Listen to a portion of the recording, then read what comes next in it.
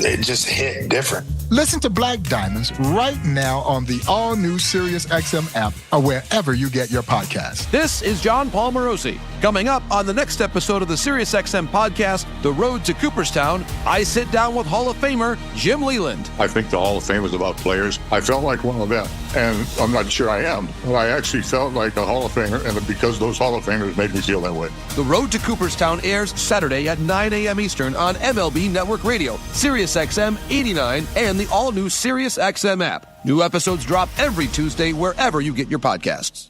Hey everyone, it's Justin Turbin, your 24/7 home for hoops all year long is SiriusXM NBA Radio Channel 86 and the SiriusXM app. Just search NBA Radio. This slams the ball to right field, way back, way gone! Is Toronto Blue Jays baseball. Low rounding and heading for second, the throw! In time! On the Sportsnet Radio Network.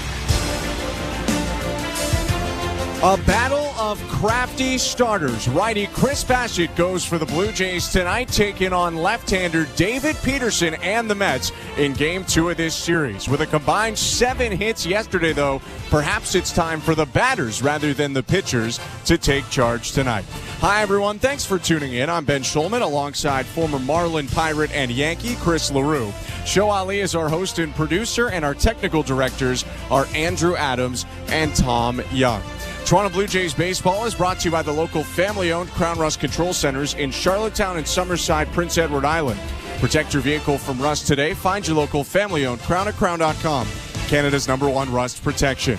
Chirs Bassitt faces one of his former teams in the Mets tonight. In 2023, the righty dominated New York at Citi Field, going 7 2/3 innings scoreless. His opponent, David Peterson, comes to Rogers Center following a career start last time out against Boston. First pitch is coming next. You're listening to Blue Jays Baseball, streaming on the Sportsnet app at sportsnet.ca and across the Sportsnet Radio Network. Timber Mart is Canada's building center, a solid neighbor to call upon when you've got a job to do. Your dependable home improvement store that offers the added value of Air Miles reward miles with every purchase of $15 or more. Visit timbermart.ca. At Crown Rust Control Center, protection runs deep because every Crown Rust Control Center is owned by a local family who cares beyond business. Your Crown Rust Control Center is 100% committed to their product, to you, to their community, which is your community. Protecting you and what matters to you is equally important as protecting your vehicle. Did you know your vehicle rusts faster in warm weather? Protect your vehicle today. For a special summer offer, find your local family-owned Crown Rust Control Center at crown.com. So, you want to be a Looney Dogger, eh? Every Tuesday Blue Jays home game is Looney Dogs Night, presented by Schneider's. Grab $1 hot dogs from various concession stands around Rogers Center. Plus, stop by the Schneider's Porch, your hot dog headquarters. The destination for a one-of-a-kind hot dog experience with excellent ballpark views. So, whether you're the relish ringleader or seventh-inning snacker, no Blue Jays game is complete without hot dogs. Don't miss out on this delicious deal. Looney Dogs Night, presented by Schneider's. For tickets, visit BlueJays.com. Timber Mart always has plans to help you with your plans. Your home, your cottage, your garage, whatever needs your attention first, check the most visited spot on our website for ready-to-order plans to get the job done with Canada's Building Center. Visit timbermart.ca. It's Solheim Cup on PGA Tour Radio, and it falls over the front edge of the cup.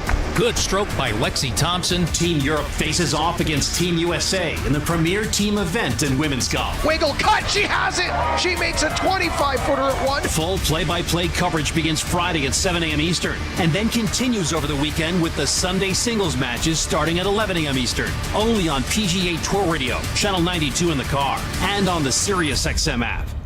Hi, this is Alexa. Did you know you can listen to this game on devices with Amazon Alexa? Download the SiriusXM app, then tell me to play the Blue Jays on SiriusXM. Davis, it's been a grind for him, no doubt.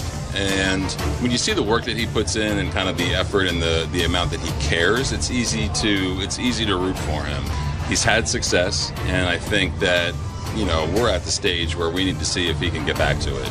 We all know how he's feeling. We all know what he's going through. So, you don't want to dwell on it. You want to try to stay in a positive mindset. And I think that helps the players a lot as they're going through it every day. And, the guys that are here, they've seen him be really good. They've seen him have success, and they want that for him. So, again, hopefully it starts to turn, here down towards the end. That was Blue Jays manager John Schneider discussing Davis Schneider and a little bit of the team as a whole, as Schneider and the Blue Jays have struggled a little bit recently. Toronto losing the first game of this series yesterday to the New York Mets. I'm Ben Schulman alongside Chris LaRue. Game 2 is about to go. And maybe, Chris, not as much about Schneider, but just in general, the Blue Jays have lost 2 in a row. Late errors and some up and down pitching in late innings have caused it. And perhaps we're starting to see some of the lesser side of the youth and inexperience when we saw all of the fun sides of it in the first couple weeks that the Blue Jays were winning all those games after the deadline. Yeah, and I mean, as fun as these games are to see the young guys really shine, I think last night in the 8th and 9th inning, the youth is really magnified, and you see guys coming into ball games and they're a little bit nervous to throw the high leverage games, especially out of that bullpen. You come into a ball game and you kind of fall behind 2-0, and then you have to throw a pitch over the middle of the plate, and good teams like the New York Mets, they're going to make you pay. Mets did yesterday with a 2-run 8th inning comeback to beat the Blue Jays 3-2. So we now take a look at the Bet365 standings. At Bet365, you can watch thousands of live games, build your own bet, and can even make a bet while the game's still being played. 19 plus, play responsibly, Ontario only. That was hugely consequential in the National League wildcard race, that win for the Mets over the Blue Jays, because New York now holds a 1-game lead over the Atlanta Braves for sole possession of that third wildcard spot. Mets are 7 back of Philadelphia in the National League East. The Blue Jays open today 68 and 77, 15.5 back of the division leading Yankees, and 8.5 back of the Minnesota Twins for the final wildcard spot. Blue Jays going out onto the field to take on the Mets. Chris, who's in the lineup for Carlos Mendoza's team? Well, leading off for those Mets is Francisco Lindor. He'll play shortstop. In left field, batting second is Jesse Winker. Batting third is Mark Vientos. He'll be at third base. In the cleanup spot is Pete Alonso. He'll play first base. Batting fifth is Brandon Nimmo. He'll be in center field. Batting sixth is JD Martinez. He'll DH. In right field is DJ Stewart. He'll bat seventh. Batting eighth is Francisco Alvarez. He'll be the catcher tonight. And batting ninth is former Olympian Eddie Alvarez. He'll play second base. On the mound is lefty David Peterson. For the Toronto Blue Jays, leading off is George Springer. He'll play right field. In center field is Dalton Varsho. He'll bat second. Batting third is Vladimir Guerrero Jr. He'll play first base. Behind the plate is Alejandro Kirk. He'll be in the cleanup spot. Batting fifth is Ernie Clement. He'll play third base. DHing tonight is Spencer Horwitz. He'll bat sixth. Batting seventh is Davis Schneider. He'll play second base. At shortstop is Leo Jimenez. He'll bat eighth. And batting ninth is Joey Loperfido. He'll play left field. On the mound is righty Chirs Bassitt. For Bassitt, his 29th start of the year, 9-13 with a 4.30 ERA. Coming off a bit of a mixed bag of a start against the Philadelphia Phillies. He went 5 1/3 innings, allowed 10 hits, 4 runs, 3 of them earned, 2 walks and 7 strikeouts. That was the game the Blue Jays went up 6-1 and lost to the Phillies 10-9. Kyle Schwarber went nuts in that one. What are you looking for from Bassitt today? Well, I think Chirs Bassitt just needs to get ahead, especially against, like we said, this is a very good Mets lineup. You have to get ahead. You have to stay ahead, and then you can expand. You could throw that cutter that he loves to throw at the top of the strike zone. You can throw the sinker. But I think the name of the game for Chirs Bassitt, along with a lot of these Blue Jays pitchers, is you have to get ahead. Bassitt just getting in his final warm-up pitches before he faces the team he pitched for in the 2022 season, the New York Mets. It'll be Francisco Lindor, Jesse Winker, and Mark Vientos hitting against the right-hander when the first inning begins.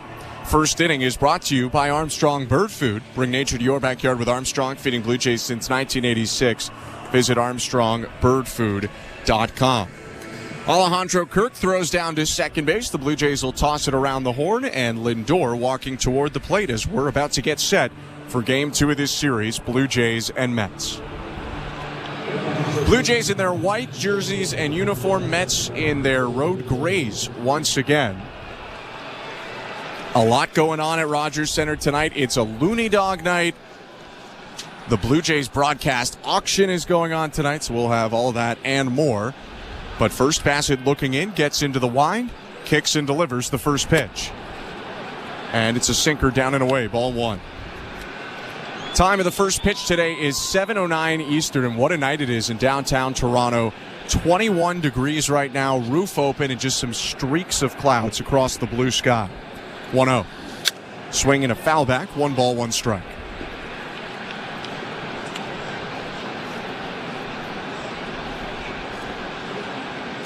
Quiet day yesterday for the top of the order man for the Mets, Francisco Lindor, 0 for 3 with 2 strikeouts and a walk. Lindor batting .269, 30 homers on the season. Switch hitter, bats left. Here's the 1-1. Outside, 2 balls and 1 strike.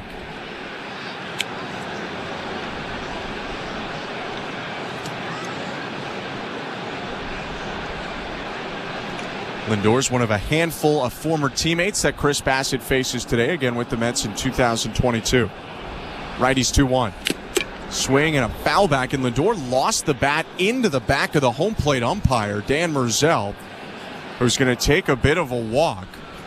Lindor's bat came out of his hands as he just nicked that one foul, and that's got to be a painful play there for the home plate ump.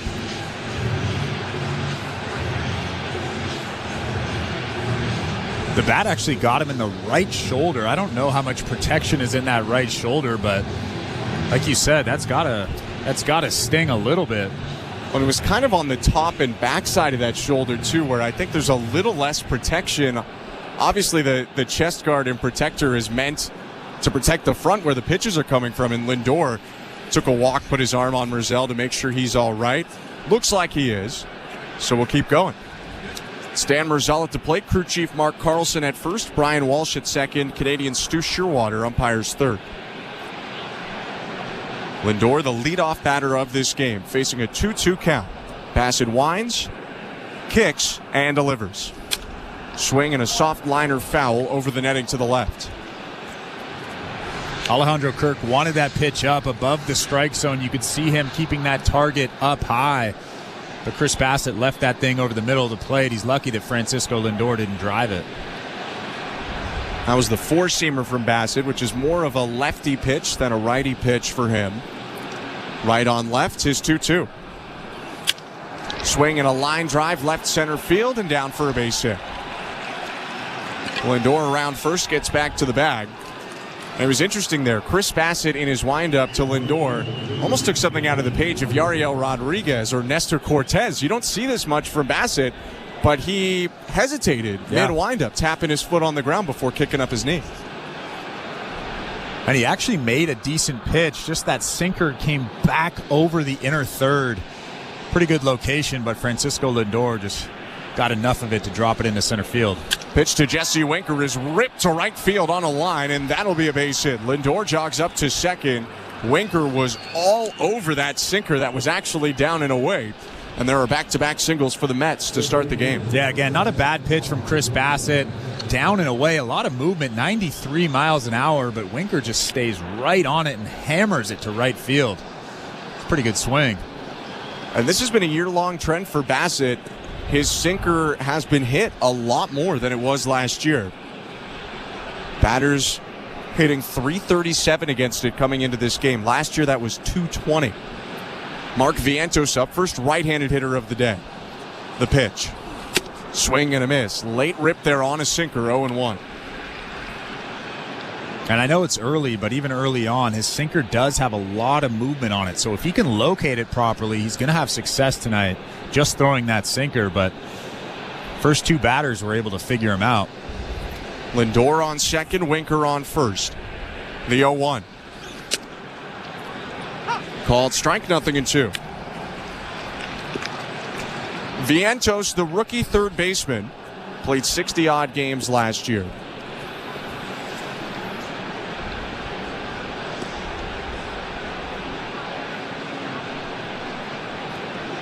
Second year did exceed the rookie status last year as the 0-2 misses down and away, 1-2. Having a very nice season at 24 years old, .281 hitter, 20 doubles, 24 home runs.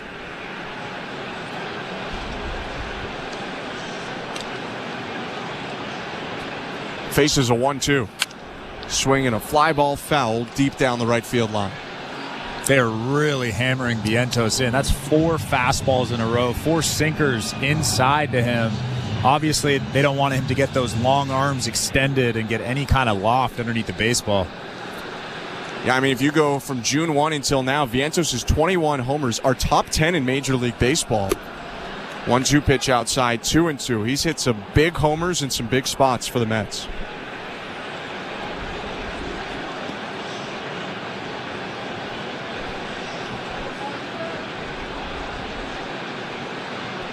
He waggles a black bat above his right shoulder. 2-2.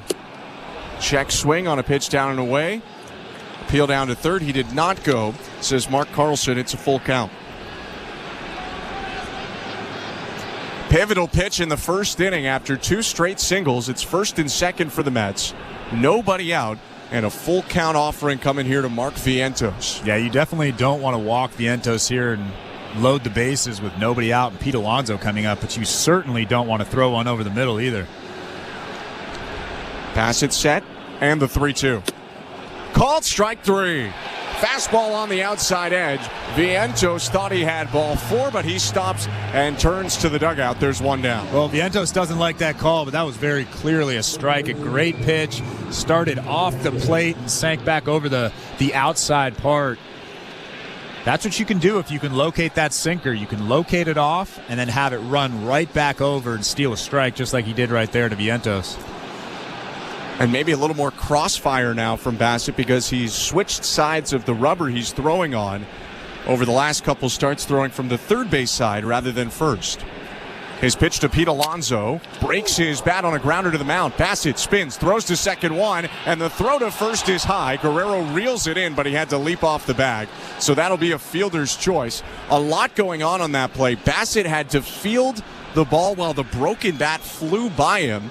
And then when he turned and threw over to short to Leo Jimenez, the shortstop was having to avoid the bat that was now rolling past him, and he just tossed it a little bit upstairs and away from where Guerrero could maintain the base. I mean, after watching that slow motion replay, that bat came about 2 or 3 inches from Chirs Bassitt's left leg, and Chirs Bassitt didn't even act like that bat was close to him. Stuck in there to make the play. It's a fielder's choice. First and third now, and 2 outs. Top of the first inning, no score, Mets and Blue Jays. Brandon Nimmo is up, and here's the pitch. Check swing. Called a ball, peel down to third. He did go around. On the appeal, says Stu Sherwater. It's 0-1. Nimmo, another left-handed hitter. Both guys who have batted left here in the first inning have come up with hits, Lindor and Winker. 0-1. Just high, 1 ball, 1 strike. Really grunting on that cutter. Yeah, you don't hear that often on pitch 17 of a game. And he's not really a max effort guy. But Bassitt trying to get a little extra on that 92-mile-per-hour cutter. Righties 1-1. Slow breaking ball. Called strike 1-2. And still a little bit of a grunt there as he unleashed the curve. Nimmo was actually shaking his head. Didn't agree with that call. But that slow curveball just clipped the top of that strike zone. Bassitt goes to his right hip to the pitch comm to communicate with Alejandro Kirk. Now the righty set, and he'll step off the mound and reset the clock.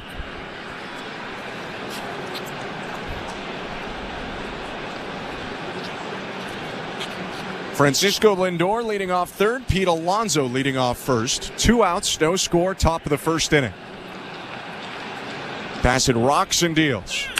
Swing and a soft liner headed to left center. That's down for a base hit.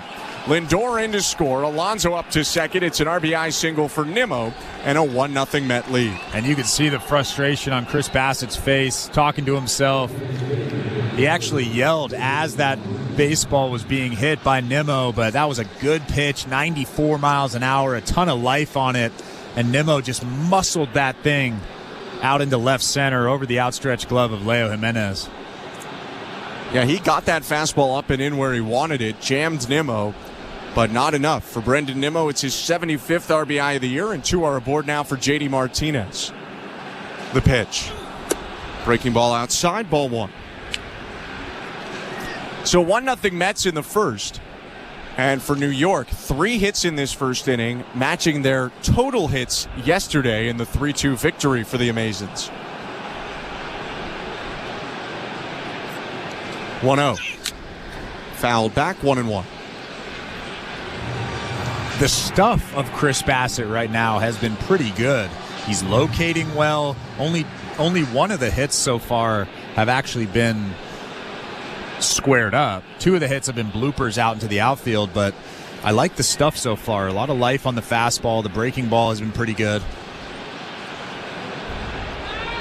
Bassitt turns, throws to second, and they nearly got Alonso, who dives back in. But Schneider snuck in behind him, and they almost had Pete Alonso picked off.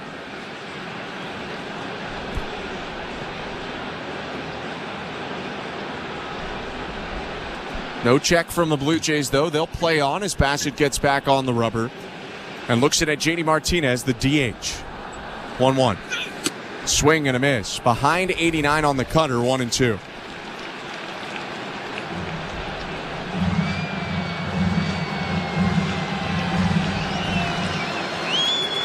One nothing Mets, 3 singles in this inning for New York. First and second for the Mets. 2 outs and a 1-2 count on JD Martinez. Bassitt looks in and delivers. High, ball 2.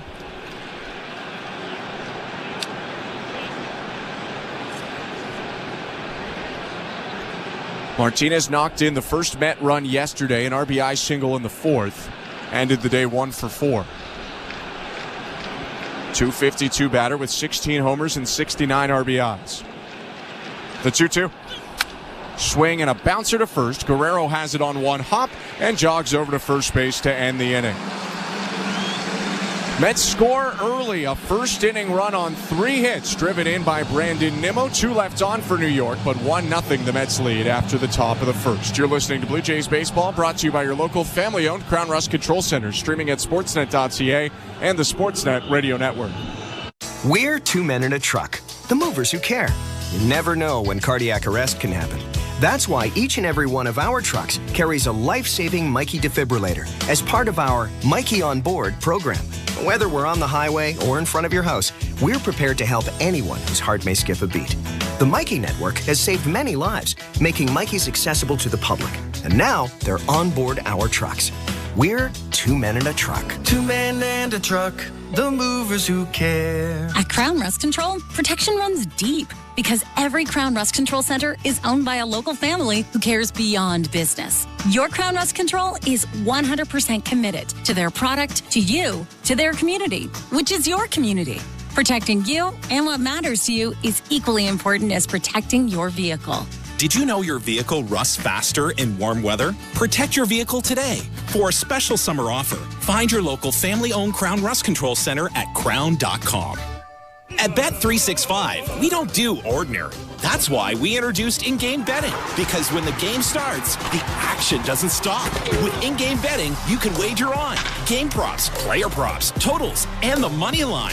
And remember, in-game, you can track your same-day parlay with the option to cash out. Check out in-game betting and find out why. It's never ordinary at Bet365. Must be 19 years or older. Ontario only. Please play responsibly. If you or someone you know has concerns about gambling, visit connexontario.ca. This is Toronto Blue Jays baseball. He's at the track, at the wall. He leaps, and he made the catch. On Sportsnet 590 The Fan and the Sportsnet Radio Network. Welcome to the Timbermark broadcast booth. I'm Ben Shulman alongside Chris LaRue. Bottom of the first inning, and the Blue Jays trailing the Mets 1-0. Lefty David Peterson on the hill for New York, making his 18th start of the year, 9-1 with a 2.75 ERA. Southpaw winds and delivers. George Springer takes outside. Ball 1.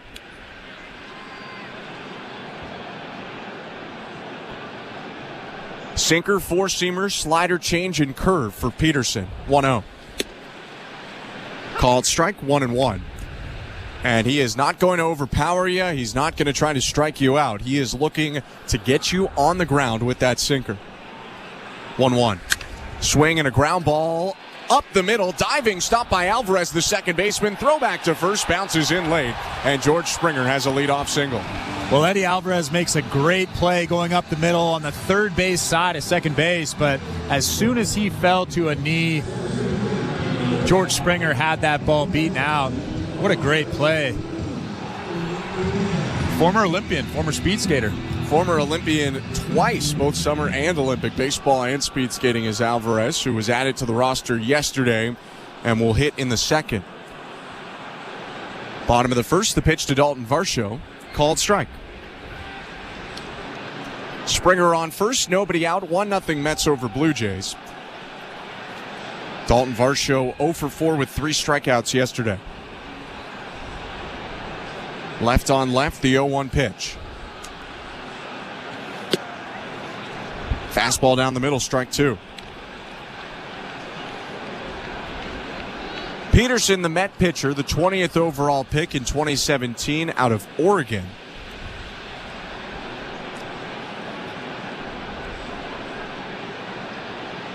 Oh-2. Just high. Funny enough, although he's been a pitch-to-contact guy in his major league career, he actually gained acclaim in college when he struck out 20 batters in a shutout against Arizona State in 2017.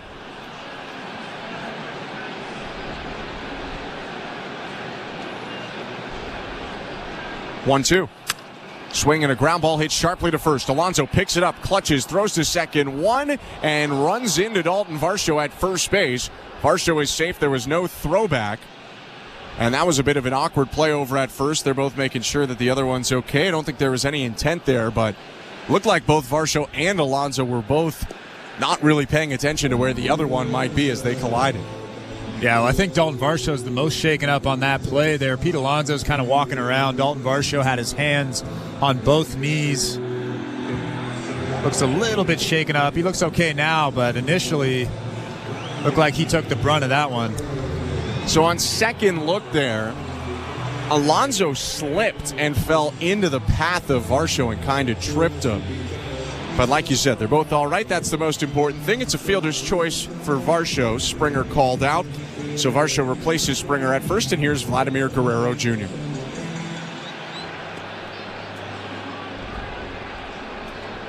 .322 hitter, bats from the right side against the lefty Peterson. Pitch home. Outside, ball 1. And like you said, David Peterson, not really known as a strikeout pitcher. He had 11 Ks in his last start against Boston, just 6 innings. But ironically, before that, just 6 Ks in his 2 starts before that.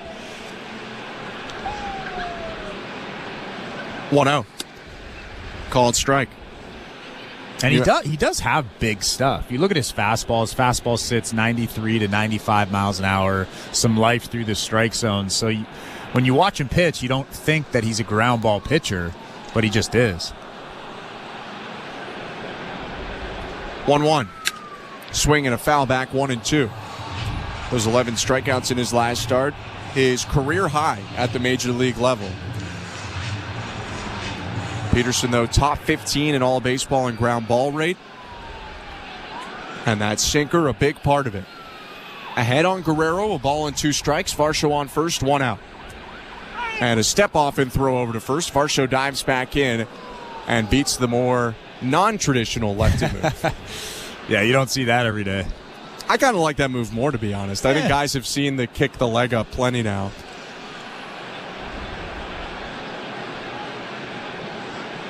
One, 2. High, 2 balls, 2 strikes.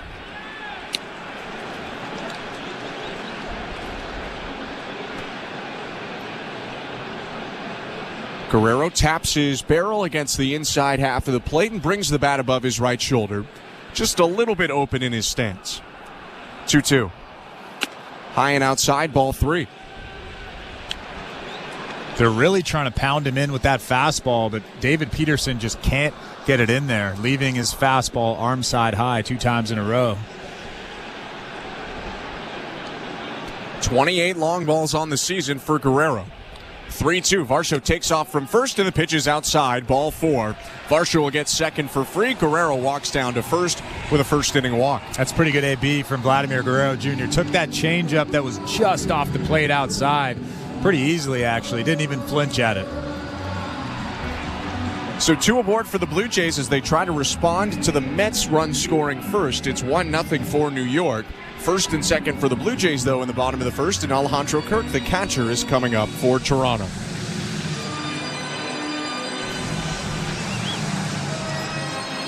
Young Mets catcher Francisco Alvarez was out from behind the plate, gave a couple signals to his defense in case of a double steal, and now we're ready to go.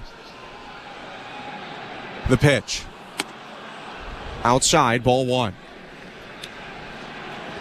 Little bit of a loss of control over the last couple pitches for Peterson, who was ahead of Guerrero 1-2, walked him, and now throws ball 1 to Kirk. 1-0. Called strike, just got the top of the zone to even up the count at 1-1. 15 pitches so far for David Peterson, 8 of them strikes, 7 of them balls. Lefty looks at second and delivers. High and outside by a lot, ball 2. He is missing arm side high quite a bit. That's probably the 3rd or 4th pitch. Nowhere near the strike zone, arm side high. That means that arm is really dragging.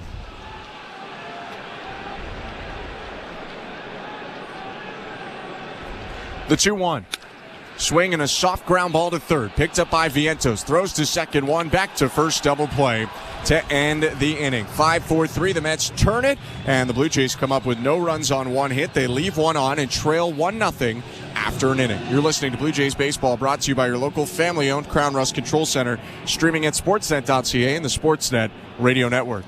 Hear the ABC News presidential debate and hear special coverage from ABC News Live on Channel 370, beginning at 7 p.m. East. We're going to win back the White House. We're going to make this country greater than it's ever been. We will move forward.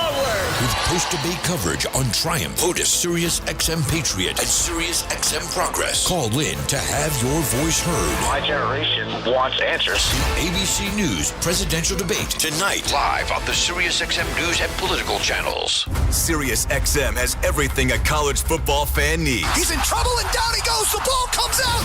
All the big games are on the Sirius XM app. Down the sidelines, midfield. It's a race. Picking them up, putting them down. Plus, hear daily in-depth analysis on College Sports Radio, Channel 84. There's not a lot of holes or weaknesses on that football team, and they've got the goods where you want to have the goods for a championship caliber roster. Our experts get you ready for game day every day on Sirius XM and the Sirius XM app. If you want to win your fantasy football league, you need to listen to Fantasy Sports Radio. From lineup decisions to daily fantasy to waiver wire advice, injury updates, and so much more. You cannot afford to drop a running back. Our experts will help you dominate. I think there's value there on Austin Eckler in PPR formats. Set your lineup with Fantasy Sports Radio. Your home for fantasy football all season long. Channel 87 and on the all-new Sirius XM app. Fantasy football players, from start-sit decisions to waiver wire advice. Win your fantasy football league with Fantasy Sports Radio. Channel 87 and on the Sirius XM app. Network. The second inning is presented by Bet365. At Bet365, you can bet live in-game on game props, totals, and the money line. Download the app and find out why it's never ordinary at Bet365. 19 plus, play responsibly. Ontario only. Mets 1, Blue Jays nothing at Rogers Center in downtown Toronto. Thanks so much for joining us on this Tuesday night. I'm Ben Schulman alongside Chris LaRue. Chirs Bassitt back on the mound, deals to DJ Stewart, a left-handed hitting outfielder, to start this second inning.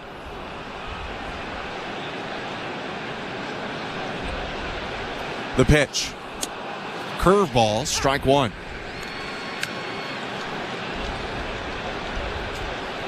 '74th game of the Major League season for DJ Stewart, who's been up and down between AAA and the majors this year with the Mets. 0-1. Swing and a foul back, 0-2.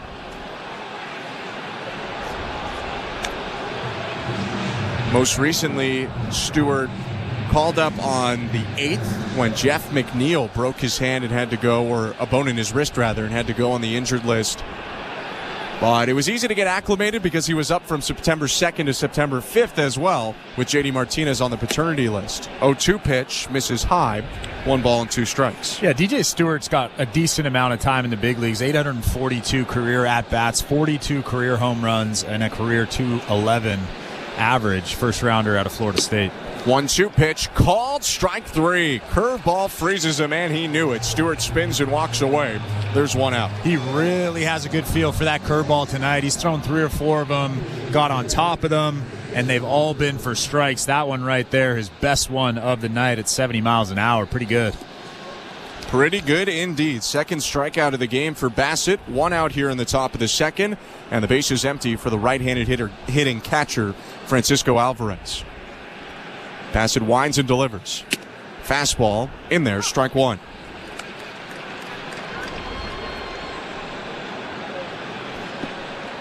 Alvarez hitting .233 on the year, 12 doubles, 6 home runs. 0-1. Ugly wave and a miss, way out in front of that sweeper, 0-2.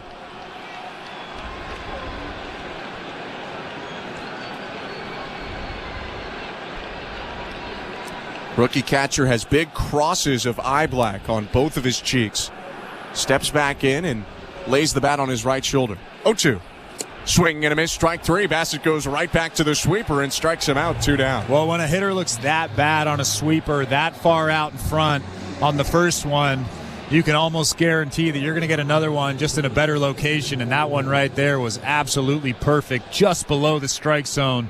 Alvarez again was way out in front of it. Speaking of Alvarez's, here's Eddie Alvarez for the Mets. 2 down, bases empty, 1-0 New York. The aforementioned Olympian up to the plate, right on left pitch. Inside, ball 1. I've always wondered how he got into speed skating, and he's from Miami. Oh, okay, fair. I thought you were just speed skating and well, yeah, that too, but you're from Miami, you're into speed skating. I just don't get that. I'm not sure what entry-level speed skating is in general. Like, you know, even a place like Toronto or the majority of Canada where a lot of kids are playing hockey, where do you practice the speed skating? As Alejandro Kirk goes out to talk. I don't know. I guess it's kind of like curling. How do you get into curling? I guess you just know someone. Figure it out. I guess. Kirk back behind the plate, and we can get back to baseball as Alvarez takes his first plate appearance of the Major League season. He was brought up yesterday by the Mets and did appear in the game as a pinch runner, but this is his first plate appearance in the big since 2022. 1-0 pitch inside, 2-0.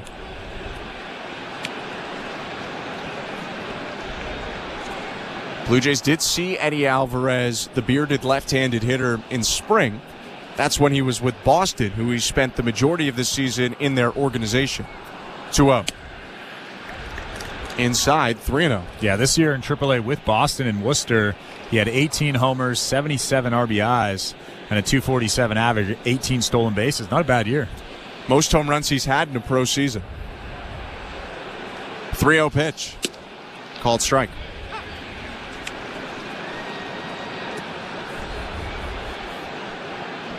Blue Jays trailing the Mets 1-0. Top of the second, 2 outs and the base is empty. Clement shaded a little bit in case Alvarez thinks about bunting. 3-1. Down the middle again, strike 2.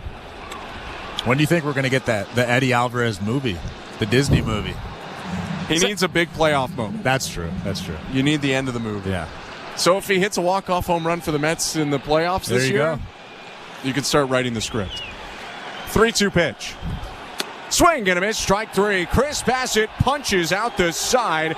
The last 2 swinging and keeps it 1-0 Mets. Middle of the second. You're listening to Blue Jays Baseball, brought to you by your local family-owned Crown Rust Control Center. Streaming at sportsnet.ca and the Sportsnet Radio Network.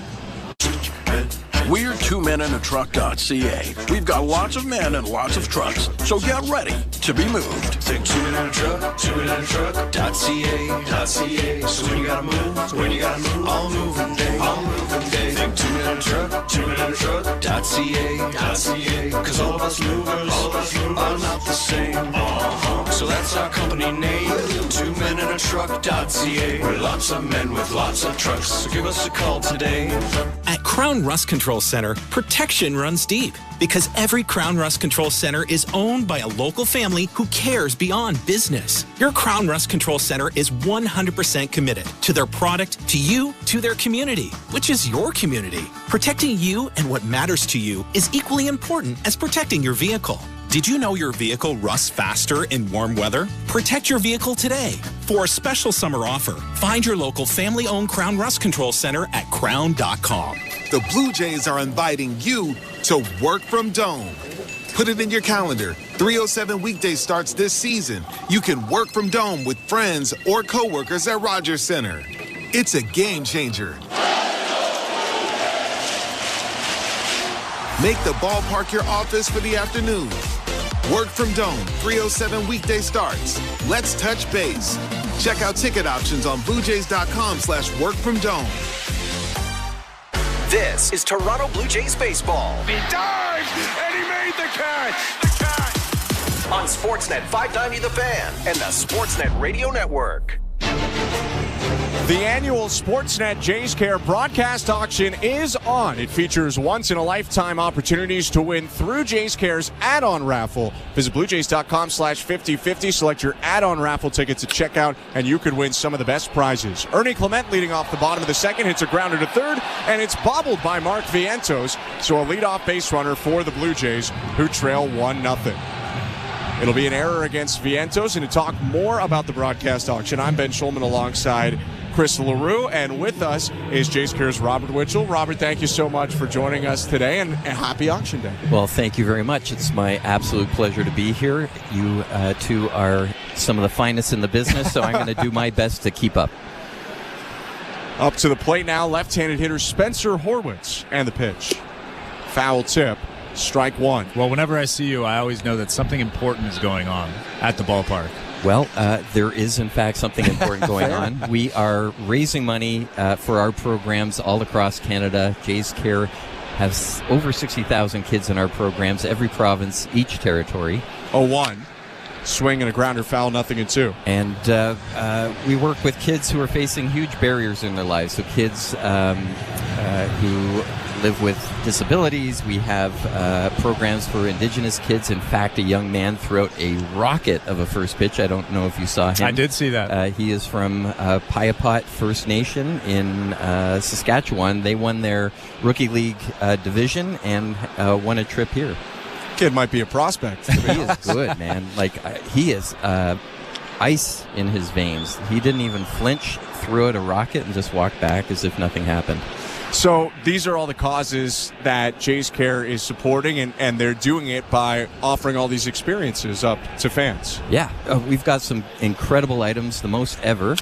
0-2 pitch hit foul, still 0-2. If you were a fan, let me just ask you this real quick. If you were a fan, what would be your favorite on the long list of things that you can bid on? I do have a favorite, but you guys gave me an idea for next year. Okay. We are going to do a speed skating experience, an indoor long track. Absolutely. I know that there are 3 in operation in Canada. 0-2 pitch again, hit foul by Horwitz. Runner on first, still nobody out. Well, there you go. That answers our question from earlier. Speed skating with Chris LaRue, I think, should be the with experience. Chris LaRue. Yeah, all right. A lot of people pay a lot of money for that. But the one I'm most excited about is 6 days on the ocean with Buck Martinez at one of the world's premier resorts, fishing resorts in Panama. Throw over to first, dive back from Clement safe. It is called the Tropic Star Resort. Buck, who knows everything about fishing, has been raving about this place. He's so excited to go, and I have been fortunate enough to be fishing with Buck, and the stories are endless. So even if you don't like fishing... 0-2 pitch inside, 1-2. That's the package. That's the package. You can also golf with Jose Bautista in Tampa. Our friends at Callaway donated this package, and you get 3 custom-fitted sets of golf clubs. And then you go play with Jose. Wow. David Peterson in the set, the 1-2 to Spencer Horwitz, down and away, 2-2. Talking the Blue Jays broadcast auction right now. experience to go to Jose Barrios' El Dream Home Run Derby stuck out to me. That looks like a pretty fun one. That is very cool auction item. This is a VIP experience donated by Jose's team, and you go down there. They're going to treat you right. Dinner with Jose, and of course the home run derby. 2-2 pitch over the head of Horwitz all the way to the backstop. Clement's going to go up to third, and Horwitz ducking out of the way. It's now a full count. So, fantastic items. If auctions aren't your jam, go to the website, and you can actually buy a Jose Bautista limited edition bat flip bobblehead for a donation of $85 or more. And that money comes straight to Jay's care, and you get your bobblehead. You don't have to bid against anyone. I need one of those. You know why? My bat broke when I got it last year. 3-2 pitch high, ball 4 into the backstop again. Clement up to third, and Horwitz will walk down to first. So you can get the bat flip bobblehead, a mystery autograph ball, or mystery autograph bat. So that could be any current Blue Jay, or it could even be past Blue Jays? Current, past players, alumni. It's a cool assortment. You never know what you're going to get. Can they be really obscure Blue Jays too as well? Oh yeah, those are the best ones. Those are the best ones. We've got a few. What are you looking for? Like a Deoner Navarro? No, I need a gift in Gope. How about that? Well, that's very obscure. That's very obscure, but possible. That's like a Chris LaRue Yankees ball. Yes. Yeah. Where can I get one of those? You can't. Blue Jays against the Mets, down 1-0. 2 runners on, bottom of the second. And David Peterson's pitch to Davis Schneider. Swing and a miss, 0-1. Now, a really cool auction item that everyone needs to bid on who's listening today is to spend some time in this booth with you, Ben. I was going to say, you didn't mention it in your favorite. I'm kidding, but that's a little bit disappointing. No. We set you up. We set you up there, and you didn't even take the bait. You totally set me up, and I totally missed. I should not play this game, but I tell you what, I get the good fortune of being here. It's actually a fantastic experience. It's the best seat in the house. We're looking right over home plate, and we're going to watch a couple runs come in. 0-2 pitch to Schneider with runners on the corners. Outside, ball 1. Yeah, I mean, I'm biased, but I would say this is just about the best view that you can have in the entire ballpark. It's the exact booth that it would have been in '89 with Tom Cheek, and you are right above the plate. You can just see everything. 1-2. Swing and a foul back into the screen. Well, you're missing the best part. The free Coke behind the booth? No, I was going to say they get to hang out with you. Oh, come on. I'm not going to be here. Arguably the worst part. Be here. You have Unfortunately, no. I'm in Spain this weekend, my friend. Yeah, he's a little too. Just casually in Spain over the weekend. we should have added a package to go with you this week. Still time. 1-2 again to Schneider. Swing and a miss, strike 3. He'll go down, but still runners on the corners for the Blue Jays. 1 out, and they're trailing 1-0 to the Mets. Something else that we have, which is super cool, is Taylor Swift concert tickets. That is the hottest ticket in town. You can bid on those. We also have, this is super unique, a 5-ounce wafer of gold. I wanted to ask you about this. This one caught my eye. First, Leo Jimenez up to the plate, and the pitch. So this one was donated by Agnico Eagle, one of the premier gold mining companies in the world, and this bar, I've had the good fortune of holding it. 5 ounces. Gold is trading at or near an all-time high, $2,500 plus US dollars per ounce. Oh, 1 pitch outside, 1-1. And early on, as soon as we launched the auction, that one had the most bids on it. People are into gold. So it's a bar of gold. It's a bar of gold. Okay, because I don't know anything about gold, to be honest. When I saw a wafer, I was that's what I was wondering. It sounded tasty. It also sounds like people are investing.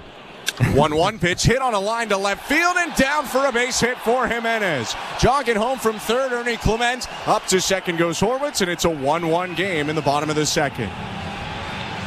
Leo Jimenez drives in his 17th RBI of the season, and the Blue Jays continue to threaten here in this second inning. So what else should we know about the auction? Well, the auction is awesome. We know that everyone can't bid on these great prizes, so we do have a way to buy a chance to win Taylor Swift tickets. We have a way to people to buy that VIP trip down to Puerto Rico in December. See, Vladdy was there last year. Hopefully he goes back again. That's going to be an awesome trip. So if you buy your 50-50 tickets, and there's an add-on raffle that we put on there, 10 great prizes. We're drawing one at 8:30. That's the Taylor Swift tickets are at 8:30, and at 10 o'clock we're drawing the Barrios package. So you got to get in quickly. And so that will give you both a chance at the Split the Pot raffle and those trips, right? Right. There we go. You have more ways of winning. More ways of winning. Joey Loperfido up after a mound visit. Checks his swing on the first pitch. It's called strike one. First and second for the Blue Jays. I think I got the order wrong. At 8:30, we are drawing the trip to Puerto Rico. 10 o'clock, 2 tickets to Taylor Swift. Taylor Swift is the headliner, makes sense. 0-1 pitch, called strike 0-2. I thought Buck Martinez would be the headliner. With all due respect to Buck, I mean, we're talking about the peak of popularity on the planet right now. I've never heard Buck sing. You've never heard Buck sing? Well, it could be as good as Taylor Swift. I've never heard him sing either. We don't know. I've never seen Taylor Swift play baseball. That is true. 0-2 pitches upstairs to Joey Loperfido. 1 ball and 2 strikes. Just a mess. Yeah, by the way, on the field, it is 1-1. First and second, 1 out. Loperfido up against Peterson. Blue Jays broadcast auction going on tonight. You can see a lot of the items in center field is where it's set up right now. We're 1-2 pitch swing and a miss, strike 3, 2 down, right center field. Right center, right over the or right under the hot dog sign. Nice. So I've known Ben for a couple of years now, and I know that he's into vintage clothing. I can already tell you that the World Series back-to-back memorabilia leather jackets would be right up his alley. It's pretty good. Let's get to bidding, man. Come on. Mid-game bids. I want you to wear that leather jacket. You will be noticed in that jacket. I will be. First and second, 2 down. George Springer up for the Blue Jays, and the first pitch is a called strike 0-1. It would go well with my CJCL jean jacket if I had the jean jacket and the leather jacket, both from the 90s. So, yeah, that's definitely good. We were both looking at the leather glove couch, potentially, which has got a lot of heat on it right now. There's a lot of bids as the next pitch misses low to Springer 1-1. That's more your style than mine, but I do enjoy a nice baseball leather couch. It's very cool. It's a giant baseball glove made out of the same material that the Rawlings gloves are made out of. That was kindly donated by Rawlings. Yeah, and Rawlings made this. Yeah, out of the same leather, same factory. 1-1 pitch hit in the air by Springer to right field and caught by DJ Stewart to end the inning. The Blue Jays score a run and tie it up at 1. Robert, thank you so much for joining us, and to everyone at home, if you want some of those items, go check out the Blue Jays broadcast auction. Thank you very much, gentlemen. 1-1 Blue Jays and Mets after 2 innings. You're listening to Blue Jays Baseball, brought to you by your local family-owned Crown Rust Control Center, streaming at sportsnet.ca and the Sportsnet Radio Network. If you're looking for a fun day, did you know the day before Monday? Junior J Sunday. You can paint your face, come and meet Ace and run base to base. Junior J Sunday. So many things to do. You could bring your crew and even mom and dad too. Junior J Sunday. Sundays are for Junior Jays, and with all kinds of cool new games and activities in the exciting outfield district areas, there's no end to the family fun you'll have. If you're feeling the song, grab your dad or mom, visit BlueJays.com. Junior J Sunday. Hi, I'm Buck Martinez, live from the showdown between pizza, and inflation. First to the plate, with over 2 million sold, it's Fixed Rate Pizza, a hot and fresh extra-large 4-topping pizza for a fixed price of $17.99 until the end of 2024. Here's the delivery. And inflation strikes out. That's a swing and a drive for Fixed Rate Pizza. Lock in yours today. Order pizza.ca.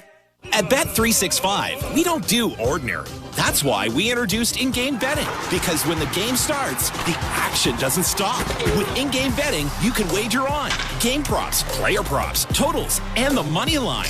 And remember, in-game, you can track your same-day parlay with the option to cash out. Check out in-game betting and find out why. It's never ordinary at Bet365. Must be 19 years or older. Ontario only. Please play responsibly. If you or someone you know has concerns about gambling, visit connexontario.ca. Everywhere you look, Hey, this is Eric Swanson. You're listening to Toronto Blue Jays baseball on the Sportsnet Radio Network. Big time in a small town.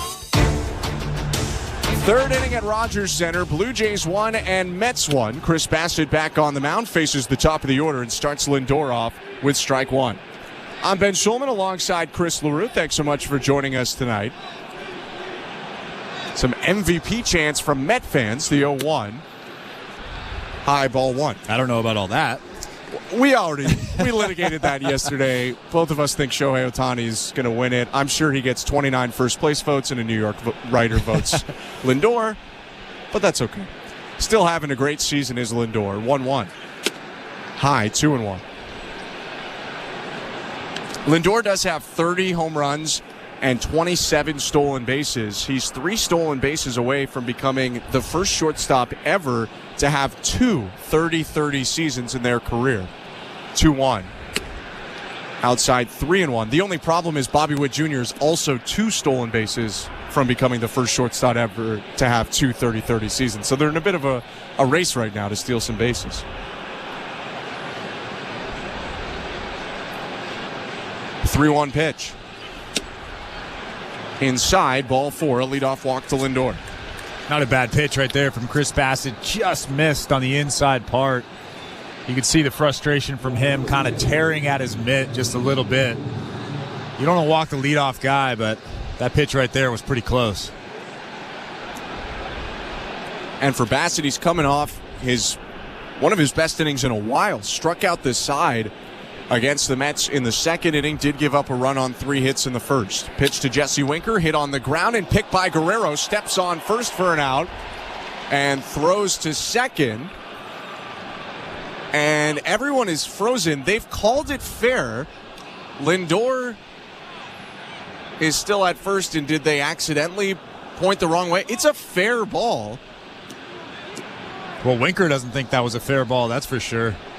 Well, and I'm confused. I guess Lindor actually just gets back to first. Guerrero threw to second for the tag play, and Lindor walked back, but everyone froze, so that play got really awkward. It'll go as force out at first, and Lindor stays put at first, which you don't really see very often. Yeah, as soon as the first baseman touches first base first and gets that force at first base, the runner at first base has the choice of whether to go to second base or actually go back to first base, and Lindor is back at first base.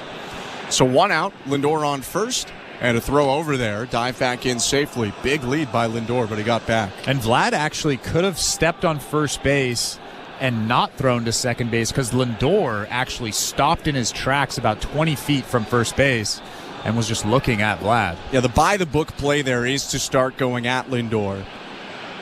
First pitch to Vientos, hit on the ground to third, might not matter. Clement bobbles it, actually, and the only play is going to go to first. He throws over there to get Vientos, and Lindor again escapes getting out on the bases. He's up to second, 2 down. He just wants to stay out there, but that's actually a pretty good play from Ernie Clement. A lot of third basemen will make that play, bobble it a little bit, and try to rush to throw to second base. He looked up at second base. Francisco Lindor was too close to second base, and he just decided to take the sure out at first base. So Lindor in scoring position, 2 down, 1-1 game, Blue Jays and Mets, top of the third. Bassitt on the third base side of the hill, looks in at Alonso, now checks at second for Lindor, and the pitch. And he hit him. Breaking ball ran in and got Alonso. Those two barking back and forth in a joking way, former teammates. And Alonso smiling, jogs down to first. The third inning is brought to you by the local family-owned Crown Rust Control Centers in Charlottetown and Summerside, Prince Edward Island. Protect your vehicle from rust today. Find your local family-owned Crown at crown.com. Canada's #1 rust protection. Pete Alonso actually flexed at him. They were jawing a little bit for fun. And now Alonso at first, Lindor at second, and Brandon Nimmo, another guy who played with Bassitt in New York, up at the plate. The pitch. Check swing liner, foul into the Blue Jays dugout, 0-1. Seems like the Mets are having fun today, but make no mistake, this is a big game for them. We'll go to the St. Louis Bar and Grill out-of-town scoreboard in a bit, but spoiler, the Braves are winning by a lot. Mets are up a game on the Braves right now for the third wild card. 0-1. Outside, 1 ball, 1 strike. And you can only imagine that the Braves are keeping an eye on this game as well, hoping that Chirs Bassitt throws a gem.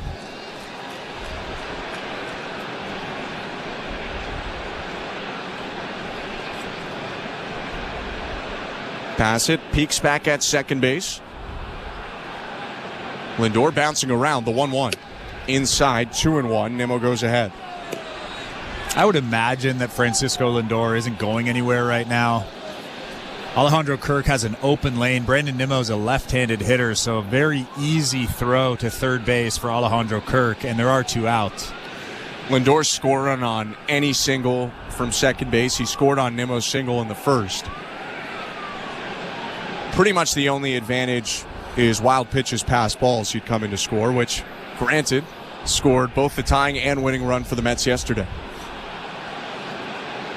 2 on, 2 out, top of the third, and the pitch.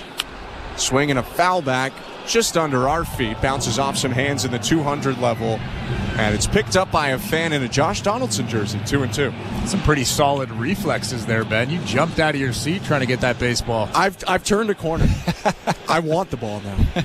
I've decided that I'm not going to catch anything the other way. Well, I can tell you this much. When you want the baseball, it does not find you. I know. That's the reverse psychology. Yeah, there you go. 2-2.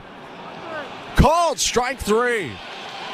Sweeper at the top of the zone freezes Nimmo, who's still talking to home plate umpire Dan Merzel.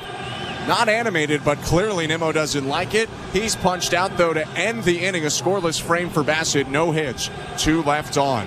1-1 game, middle of the third. You're listening to Blue Jays Baseball, brought to you by your local family-owned Crown Rust Control Center. Streaming at sportsnet.ca and the Sportsnet Radio Network.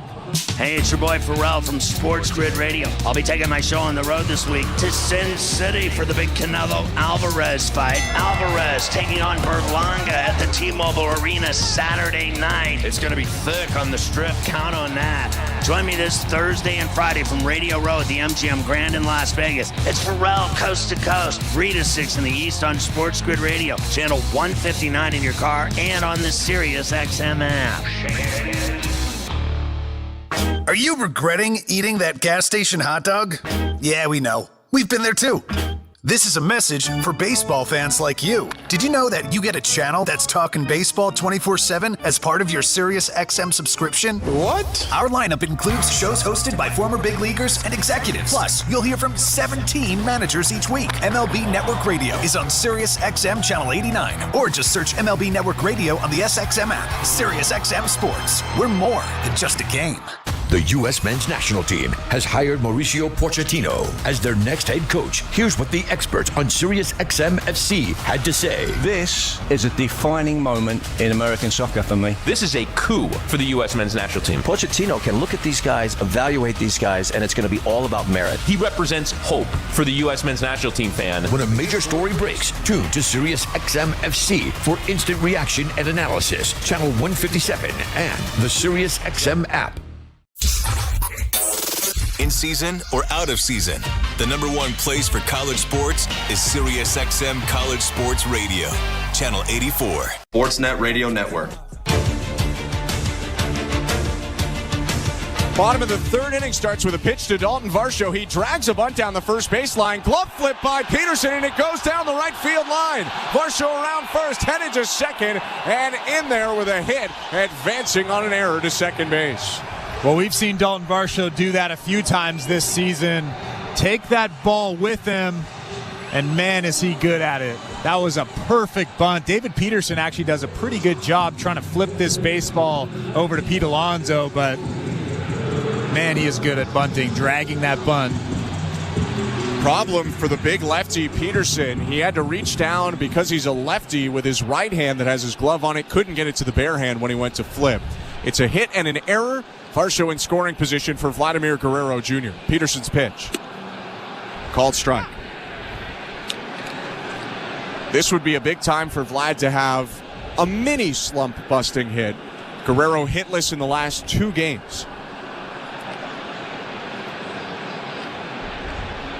Walked in his first plate appearance today. Here's the 0-1. Swing and a foul back into the netting. That average is actually down to 322 for Vlad. Still having a pretty good year, though. Oh, he's having a phenomenal year, especially in terms of average. Before the last 2 days, hadn't gone back-to-back games hitless since June. 0-2. High, 1 ball and 2 strikes. And he'll try to battle now from down in the count. He did this last time. Went down 1-2 and earned a walk. He's down 1 ball and 2 strikes right now. Knees slightly bent. Guerrero looking out at the lefty Peterson. And the southpaw is going to step off. And the Mets have really been pounding Vlad in. Tyler McGill yesterday pounded him in 3, 4, 5 fastballs in a row. David Peterson pounded Vlad in during the first at-bat today. Obviously, that's their scouting report. 1-2. Swing and a high chopper to short, fielded by Lindor. He'll throw over to first. Varsho took off from second and gets to third. So Guerrero is out, but he does advance the runner to third base with only 1 out in the inning. I don't mind that right there. Obviously, you want Vlad to hit something in a gap or score that runner from second base, but he did a good job moving Dalton Varsho up from second base. Infield in now for the Mets. 1-1 ball game. Varsho on third, 1 out, and Alejandro Kirk at the plate. The pitch. Swing and a high chopper foul, third base side. Welcome to the Timbermart broadcast booth. Don't strike out on your next home improvement project. Your team at Timbermart has the great advice and the products you need, so you'll get the job done right. Knock it out of the park and win the day with Timbermart, Canada's building center. I'm Ben Schulman alongside Chris LaRue. Here's the 0-1. Fouled back, 0-2. Kirk stumbling across the plate as he swung at that one.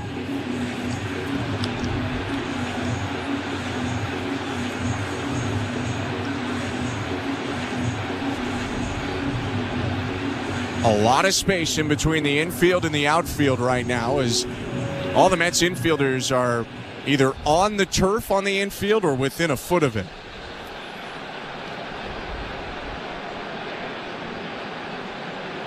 Alonso way off the line, the first baseman. 0-2.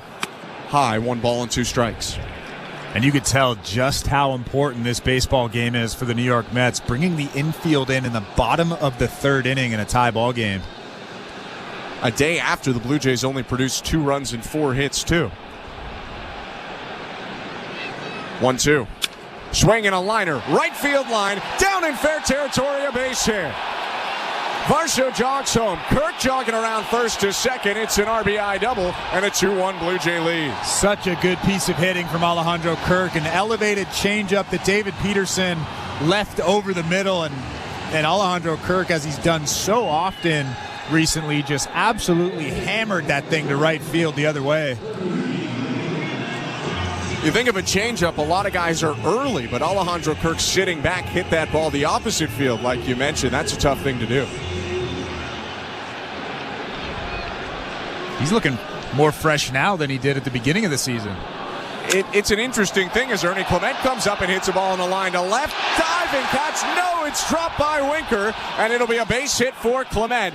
Kirk had to wait, so he just stays at second base. But Ernie Clement has a single and is on for the second time today. Well, even after that baseball dropped, Alejandro still wasn't sure if it was actually on the ground. The ball was behind Winker as he was laying on the ground, and Kirk really couldn't see it. When he saw the baseball, it was too late, and he had to scurry back to second base. You mentioned, though, with Kirk, the freshness. It's interesting because you would have thought earlier in the year fatigue is a problem for Kirk, but he's had some of his best stretches of the season since Danny Jansen was traded. First pitch to Spencer Horwitz, and it's popped up. Middle of the infield fly rule in effect as the second baseman Alvarez brings it in. 2 outs now, still runners on first and second.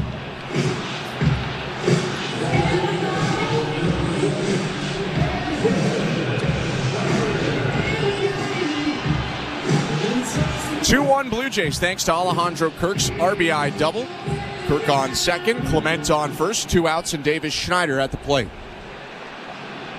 Schneider batting .191 after his strikeout in the second, 10 home runs. The pitch. High, ball 1.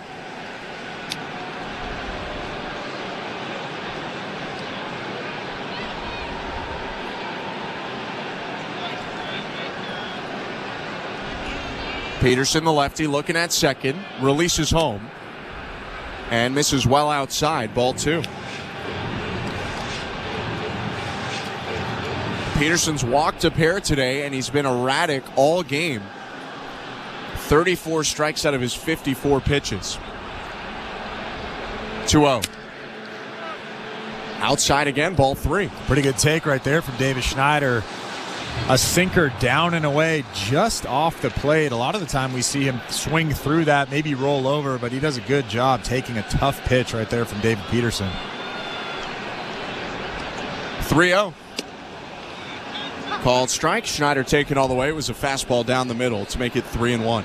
If I'm Davis Schneider, I'm getting big right here. You're going for it? I am going for it. 19 doubles and 10 home runs for Schneider. Open stance for the right-handed hitter.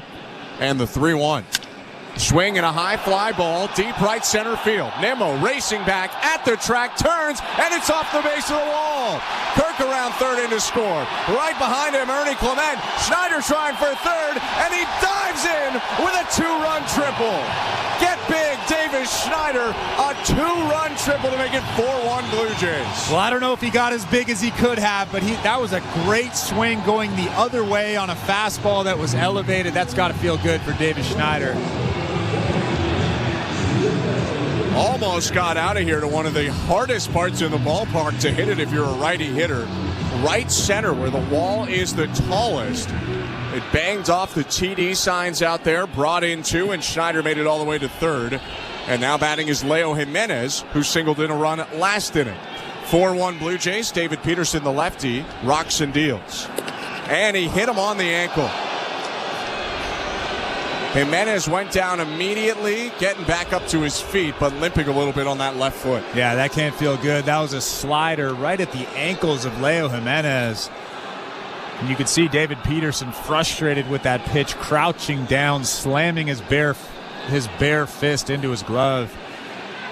Jose Ministral and John Schneider are out to talk to Leo Jimenez. He's pointing to where he got hit, but that can't feel good. Jeremy Hefner is talking right now to his pitcher, David Peterson. Hefner, the pitching coach for the Mets, and on second look, that hit more the top of the foot of Jimenez than the ankle, and he does not have the foot extension on his shin guard, so that got him right in the flesh, but he seems to be all right as he jogs down to first base.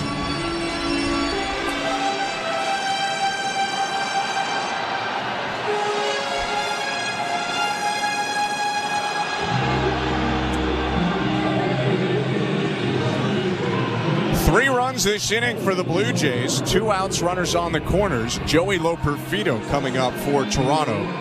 One of the few lefties in the lineup today against southpaw David Peterson. After a strikeout in the second, Loperfido 6 for 34 against lefties this year. The pitch. Called strike. John Schneider did mention before today's game, though, being impressed with how Loperfido batted against Chris Sale when the Blue Jays were facing off against the Braves in Atlanta, and that, in part, played a factor to him getting in today. 0-1. Swing and a miss, 0-2. He was the lone lefty in that Blue Jays lineup. It's got to be a lonely feeling. And he got on with a walk against Sale, and then faced a lefty reliever, Dylan Lee, and singled off Lee. Alvarez, the Met catcher, out in front of the plate, giving some signals to the defense in case the Blue Jays try a first and third steal play here. Toronto has Jimenez on first, Schneider on third after the 2-run triple. It's 4-1 Blue Jays, 2 outs and 2 strikes on the batter, Joey Loperfido.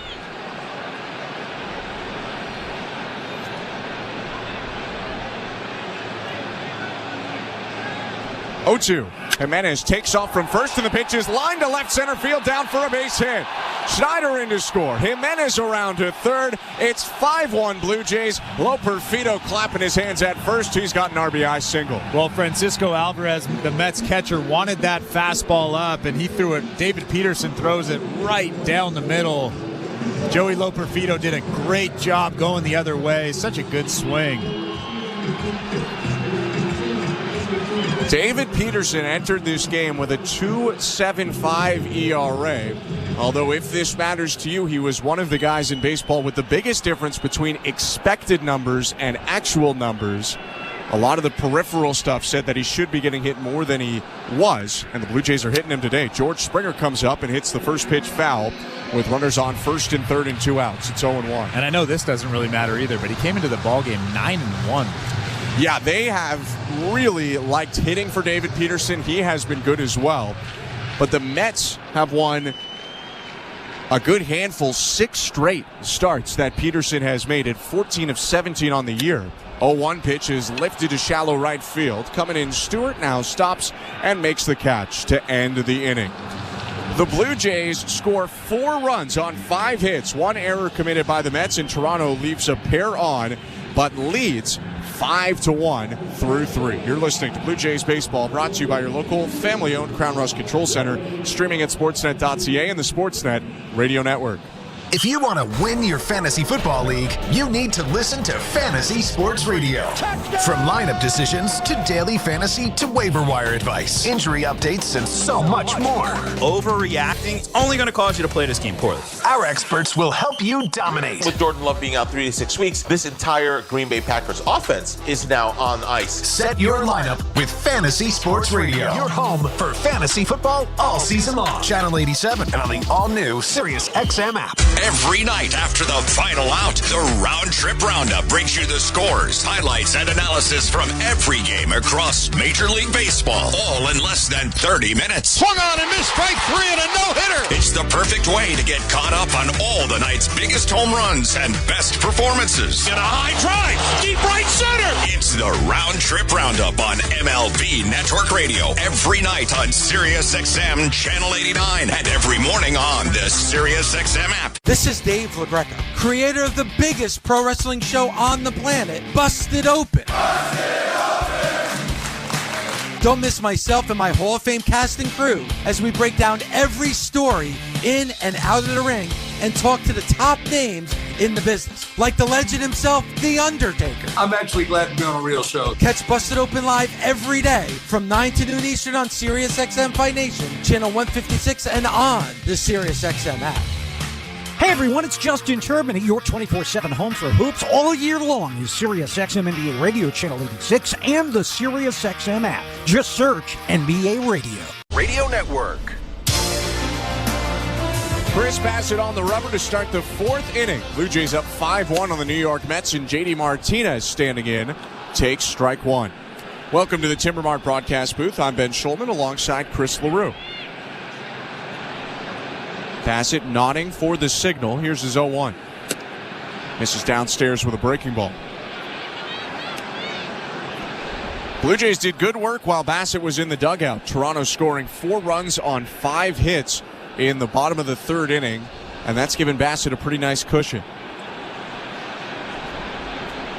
1-1.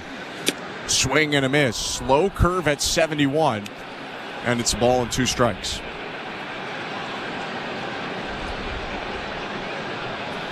Martinez grounded out to first base to end the 1st inning. The 1-2. Check swing, pitch high and outside. Pretty good cutter right there. He's really confident with that thing lately. He's throwing it to the top of the strike zone. Just a little bit of movement to the left right at the tail end. His 2-2. Another breaking ball, misses down and away. 3 balls and 2 strikes. Cutter has been one of his best pitches this year. Throws it second most to his sinker, and batters hitting only 170 when they finish an at-bat against the cutter. 3-2. Swing and a high fly ball, shallow right field. George Springer jogging forward, angles to the left, and makes the catch. 1 out. And that was the cutter right there. You could tell that JD was right on it, but it just moves just a little bit at the very end, and it's able to miss the barrel. And JD Martinez hits it off the end of the bat, a weak fly ball to right field. Chirs Bassitt will certainly take that as he pitches now to DJ Stewart with 1 out in the top of the 4th. Blue Jays up 5-1. Right on left pitch from Bassitt. Outside, ball 1.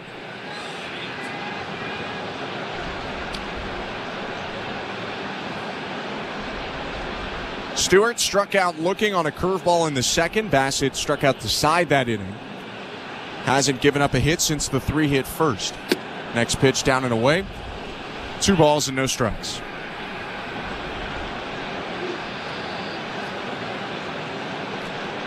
Stewart taps the plate. He's a big, muscular left-handed hitter. Very still in his stance. Now waggles the bat above his left shoulder. 2-0. Swing and a foul back, 2-1. Big dude, a big beard. I don't want to throw inside to him. Hits for decent power. Last year had 11 home runs with the Mets in 58 games. He was big for them in the second half of the season. 12 home runs with New York in 100 games the season before. 2-1. Check swing, called strike, 2-2.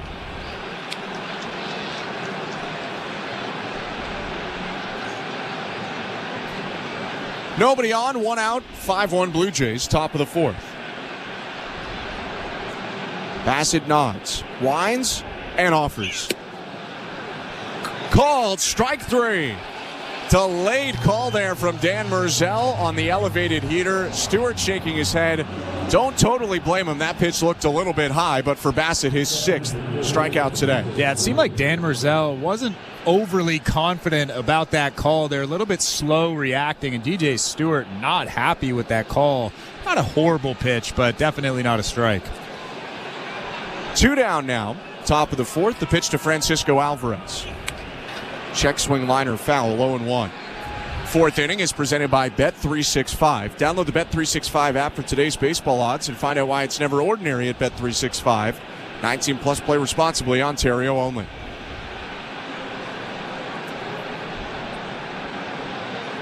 Next pitch.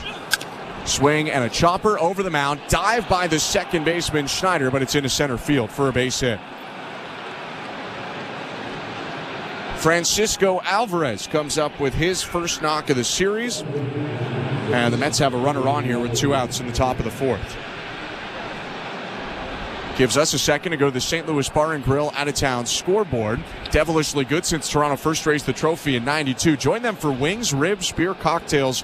Catch every play at your local St. Louis Bar and Grill. Download the app or visit stlouiswings.com for more details. Always devilishly good. Bo Bichette playing for the Buffalo Bisons in Gwinnett, Georgia, has a hit in his first rehab game. Pitch to Eddie Alvarez, hit on the ground to second base. Long run for Schneider, picks it up, throws to first, and ends the inning. All of our out-of-town scores brought to you by St. Louis Bar and Grill in Toronto. It's 5-1 Blue Jays now, middle of the 4th. We'll be back in a sec. You're listening to Blue Jays Baseball, brought to you by your local family-owned Crown Rust Control Center, streaming at sportsnet.ca and the Sportsnet Radio Network. Hey, Blue Jays fans, are you ready to hit a home run with your next roof? Introducing GAF Timberline HDZ shingles, designed to keep your roof looking and feeling like a winner, rain or shine. GAF is proud to be the official shingle of the Toronto Blue Jays. Visit homedepot.ca and search GAF to learn more about how GAF Timberline HDZ roofing shingles can elevate your home to the next level. GAF, we protect what matters most. So, you want to be a Looney Dogger, eh? Every Tuesday Blue Jays home game is Looney Dogs Night, presented by Schneider's. Grab $1 hot dogs from various concession stands around Rogers Center. Plus, stop by the Schneider's Porch, your hot dog headquarters. The destination for a one-of-a-kind hot dog experience with excellent ballpark views. So, whether you're the relish ringleader or 7th-inning snacker, no Blue Jays game is complete without hot dogs. Don't miss out on this delicious deal. Looney Dogs Night, presented by Schneider's. For tickets, visit BlueJays.com. At Bet365, we don't do ordinary. That's why we introduced in-game betting. Because when the game starts, the action doesn't stop. With in-game betting, you can wager on game props, player props, totals, and the money line. And remember, in-game, you can track your same-day parlay with the option to cash out. Check out in-game betting and find out why. It's never ordinary at Bet365. Must be 19 years or older. Ontario only. Please play responsibly. If you or someone you know has concerns about gambling, visit connexontario.ca. This is Toronto Blue Jays baseball. Gliding with a huge stretch for the double play. On Sportsnet 590 The Fan and the Sportsnet Radio Network.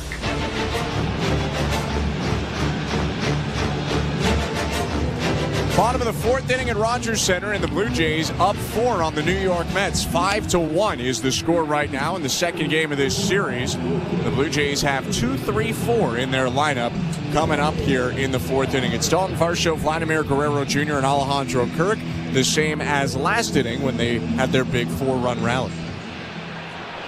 Still the lefty David Peterson on the mound, trying to settle in. It's been a tough start so far.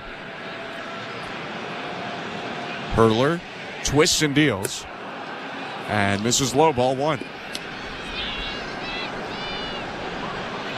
And that's been the biggest problem really for Peterson. He's walked 2 and hit a batter in 3 innings. Next pitch to Varsho is hit foul, 1-1. Yeah, he's been pretty erratic with most of his pitches today. Not generally a guy that is as erratic as he has been today. 5 walks in his last 3 starts combined.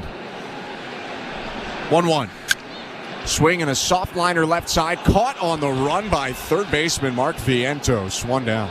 And I think if that ball gets by Mark Vientos, Dalton Varsho's safe at first base. So a hit-saving catch right there from Vientos. Yeah, Varsho didn't square that up at all, but hit it to a very awkward spot. A little humpback liner to the 5-6 hole that Vientos ran down. Pitch now to Vladimir Guerrero Jr. is outside, ball 1. 5-1 Blue Jays, 1 out, bottom of the fourth.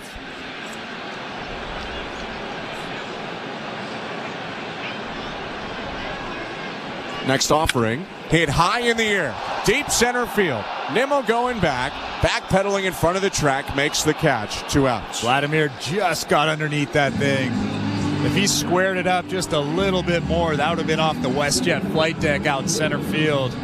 Unfortunately, Brandon Nimmo tracks it down just before the warning track. So Vlad goes to 0 for 2, sitting around 320 right now in the batting title race on the St. Louis Bar and Grill out-of-town scoreboard. Royals up 3-0 on the Yankees, and Bobby Witt is 1 for 3 today so far, hitting .335 on the season. First pitch to Alejandro Kirk was called a strike with 2 outs, the 0-1. Upstairs, 1 ball, 1 strike. Huascar Brazuban is getting loose right now for the Mets in the right field bullpen. David Peterson at 70 pitches, 1-1. Swing and a mile-high pop-up right side of the infield. Waving his arms in the air is the first baseman Alonso, who makes the catch on the turf to end the frame. 1-2-3, a nice bounce back for Peterson, but still 5-1 Blue Jays as we go to the 5th. You're listening to Blue Jays Baseball, brought to you by your local family-owned Crown Rust Control Center, streaming at sportsnet.ca and the Sportsnet Radio Network. This is Jim Gray, excited to announce 3 new voices to the Let's Go team for the 2024 NFL season. 6-time Super Bowl champion head coach Bill Belichick. I can't wait to talk about the stories I've lived and the epic moments I've experienced. 3-time NFL Pro Bowler from the Las Vegas Raiders, Max Crosby. He is smothered and brought down, Max Crosby. And Hall of Fame sports writer Peter King. Catch Let's Go every Monday at 6 p.m. Eastern on Mad Dog Sports Radio and on the all-new Sirius XM app. Sirius XM has everything a college football fan needs. He's in trouble and down he goes. The ball comes out. All the big games are on the Sirius XM app. Down the sidelines, midfield. It's a race. Picking them up, putting them down. Plus, hear daily in-depth analysis on College Sports Radio, Channel 84. There's not a lot of holes or weaknesses on that football team, and they've got the goods where you want to have the goods for a championship caliber roster. Our experts get you ready for game day every day on Sirius XM and the Sirius XM app. The NFL Sunday Drive is your home for the 2024 regular season. Caught for the touchdown! This is Steve Torrey. Join me and Bill Leckus every Sunday at noon Eastern as we take you live to every game, every touchdown, and every key moment. Bucs take the lead with 9 seconds left. Plus, reporters from every game, fantasy updates, and guests live from the locker room. 49ers tight end George Kittle. Catch the NFL Sunday Drive every Sunday at noon Eastern on NFL Radio Channel 88 and on the all-new Sirius XM app. The Blue Jays are in flight, leading 3-0. Blue Jays fans, this is Ross Atkins, and you're listening to Blue Jays Baseball on Sirius XM Radio Network. Welcome to the Timber Mart broadcast booth. I'm Ben Schulman alongside Chris LaRue. Our host today and producer is Show Ali, and our technical directors are Andrew Adams and Tom Young. 5-1, the Blue Jays lead the New York Mets. Fifth inning starting with Francisco Lindor back up at the plate, the top of the Mets order against Chirs Bassitt. 64 pitches so far for Bassitt, exactly 16 an inning through the first 4. The pitch. Called strike, 0-1. Chirs Bassitt gave up 3 hits and a run in that first inning, but like we talked about in that first inning, his stuff was still very, very good. The fastball was good, a ton of sink on it through the strike zone. 0-1. High, 1 ball, 1 strike. And since then, he's really just been hitting another gear. 3 straight scoreless innings after that first run in the first. Only 1 hit in those 3 straight scoreless innings, and he did punch out 5 guys in those 3 innings. 6 on the day. 1-1. Backdoor breaking ball just misses outside. 2-1.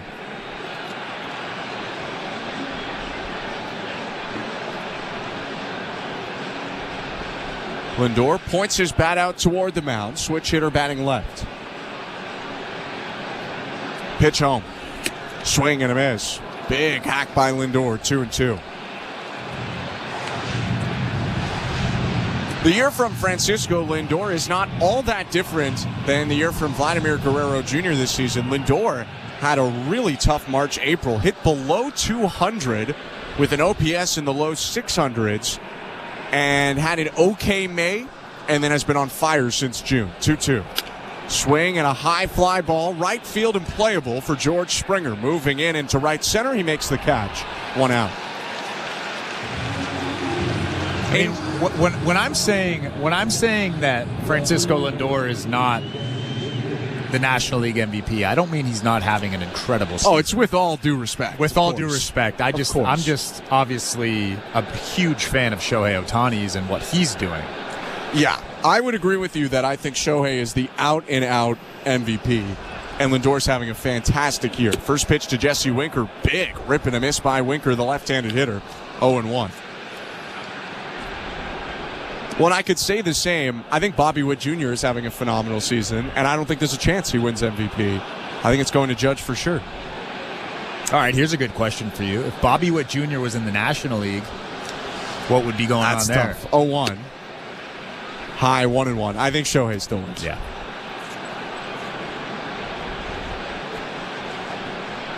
Jesse Winker with his second National League East team this season, traded from the Nats to the Mets at the deadline, faces a 1-1.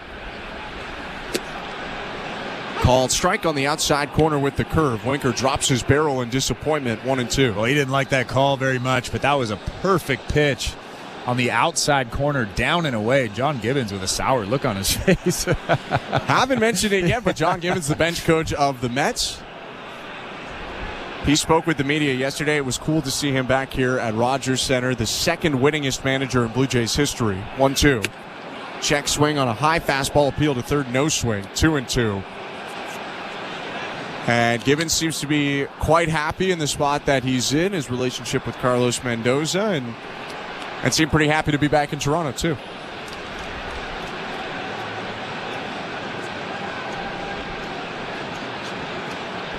Two balls and 2 strikes, 1 out. The pitch to Winker. Up top, ball 3.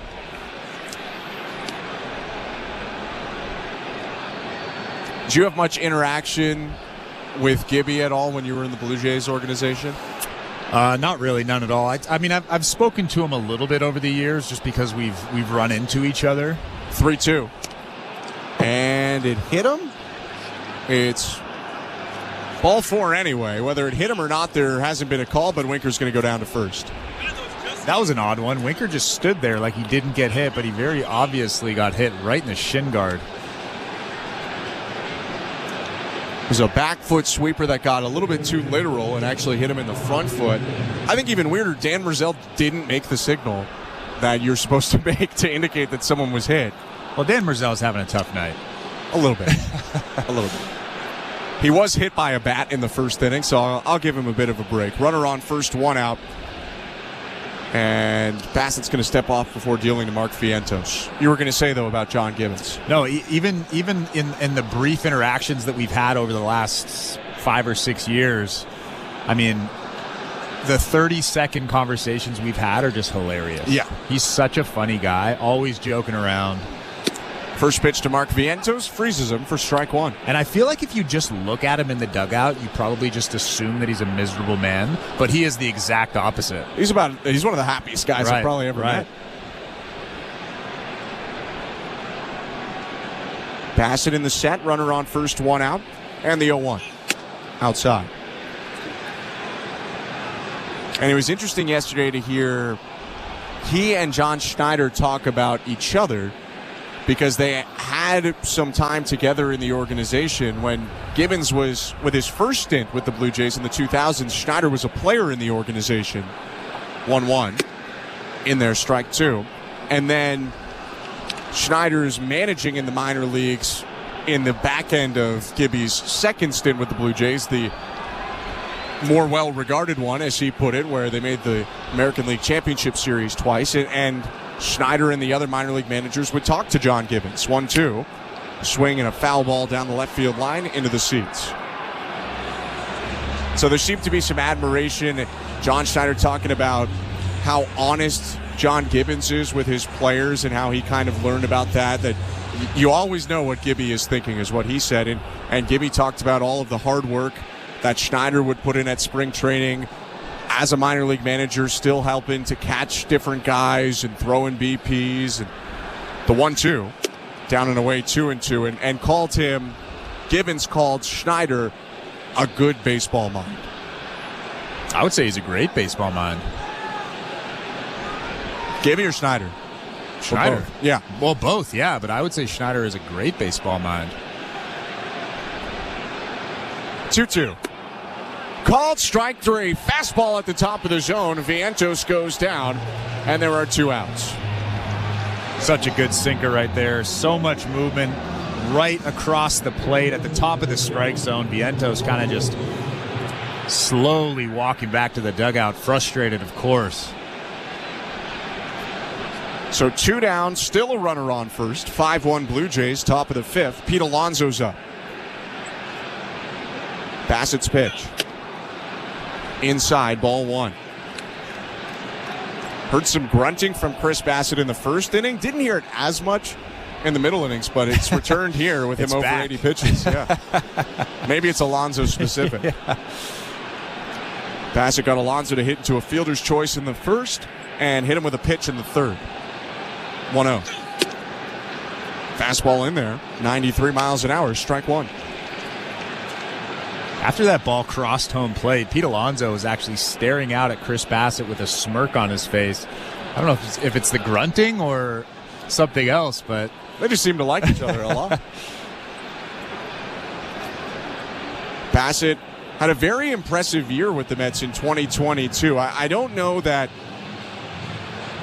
he is right at the top of a lot of Mets fans' favorite pitchers because he had a tough playoff game right at the end, and in New York they can sour on you very quickly, but I think that overshadowed what was a very impressive season for Chirs Bassitt. On a 101-win Met team, he led the Mets in wins with 15, had a 3.42 ERA in 30 starts, pitched over 180 innings. He was a massive part of the most winning Mets team in a while. Was sent over there in his final year of control before Oakland lost him to free agency. They decided to trade his final year of contract over to the Mets and then signed with the Blue Jays for 2023. 1-1. Hit on the ground over the mound, and Schneider fields it behind second. Bounces the throw to first. Picked by Guerrero in time to get Alonso and end the inning. A very nice 4-3 put out by the Blue Jays. We'll see if the Mets are going to look at this. Bassitt's still on the field, but for now, that's the end of the top of the fifth inning. No runs, no hits, no errors, one left, and we will go to the bottom of the fifth with the Blue Jays up 5-1. You're listening to Blue Jays Baseball, brought to you by your local family-owned Crown Rust Control Center, streaming at sportsnet.ca and the Sportsnet Radio Network. Embrace the power. That is bold. and speed of the NTT IndyCar Series on Sirius XM. Joseph Newgarden wins the Indy 500. It's the season finale this weekend in Nashville, Sunday afternoon at 3 Eastern at the Music City Grand Prix. That was sweet. Nice job, guys. From the green to the checkers. Flies under the twin checkers. Hear every thrilling lap live on IndyCar Nation Channel 218. Alex Palou. Thank you so much. And on the all-new Sirius XM app. Can you believe it? You are the best. If you want to win your fantasy football league, you need to listen to Fantasy Sports Radio. From lineup decisions to daily fantasy to waiver wire advice, injury updates, and so much more. You cannot afford to drop a running back. Our experts will help you dominate. I think there's value there on Austin Eckler in PPR formats. Set your lineup with Fantasy Sports Radio. Your home for fantasy football all season long. Channel 87 and on the all-new Sirius XM app. If you love golf, then you should never turn off PGA Tour Radio. Hear from the biggest names in the sport. Champion golfer of the year is Xander Schauffele. I think best round of golf ever in my life. Listen to special shows from people who love the game, like rock and roll legend Alice Cooper. There's a putt, must be 90 feet long, and you make that putt. And get help with your own game. You'll get through your iron shots and have predictable distance. It's all golf, all the time, on PGA Tour Radio, Channel 92 in the car, and on the Sirius XM app. Fantasy football players, from start-sit decisions to waiver wire advice. Win your fantasy football league with Fantasy Sports Radio. Channel 87 and on the Sirius XM app. Network. Ernie Clement leads off the bottom of the fifth inning and takes strike one from David Peterson at Rogers Center in downtown Toronto. Thanks for sticking with us. Dark skies on this Tuesday evening. The 0-1 to Clement. Swing and a high fly ball, shallow right field, going out to second baseman Alvarez, called off by Stewart, the right fielder. He makes the catch, one down in this game where the Blue Jays are up 5-1. This injury report is brought to you by Bergmanis Pereira Personal Injury Lawyers. If life has thrown you a curveball and you're striking out with your insurance company, get ahead of the count and call Bergmanis Pereira Personal Injury Lawyers. You focus on getting better, and Bergmanis Pereira will take care of the rest. Visit bplawyers.ca. First pitch to Spencer Horwitz, called strike 0-1. I'm Ben Schulman alongside Chris LaRue. 5-1 Blue Jays over Mets. One out, bottom of the fifth. The 0-1. Swing and a fly ball, deep left field, going into the corner. Winker pulling up now, and that ball's going to get out of play. Winker was running toward that high wall in the corner, but then just looked up and realized that there was no chance to make a play there, so he'll walk back to his left field position. Yeah, he was actually anticipating it ricocheting off that kind of slanted wall out there, kind of protecting himself, but I guess luckily for him, it went in the stands and not off the wall. So on the injury report, by the way, Bo Bichette returning to action today in pro ball, playing with the AAA Bisons, playing shortstop today and batting second. He's gone 1 for 2 with a single. Does have a throwing error over at short, and he's actually batting for the third time now. Next pitch to Horwitz is ripped on a line to right field, a base hit.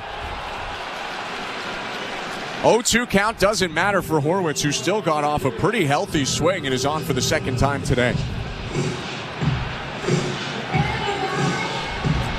Expectation, by the way, for Bichette was to play about 3 to 5 innings today, so very easily could come out of the game after this at-bat. Out of the game right now for sure is going to be the starter, David Peterson. Carlos Mendoza, the Met manager, out to the mound, takes the ball. Huáscar Brazoban is coming on next, and with that, let's go back to today's host in Baseball Control. It's Joe Ali. Thanks very much, guys. And before we check the out-of-town scoreboard, brought to you by St. Louis Bar and Grill. Don't forget, we do have Jays Talk tonight. Blair and Barker are on standby for the post-game show. They will take your calls. Jeff will throw out the numbers for you to call after the final out. All right, let's check the out-of-town scoreboard, brought to you by St. Louis Bar and Grill. I've said this before. I do like to bet on the ponies. Today was the second leg of the Canadian Triple Crown, the Prince of Wales Stakes in Fort Erie, Ontario. The winner, Vitality, who took the win 9-1 odds. Caitlin, Her Greatness, the winner of the King's Plate, did not participate in this one, so no Triple Crown winner this year. Regardless, the final leg of the Canadian Triple Crown, the Breeders' Stakes, will go at Woodbine Racetrack on September 29th. In the NHL, the Leafs doing a bit of business today. They re-signed forward Nick Robertson to a one-year, $875,000 deal. Robertson had previously asked for a trade, but the team and player getting the deal done a day before his 23rd birthday which is tomorrow. And in the NFL, week 1 officially in the books. Some news from around the league today. In Buffalo, right tackle Spencer Brown got a 4-year extension from the Bills. It's worth $72 million with $45 million guaranteed. And his quarterback, Josh Allen, was listed as a full participant in practice after some concern about an injury to his non-throwing hand, but he was cleared today. And fantasy teams everywhere rejoice. The Bills will take on the Dolphins on Thursday Night Football. Blue Jays Baseball is brought to you by Crown Rust Protection. Let's get you back down to the Rogers Center. Here's Ben Schulman and Chris LaRue. Thank you very much, Joe. The Mets going to their bullpen after 4 1/3 innings from David Peterson. The lefty struggles today, and because of that, deadline acquired Huascar Brazoban, a right-handed reliever with long relief experience, enters this ball game for New York. 5-1 right now. The Blue Jays are leading the New York Mets. Thank you so much for joining us tonight. I'm Ben Schulman alongside Chris LaRue. Davis Schneider batting now with a runner on first and 1 out.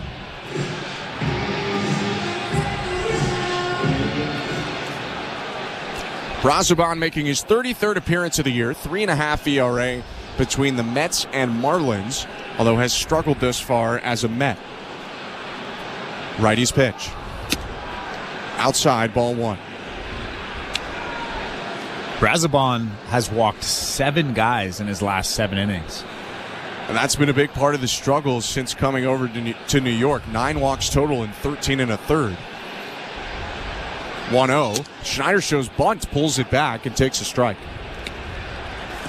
He's actually walked almost as many as he did in over 30 innings with the Marlins. Was not nearly as much of a problem to start this year with Miami, although his walks were high each of the last 2 seasons. His pitch, swing and a miss by Schneider, 1-2. 5-1 Blue Jays. Runner on first is Spencer Horwitz, 1 out, bottom of the 5th. Davis Schneider, maybe with a little bit of weight off his shoulders, tripled in a pair of runs in the 3rd. The 1-2. Swing and a miss, strike 3.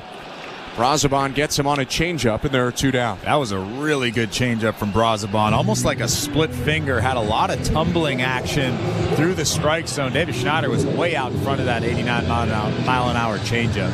Changeup is the main pitch. He leads with it, throws the cutter a lot too, and then he mixes his sinker and 4-seamer in, which are both mid to high 90s pitches. 2 outs, runner on first. And the pitch to Leo Jimenez is in there at 98, strike 1. And that's the interesting thing about his mix. You still have to respect the fastball. Just because he doesn't throw it as much as his off-speed pitches, you still have to respect it. 0-1. Low, 1 ball, 1 strike.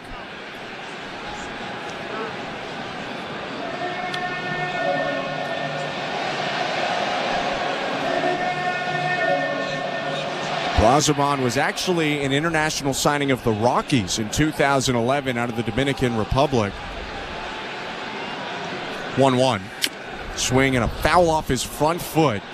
Leo bouncing around right now. It's 1-2, and Jimenez got hit in that foot by a pitch earlier in the game. He's hunched over now in some pain. And Jose Ministral, the head athletic trainer, at the top step of the dugout. And I believe that got him right where he got hit earlier on in the ballgame. You can see him limping around down there. Jose Ministral and John Schneider are going to come out to see if he's okay, but he is clearly in some pain. In the span of about 10 days, he's been hit by, it feels like 4 or 5 pitches and had that crash into the wall in Minnesota. He's testing out that foot right now, almost using his bat as a cane, talking to John Schneider and Jose Ministral, and he seems to be all right. But I can imagine that foot might be a little bit blue or yellow or some sort of awkward color of bruising tomorrow.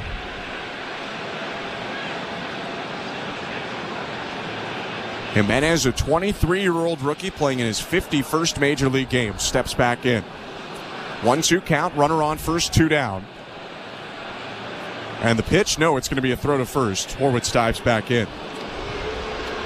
So Brazoban, I was saying, originally a Rockies signing in 2011, reached minor league free agency and played multiple seasons of indie ball before latching on with the Marlins in 2022. 1-2. Inside. So there was over a decade in between him signing with the Rockies and him debuting in the majors with the Marlins. Boy, that's a long, long time. He is 34 years old. Pitching now in his 4th major league season. Or make it 3rd, pardon me. Next pitch inside to Jimenez. 3 balls and 2 strikes. And credit to him for continuing to push for the majors. I'm sure there are plenty of people in that position. If they hadn't made the majors by their 30th birthday, they might put that aside. Horwitz will get a head start off first. Full count pitch. Swing and a foul off back behind the plate toward the on-deck circle. I can imagine there's an element of, hey, I still have great stuff. I'll get picked up one day. If I was playing independent ball and I was 88 to 91, the writing's probably on the wall. If I'm 96 to 98 miles an hour, you're just hoping that somebody takes a flyer on you. Right. 3-2 again. Inside, ball 4, missed with 96. Jimenez checked his swing, and he'll head down to first base with a walk. Horwitz stops at second. I'm actually surprised that he's never played in Asia or Mexico or any place like that, because Japanese teams, Korean teams, Taiwanese teams, they love guys that are in independent ball that have never played in the big leagues that throw really, really hard. Obviously, Brazoban throws 97, 98 miles an hour with some life. He's played Mexican Winter League, but he has not the same. That's not the same. That's not the same. He has not played, and that was only a brief stint anyway. Brazoban, the right-hander from the Dominican Republic, deals now to Joey Loperfido, and he misses inside at 97, 1-0.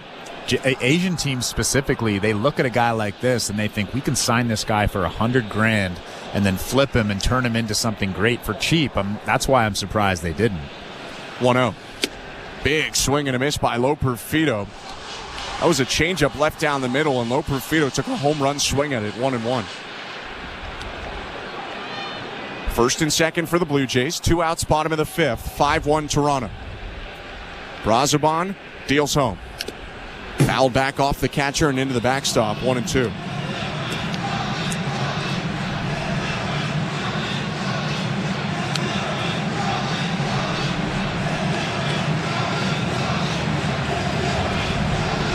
Right-handed reliever for the Mets facing his 3rd batter of the inning. About to throw his 15th pitch of the frame.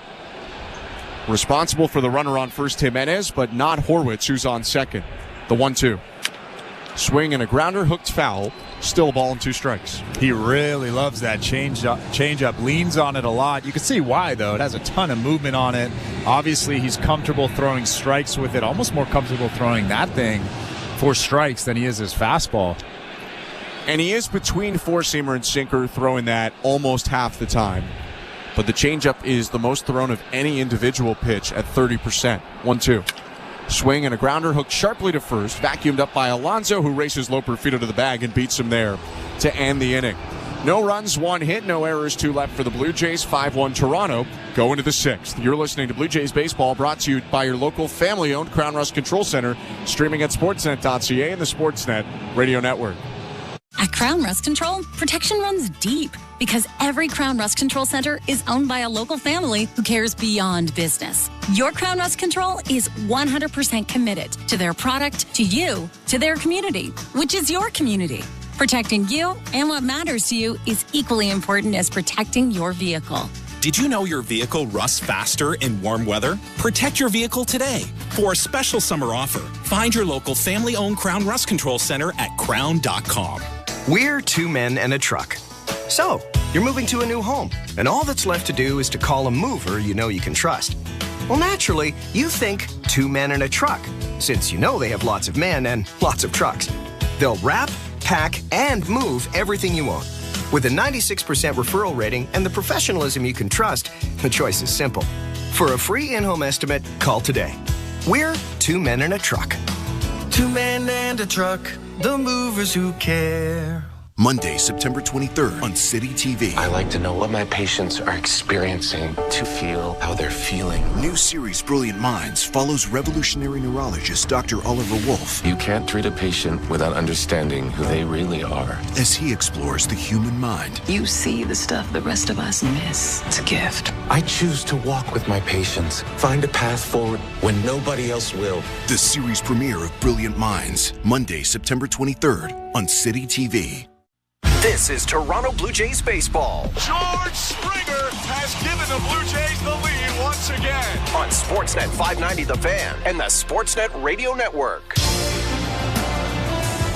Welcome to the Timbermark broadcast booth. Ben Shulman and Chris LaRue on hand at Rogers Center. Tom Young and Andrew Adams are technical directors. Show Ali, today's host and producer. Blue Jays 5, Mets 1. Chirs Bassitt deals to Brandon Nimmo, and the first pitch is hit on a line right field. Hanging up for Springer, who backs up and makes the catch. One pitch and one out. No action in the Blue Jay pen right now after one out in the sixth. Chirs Bassitt's thrown 85 pitches. Yeah, and he's looked really, really, really good so far. I think that's why there's no action in that bullpen. He's really hasn't thrown any high leverage, high stress pitches. First pitch misses outside to J.D. Martinez, 1-0. Outside of that first inning. Gave up 3 hits and a run in the first, has given up 1 hit and no runs in the 4 frames after that. By the way, Blue Jays broadcast auction coming to an end in just over 5 minutes. 1-0. Swinging a foul back, 1-1. Who wouldn't want to spend 2 hours with you, Ben? If you want to hang out with me, if you want to go golfing with Pat Borders or Jose Bautista, go to a Taylor Swift concert, go to New York with Dan Shulman, go to Puerto Rico with Jose Barrios, go fishing in Panama with Buck Martinez, or a whole lot more. BlueJays.com/auction. Pitch to Martinez is hit high in the air right field. Again, Springer moving in now, backing up, makes the catch. 2 down. And we got to spend some time with Pat Borders during spring training, and I have to tell you, he is a very, very cool cat. Cool dude. If you want to spend a couple hours with him golfing, it's probably a good purchase. I could imagine. You know, and that one right now, I'll admit it's cheaper than I would have expected it to be. I think that people are sleeping on that one. It's currently $2,950.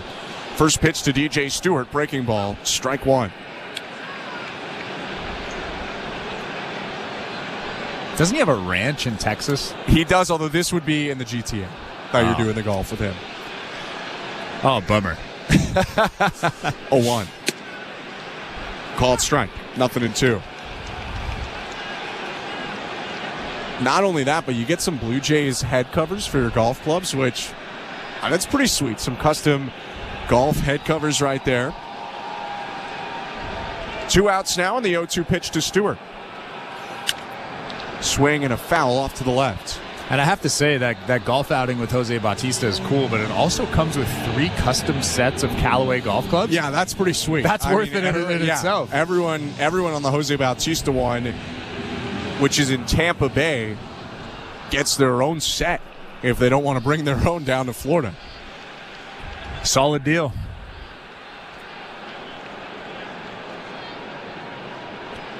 Oh-2 pitch. Fouled off, still 0-2. Bassitt up to 92 pitches now, 58 strikes.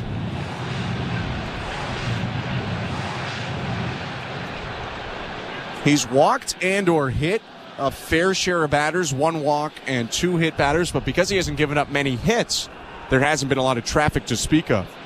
0-2. High and outside, 1 ball and 2 strikes. He's really fared well against DJ Stewart today, who's batting right now. He struck him out twice, both times looking. Bassitt nods and delivers. Swinging a soft liner, headed to left field. That'll get down for a base hit. Bassitt got that sinker down, but Stewart did a nice job of just flicking his hands out there and fighting it off, dumping it into left for a knock. Well, Chirs Bassitt immediately looked in at Alejandro Kirk and said, "Was that a good pitch?" And Alejandro nodded his head. That, in fact, was a great pitch, a sinker down in the zone. DJ Stewart just muscles it out to left field in front of Joey Loperfido. And that's a pitch probably 90 to 95% of the time that gets hit for a ground ball or doesn't get hit at all. Impressive from Stewart to get his hands under it. And now Francisco Alvarez is up. He owns the only other Met hit since the first.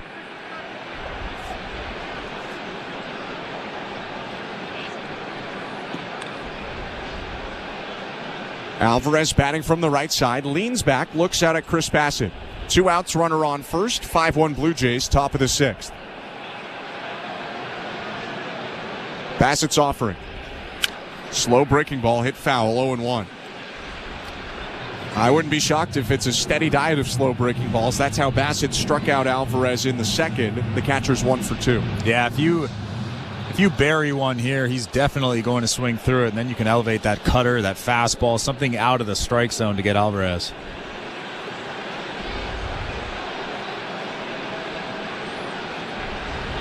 A 1. Just inside, missed with the sinker. 1 ball, 1 strike. Bassitt was nodding his head. I don't know if he was nodding it just to himself, letting himself know that was a good pitch. Interesting.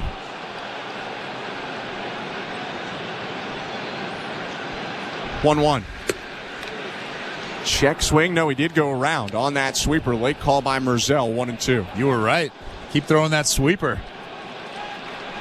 I think that's the recipe. Alvarez, a young player, has a lot of power potential, but his aggression worked for him last year, has worked against him this year. Batting in the 230s. 1-2.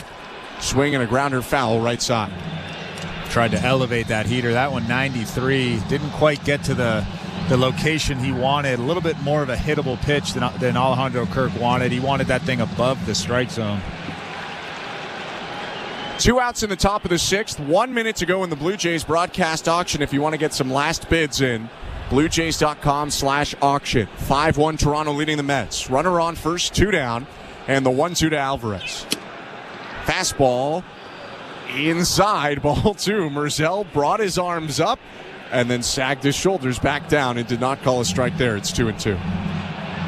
Just to let you know, Ben, your auction is at $2,100 now. My auction. I haven't done much for it, but I appreciate it and thank the people who have bid for supporting Jay's Care. 2-2. Bounce ball 3. You know your mom could just hang out with you at home, right? She doesn't have to come into work. Well, she wanted to donate anyway, and it just kind of worked out.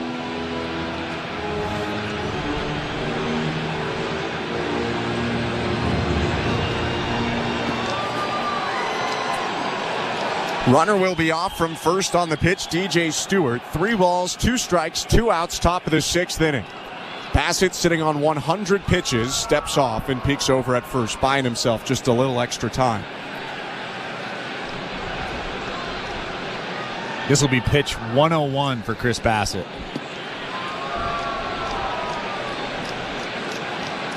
Righty is set. His 3-2. Called strike 3. Fastball on the outside edge. Alvarez rung up to end the top of the 6th inning. No runs, 1 hit, 1 left for the Mets.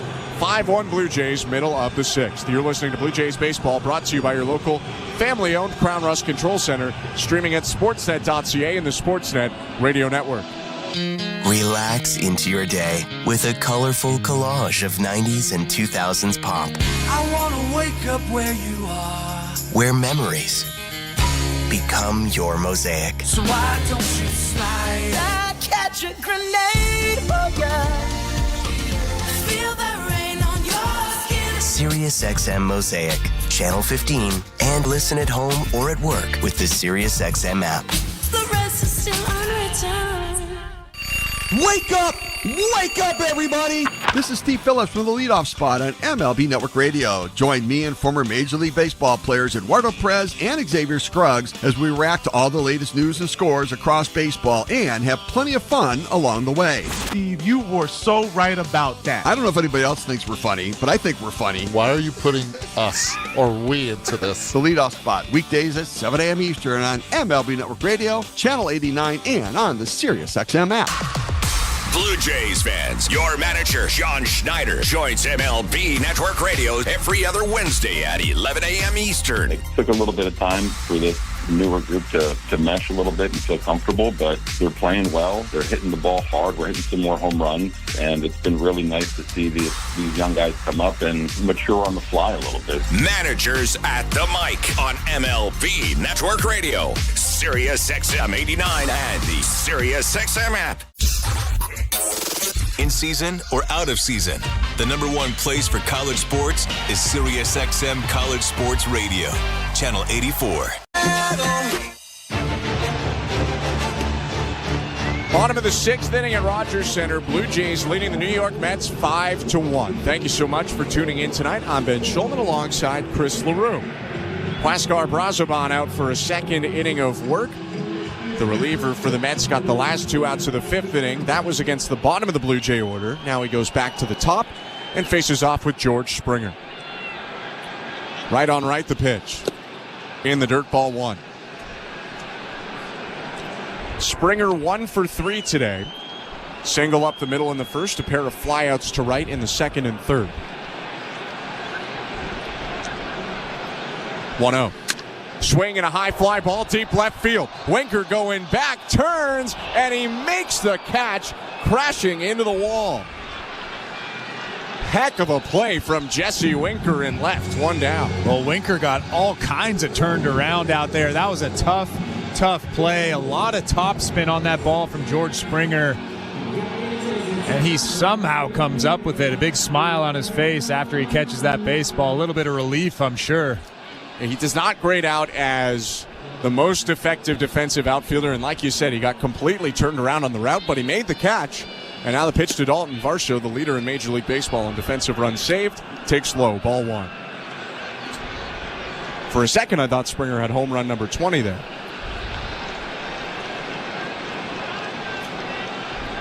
One-0. Varsho hits it off the end of the bat, down the left field line, foul as it sliced off to the left, 1-1. Let's go to the St. Louis Bar and Grill out-of-town scoreboard, Chris. This game with a lot of meaning. The New York Mets entered today a game up on the Braves for the last wild card spot. Mets are losing to the Blue Jays 5-1, and the Braves are beating the Nationals 11-0 in the eighth inning. 1-1. Swing and a high pop-up back of second. Calling for it, Eddie Alvarez in short right field makes the catch. 2 down.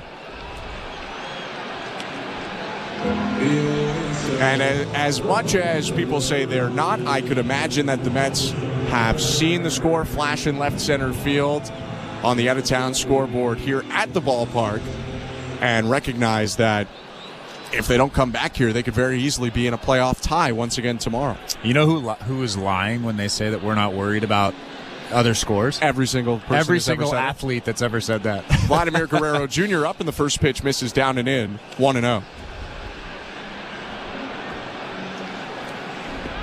Guerrero 0 for 2 today with a walk. Brazoban kicks, delivers, and misses inside to Vlad, 2-0. Boy, he's got a good fastball, a ton of run, 98 miles an hour.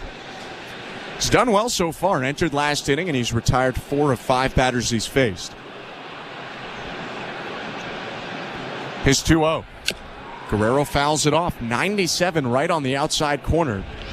2 balls and 1 strike.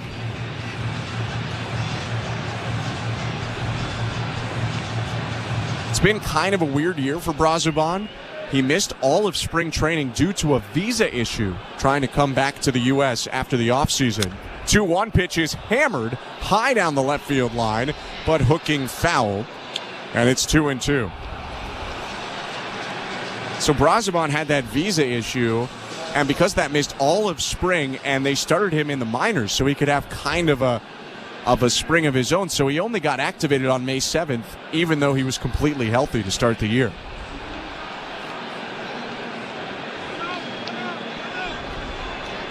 And now he's going to get a pitch clock violation, Will Brazoban. Time was called from behind the plate by Dan Merzel, and that's going to turn a 2-2 count into a 3-2 count. That's a big violation because now he's probably going to throw a different pitch. Right-hander set, the 3-2. Swing and a liner, left center field, base hit for Guerrero. Racing into the gap, Winker cuts it off. Vlad trying for second, throw bouncing in.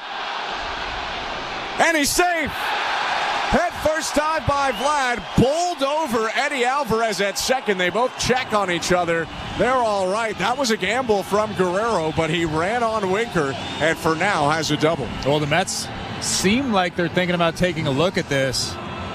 John Gibbons on the phone has motioned to Carlos Mendoza to make the signal for the challenge, and the Mets will challenge this call. And that pitch clock violation was gigantic for Brazoban because he probably would have thrown that changeup out of the strike zone, but instead he has to throw that thing for a strike, and Vladimir Guerrero Jr. hammered it to left center. Two things I think to watch for here as they look at this. A, does Vlad get in first, which I think he clearly does. But does he come off the bag, and is the tag still on Guerrero when he does too? I think he might have come off it, but I don't think the tag was still on him. What do you think, Chris? It looks safe to me. Well, he beat the throw for sure. That left hand got in there just below the tag of Alvarez.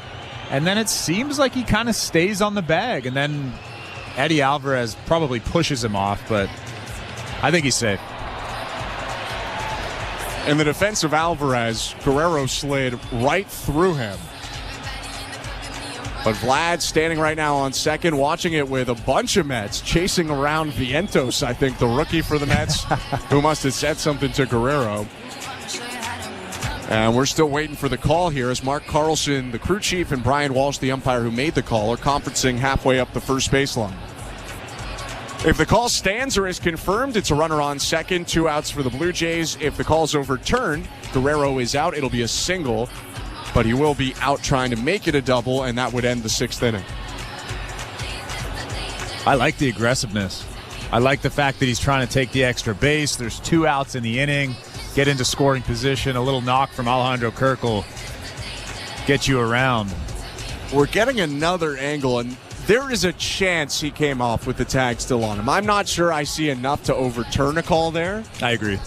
But I think if the call had been out, that it might also stick as an out call, because there's a second there where it's hard to tell if his hand is still on the bag or not. Yeah, clearly he beat the throw initially. And then there was it was almost like a wrestling match there. But Guerrero slid with so much force that he just flew way past the bag. His heels flew up in the air. He was going right over Alvarez. And I think that's part of why this has been such a long review. And the longer it takes, generally, that means that they're probably not going to reverse it. At least that's how I feel. That's what I've seen this season. I mean, you would think, because in the spirit of all of it, they have to know 100% that he's out to overturn it. And if they're taking this long, do you know 100%? Looks like they're about to come down with a call.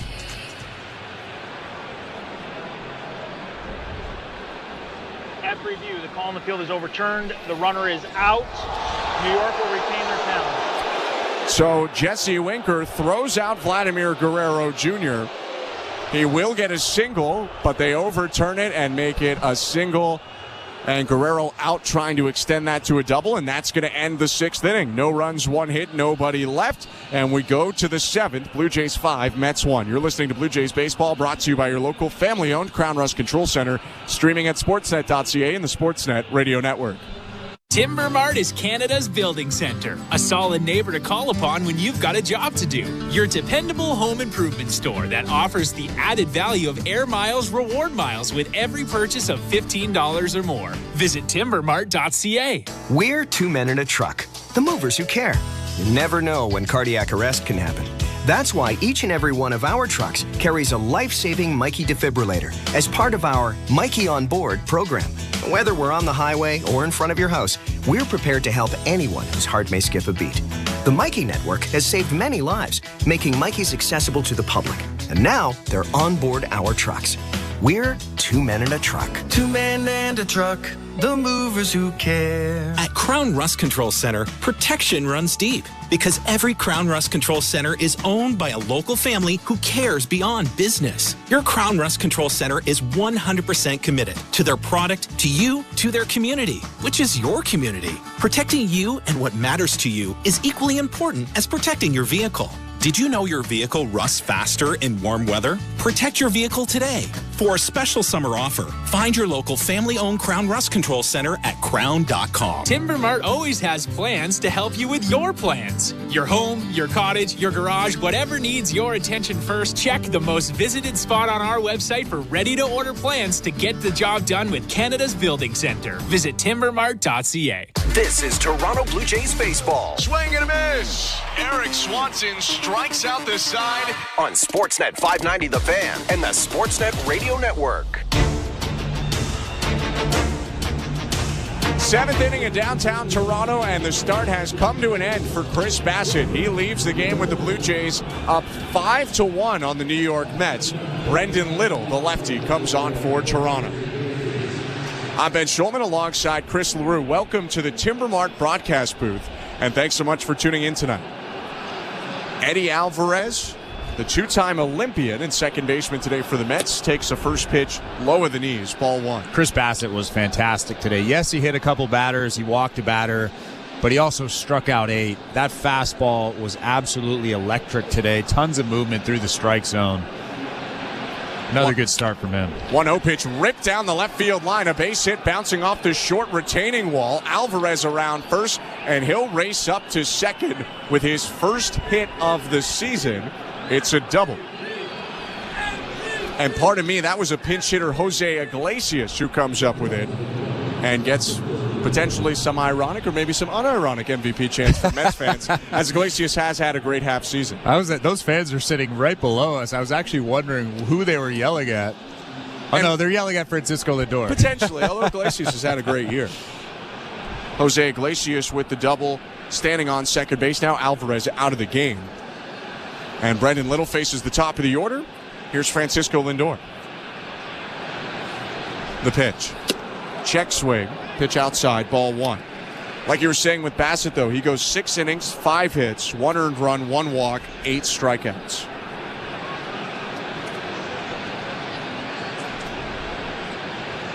Now the lefty Little, working with a runner on second and nobody out. Delivers to Lindor, swing and a miss on the curve, 1-1. 43 games this year for Brendan Little, a 3.40 earned run average. And the next out will be 40 innings pitched for him on the season. His 1-1 in the dirt. When you think about the fact that Little had 1 game in the majors before this year and didn't make the opening day roster for the Blue Jays, didn't even become a major factor in the Blue Jays' pen until June, it's pretty remarkable how often and how well he's pitched out of the pen. Lindor's going to ask for time before the 2-1. Well, he's got one of the best left-handed fastballs I've seen in a little while. So much movement, so much downward movement. It's not just movement. It's that vertical drop that he has on that fastball, that mid-90s fastball. I think he's a great reliever. 2-1. Swing and a fly ball, shallow left field. Walking in low Perfido, and he makes the catch. 1 out. And then he can come inside like that to Francisco Lindor with a cutter, 94 miles an hour. That's a great pitch to a tough hitter. First out of the inning, and now it's going to be another pinch hitter for the Mets. They're taking out lefties here in this inning to avoid that matchup with Little. So already Alvarez lifted for the first batter of the inning. And now Jesse Winker lifted, and Tyrone Taylor, the righty swinger, will hit. First, though, Pete Walker out to the mound. And every infielder is in at the mound. And listening to this visit from Pete Walker, you don't see this every day, especially with a 4-run lead.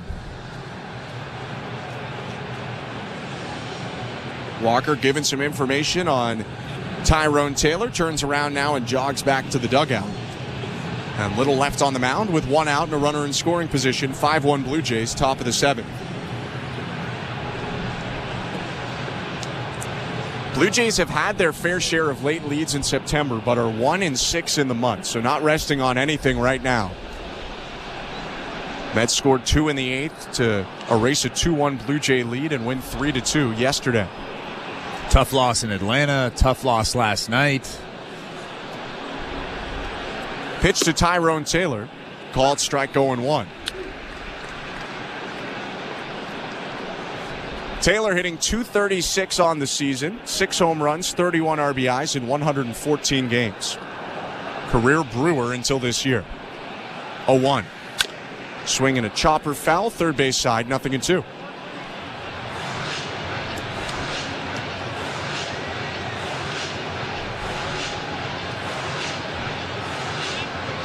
Jose Iglesias, who pinch hit to start the inning on second base.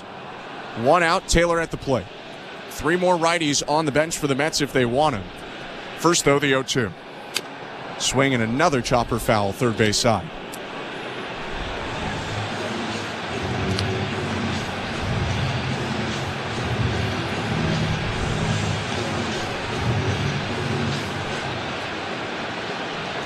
Blue Jays thinking past little. Zach Pop is up in the left field bullpen. 0-2 pitch. Check swing, pitch in the dirt, appeal down to third. No swing, says Mark Carlson. A ball and 2 strikes now against Taylor. Pretty good pitch right there from Little, trying to bury that knuckle curveball. And now I imagine that you elevate with that fastball. Blow it by him with 95. Has the sinker and the cutter, throws the sinker harder. 1-2. Bounce the curve to the plate, off the glove of Kirk, and into the netting behind home plate. Up to third base goes Iglesias on the wild pitch. You could actually hear Brendan Little yelling, back, back, back. Alejandro Kirk had no idea where that baseball was. They're lucky that Iglesias didn't take 2 bases on that wild pitch. That curveball skipped in front of the plate and was in towards the hitter. Kirk tried to reach for it, didn't get his glove on it, didn't get his body in its way. You have to imagine that Dan Merzel did not appreciate that. Alejandro Kirk kind of just waved at it, didn't really try to block it. Merzel took a bat in the first inning in the back of the right shoulder. There he takes a ball in the left shoulder. Now the 2-2. Inside, ball 3. Blue Jays keep the infield back with 1 out and a runner on third. Toronto up 5-1, top of the 7th.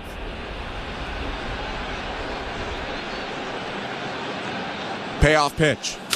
Swing and a ground ball, foul again, third base side. And Little struggling to put Taylor away here. He's had 2 strikes on him for a while. Yeah, and you definitely don't want to walk him in this situation, especially with Mark Vientos, pretty good power hitter, standing in that on-deck circle.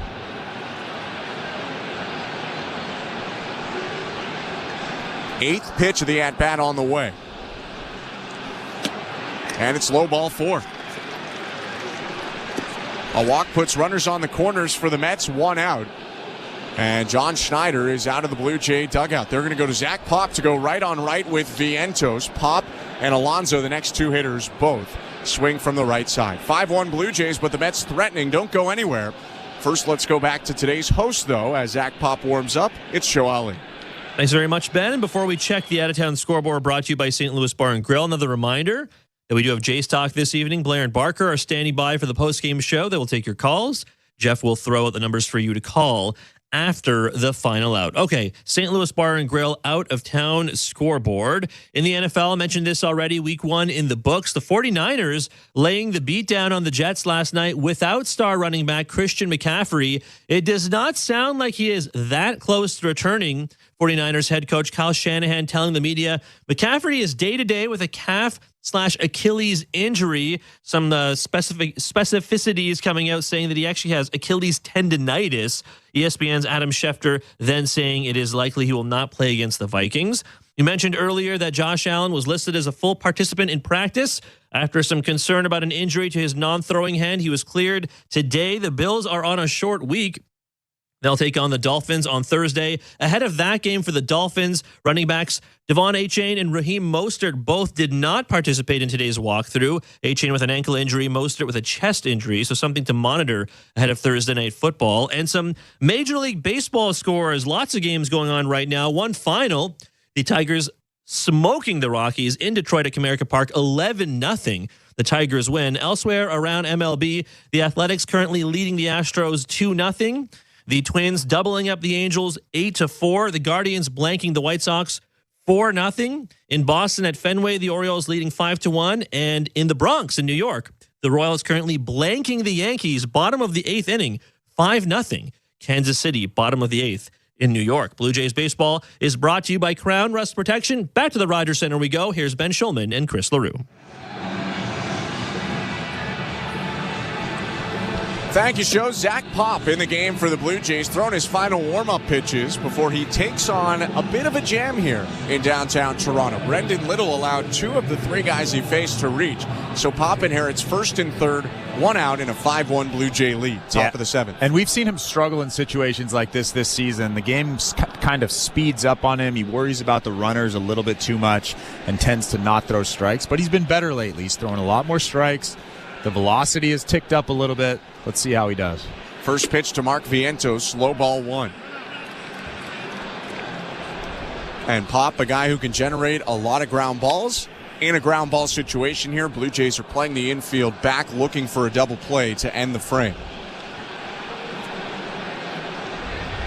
Righty working from the first base side. Looks in at Vientos, delivers. And misses inside off the glove of Kirk to the backstop. Both runners advance, including Iglesias, in to score. Flashbacks from yesterday when the Mets scored 1 on a wild pitch and 1 on a pass ball. I think that one will go down as a pass ball again. Yesterday it was Servin, today Kirk. Regardless, it's a 5-2 game. It almost seemed like a cross-up, although watching the slow-motion replay, Alejandro Kirk just whiffed on it. That's a rare miscue from him. You can see the disappointment on his face. So a runner on second, still 1 out. And Pop's 2-0 pitch. Up and in, ball 3. Vientos jerked his head back out of the way.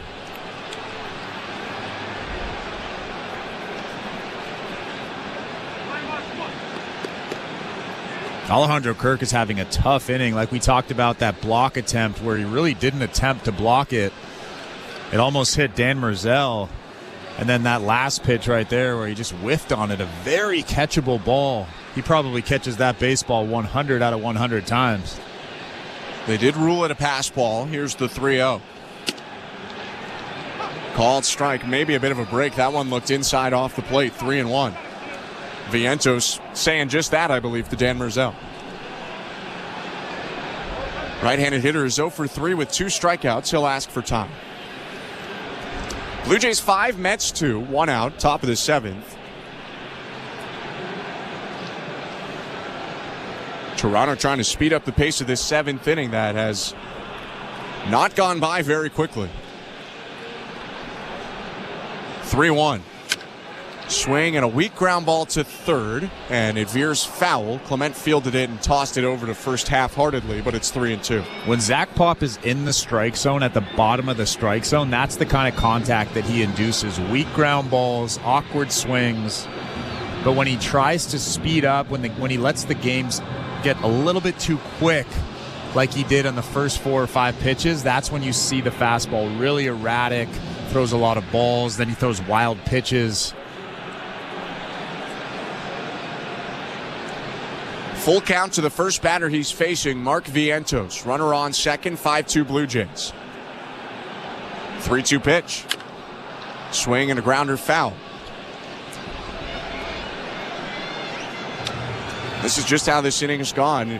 The Mets keep fighting off 2-strike pitches. Blue Jays pitchers have been erratic, Little and Pop. That's why the Mets now have the tying run in the on-deck circle in the form of Pete Alonso. 3-2 again. Swing and a high fly ball. Pretty deep right center field. Varsho going back to the warning track. Makes the catch. Tagging from second. Taylor advances up to third. 2 down. And that ball just kept carrying and carrying. I don't think Taylor thought it was nearly as deep. He tagged very, very late, but regardless, it is the second out. Well, that shows you the type of power that Mark Vientos has. I mean, I didn't think that ball was going to be that deep. That ball was on the warning track. Dalton Varsho makes an easy over-the-shoulder catch, but I think Zach Pop was holding his breath there. 2 outs, runner on third, 5-2 Blue Jays. Pete Alonso up now. Pop's pitch. Inside, ball 1. Genesis Cabrera starting to loosen up for the Blue Jays. Toronto had a bullpen day yesterday, but Cabrera did not feature. 1-0. Inside 2-0.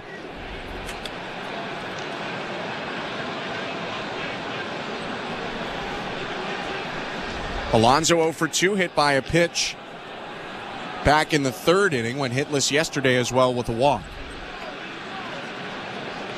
2-0. Called strike at 95 down the middle, 2-1. Double barrel action for the Mets in right field. Alex Young, the lefty, Phil Maton, the veteran righty, both getting loose right now for New York.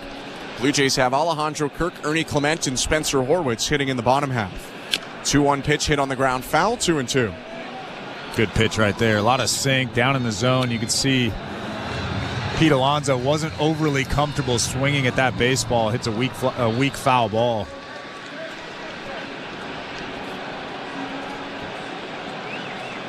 The hulking right-handed hitter looking out at Pop, 2-2. Downstairs, ball 3. Now, you don't want to walk Alonso in this situation, but you don't want to throw him something that he can drive either. It's a big run standing on third base. 1 run in this inning for the Mets on a pass ball. 5-2 Blue Jay lead.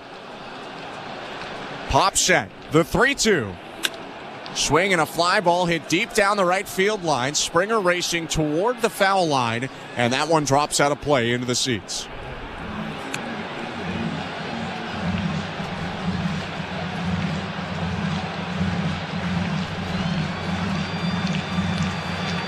Pop, the Brampton native, adjusting his hat, steps onto the first base side of the rubber and leans forward. Runner on third base, Taylor leading off right in his view. Pop comes set. Another 3-2. Swing and a grounder, hooked foul, third base side, and it's still a 3-2 count. Alonso is just beating that ball into the ground. A few good fastballs from Zach Pop, a ton of life through the strike zone. 14 pitches, though, for Pop, and this is his second batter faced of the inning. Went 3-2, got Vientos to fly out. A pair of 3-2 pitches fouled off by Alonso.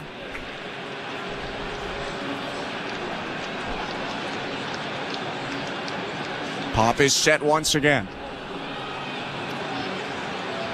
He rocks back and releases.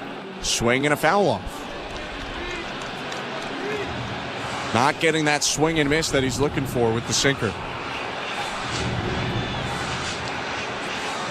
Pop gets a new baseball, doesn't love it, tosses it away, and he'll get another new one.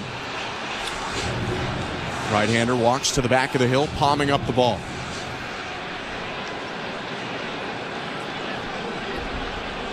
Looks in at Alonso, who crouches down, bounces his bat across the plate, and brings it up to his right shoulder. Another 3-2, and another foul ball. And Pete Alonso fouled that baseball off his front leg. He went down in a heap, stretching it out, bending his leg. He's having a tough AB, fouling off some tough pitches, though. Yeah, I mean, maybe some cramping after 9 pitches and a lot of foul balls. He's been all over the last 4 or 5 pitches. Runner on third, 2 down. Still 5-2 Blue Jays. Still the top of the 7th. Another 3-2. And another foul ball. I mean, that tells you just how good that fastball is from Zach Pop. He's throwing that thing right down the middle, and a great hitter like Pete Alonso is barely making contact with it. 31 home runs on the season for Alonso. 53 as a rookie in 19. 3-2 pitch. Called strike 3. Fastball on the outside edge gets Alonso. He's not happy about it. That's the top of the 7th inning done. We go to the stretch. The Mets scored 1. It's 5-2 Blue Jays. You're listening to Blue Jays Baseball, brought to you by your local family-owned Crown Rust Control Center, streaming at sportsnet.ca and the Sportsnet Radio Network. At Crown Rust Control, protection runs deep because every Crown Rust Control Center is owned by a local family who cares beyond business. Your Crown Rust Control is 100% committed to their product, to you, to their community, which is your community. Protecting you and what matters to you is equally important as protecting your vehicle. Did you know your vehicle rusts faster in warm weather? Protect your vehicle today. For a special summer offer, find your local family-owned Crown Rust Control Center at crown.com. The Blue Jays are inviting you to work from Dome. Put it in your calendar. 307 weekday starts this season. You can work from home with friends or coworkers at Rogers Center. It's a game changer. Make the ballpark your office for the afternoon. Work from home, 307 weekday starts. Let's touch base. Check out ticket options on BlueJays.com/workfromdome. October 3rd on City TV. You're safe. I got you. Law & Order Thursday returns with all new seasons of Law & Order. I love this job, and I love trying cases. And Olivia Benson is back with Law & Order SVU. I've dedicated my life to helping victims. So you're not giving up on us. Giving up? I'm just getting started. Law & Order Thursday premieres October 3rd on City TV or stream it on City TV Plus. This is Toronto Blue Jays baseball. A drive to deep center field. Trout at the wall and watches it sail. On Sportsnet 590 The Fan and the Sportsnet Radio Network. Welcome to the Timbermart broadcast booth. Bottom of the 7th inning. Blue Jays leading the New York Mets 5-2. I'm Ben Schulman alongside Chris LaRue. It's another inning for Huascar Brazoban, right-handed reliever that entered the game in the 5th. It was a long top of the 7th, and Dan Roselle thought maybe we wait a little bit longer before the bottom half. So he walks a circle around home plate and now sets up behind the plate, and we're ready to go. Kirk leading off for the Blue Jays. Brazoban kicks and delivers. Fastball outside, ball 1. Why not wait a little bit longer? It's 2.5 hours in. We're still in the 7th inning. Thanks, Dan. We're having a great night. He's just trying to inflate that hot dog total. 41,000 tonight. 1-0. Called strike. Kirk today 1 for 3. Doubled in a run and then scored himself in the 3rd. That 4-run 3rd inning, that's still propelling the Blue Jays to the lead. 1-1.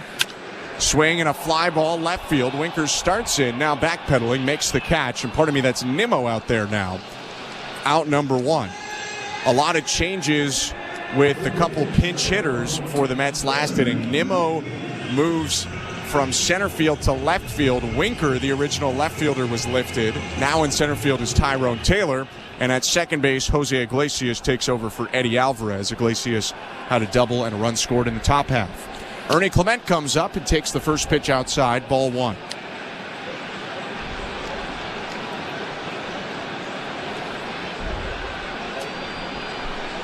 Clement scored twice today, 1 for 3. 1-0. Down and away, 2-0.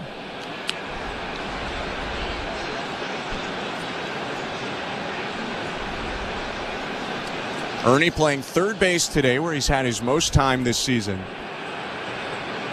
2-0. Called strike 2-1. And if you're someone who values this, if you look at defensive runs saved, the only third baseman with more of them than Ernie Clement in the majors this year is Matt Chapman with 15. Clement's got 11. 2-1 pitch hit on a line right center field and down in the gap, a base hit bouncing toward the wall. Clement's around first, headed to second. He turns on the Jets. He's chugging for third. Relay throw bounces in. Not in time. Triple for Ernie Clement.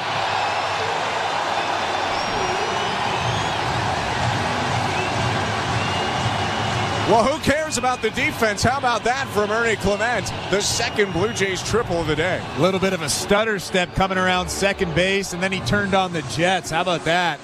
I thought he was stopping at second. It's pretty impressive. That's an entertaining triple right there.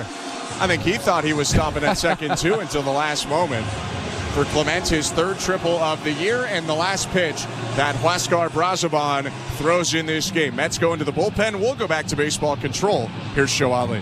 Thanks, guys. Before we check the out-of-town scoreboard brought to you by St. Louis Bar and Grill, let's check in with Blair and Barker. The guys have Jays Talk. They are standing by for the post-game show once this one is over. They will take your calls. Jeff will throw out the numbers for you to call after the final out. All right, on the out-of-town scoreboard, which is always brought to you by St. Louis Bar and Grill, some scores and finals or games that are close to final around Major League Baseball. And actually, this one just went final. Royals at Yankees. Not a great night for the Bronx Bombers. No runs in New York tonight. The Royals blanking them 5-0. Salvador Perez had a pair of RBI singles. Bobby Witt Jr. with an RBI single as well. Tommy Pham with a 2-run bomb. On the mound, Seth Lugo went 7 innings, allowing just 3 hits, no runs, and carving the Yanks for 10 strikeouts. Orioles at Red Sox, this game in the bottom of the 8th inning. Orioles currently up 5-1. Cedric Mullins with a pair of home runs, a solo shot, and a 2-run shot. Adley Rutschman with a 2 RBI single as well for Boston. Tristan Casas, the RBI double, the lone run so far. Albert Suarez allowing the 1 earned run from Casas over 6 innings of work. He also had 8 strikeouts. And this game just going final as well. Rays at Phillies. Another big day for Kyle Schwarber in Philadelphia. He cranked his 35th home run of the season, a solo shot. In so doing, he sets a new MLB single-season leadoff home run record with 14, surpassing Alfonso Soriano. The Phillies beating the Rays 9-4. Some other finals or games going on right now. Middle of the 7th inning in Chicago, the south side of Chicago. The Guardians up 4-0 on the White Sox. The Twins currently crushing the Angels 10-4, and the Reds blanking the Cardinals 3-0. Blue Jays baseball brought to you by Crown Rust Protection. Back to the Rogers Center. Here's Ben Schulman and Chris LaRue. Thank you very much, Joe. Carlos Mendoza going to the lefty tosser. It's Alex Young into the game, reliever for the Mets, to take on lefty swinger Spencer Horwitz. Runner on third, 1 out the pitch. Swing and a foul back, 0-1. Blue Jays 5, Mets 2. Ernie Clement just a moment ago with a triple has set up Toronto with a chance to add to their lead.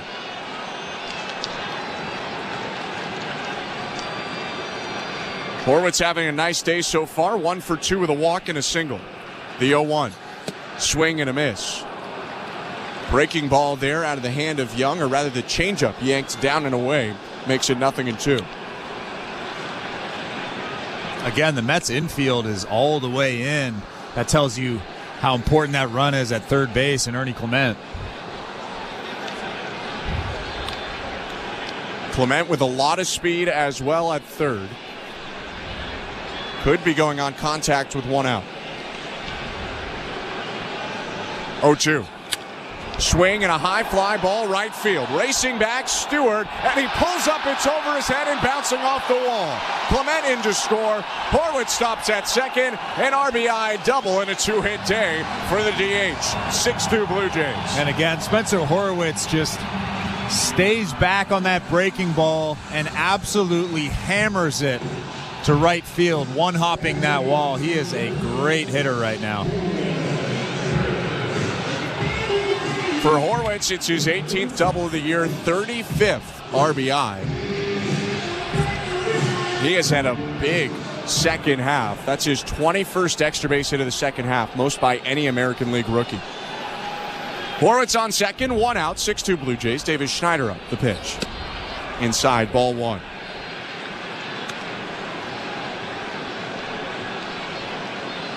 Schneider 1 for 3, a 2-run triple back in the third inning. 1-0. Outside, 2-0. Is there any chatter at all, even the slightest, about Spencer Horwitz being Rookie of the Year? I don't think so. Not even in the slightest. Look at Colton Cowser's numbers and get back to me. 2-0. Swing and a miss, 2-1. Well, I know who Colton Cowser is and the numbers. I'm just saying, like, even a vote. Oh, I think he'll get votes. Okay. I don't think he'll get first place votes, but I think he'll get votes. I wouldn't be shocked if he ends up finishing third or fourth. 2-1. Low 3-1. I mean, Horwitz is among the top 3 in a lot of the major offensive stats for rookies. But I think some of the guys who have been up all year have a bit of an edge. 3-1. Swing and a fly ball. Left center field, not super deep. Nimmo over to make the play in the gap, catches it, and that'll keep Horwitz at second, 2 down.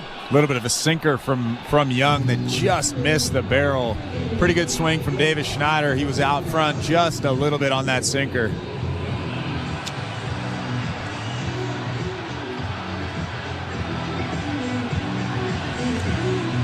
What I will say is I just very quickly looked up just a couple different places for odds. Betting odds on Rookie of the Year, and Horwitz was not in the top 3 for the American League. Rookie Leo Jimenez up, runner on second, 2 outs. First pitch outside from Young, 1-0. That's all I wanted to know. There you go. Alex Young on for his 13th appearance of the season. Majority of those with the Mets, 10 out of 13. 1-0. Called strike.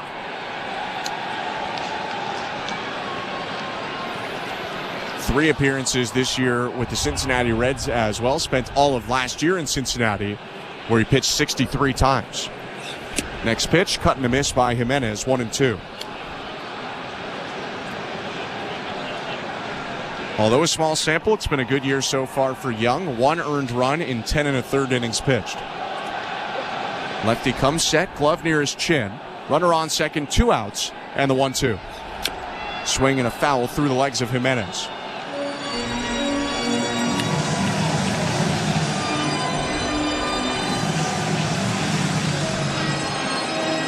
Young began the season on the injured list with lower back disc degeneration and was not active until late May. 1-2. Check swing, pitch was low. Appeal to first. No, they're not actually going to grant the appeal. Dan Merzel denied it from the catcher Alvarez, 2-2. So Young has this serious back injury, activated and then traded to the Giants in early July, but only pitched in the minors in the Giants organization before being placed on waivers and claimed by the Mets. 2-2. Swing and a miss, strike 3. Gets him on the changeup, tag applied, and that will end the inning. The Blue Jays score 1 on 2 hits, RBI double by Horwitz, and it's 6-2 Toronto going to the 8th. You're listening to Blue Jays Baseball, brought to you by your local family-owned Crown Rust Control Center, streaming at sportsnet.ca and the Sportsnet Radio Network. This week on Let's Go with Bill Belichick, Max Crosby, Peter King, and me, Jim Gray. Week 1, overreaction. If you're on the losing end, it's heartbreaking. If you're on the winning end, it's exhilarating. It's a long season. Nothing's going to be decided after this week's games, and nothing's going to be decided after week 2 either. Whether you won by a fingernail or lost by a fingernail, the seasons aren't determined in September, and the biggest thing this week is improvement. Listen to the extended version of Let's Go, now available exclusively on the all-new SiriusXM app. Are you regretting eating that gas station hot dog? Yeah, we know. We've been there too. This is a message for baseball fans like you. Hey, Blue Jays fans, what a night. We've got the lead. Let's keep it that way. How's it going out there? Thanks for being here. Appreciate y'all chatting it up.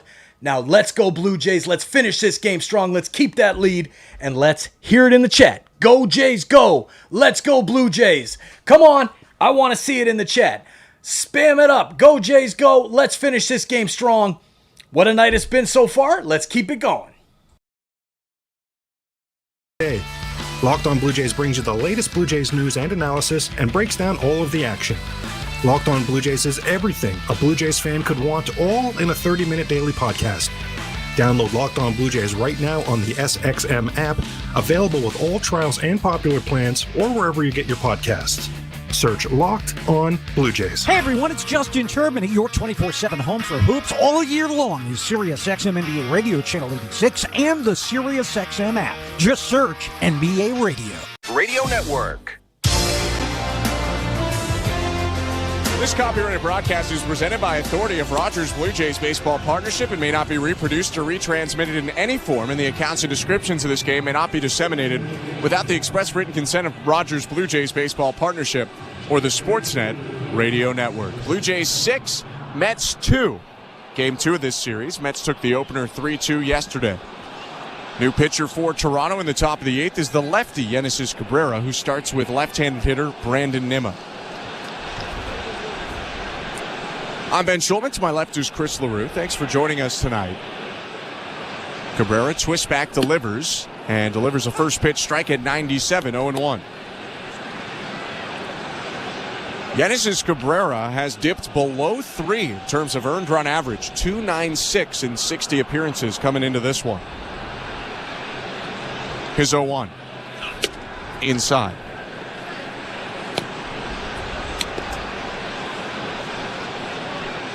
Last pitched a couple of days ago in Atlanta and got just 1 out in that game, but was only asked to face 1 batter and pitched the day before that as well, throwing a scoreless inning. 1-1. Swing and a high fly ball, medium depth right field. Springer jogging toward foul territory, stops and makes the catch on the turf. 1 out. In 2020, Genesis Cabrera had a 2.42 ERA, albeit a small sample size, just 19 games, 22 and a third innings, but he walked 16 guys in that season. I mean, this is by far his best season, a 2.96 ERA in 60 games. This is his 61st game of the season. And hugely encouraging for the Blue Jays, who will have to build a lot of a bullpen for next year, but I think they know at least one guy is going to be their lead lefty in Cabrera. His pitch to JD Martinez, outside ball 1. And it's not just the numbers, it's the demeanor, it's the stuff. He's a guy you want in a ball game late with a lead. I'm sure John Schneider trusts him. Does not lack confidence. 1-0 pitch. Swing and a foul back, 1-1. That fastball was 98 miles an hour. Just blew it by JD Martinez. And he's got a deep mix. He throws 2 types of fastballs. That was the sinker. Also throws the straight 4-seamer. Throws a cutter, although it's a little bit more like a slider, a curveball, and a changeup. His 1-1. 99 on the inside edge. Strike 2. How about that one? You don't see 99 every day from Genesis Cabrera. He must be feeling good, getting ready for winter ball. 3 weeks to go until the first playoff game of 2024. The 1-2 pitch.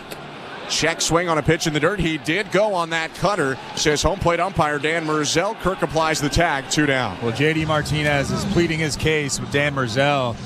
I didn't see a side view, but it looked to me like JD Martinez swung at that good cutter down in the zone.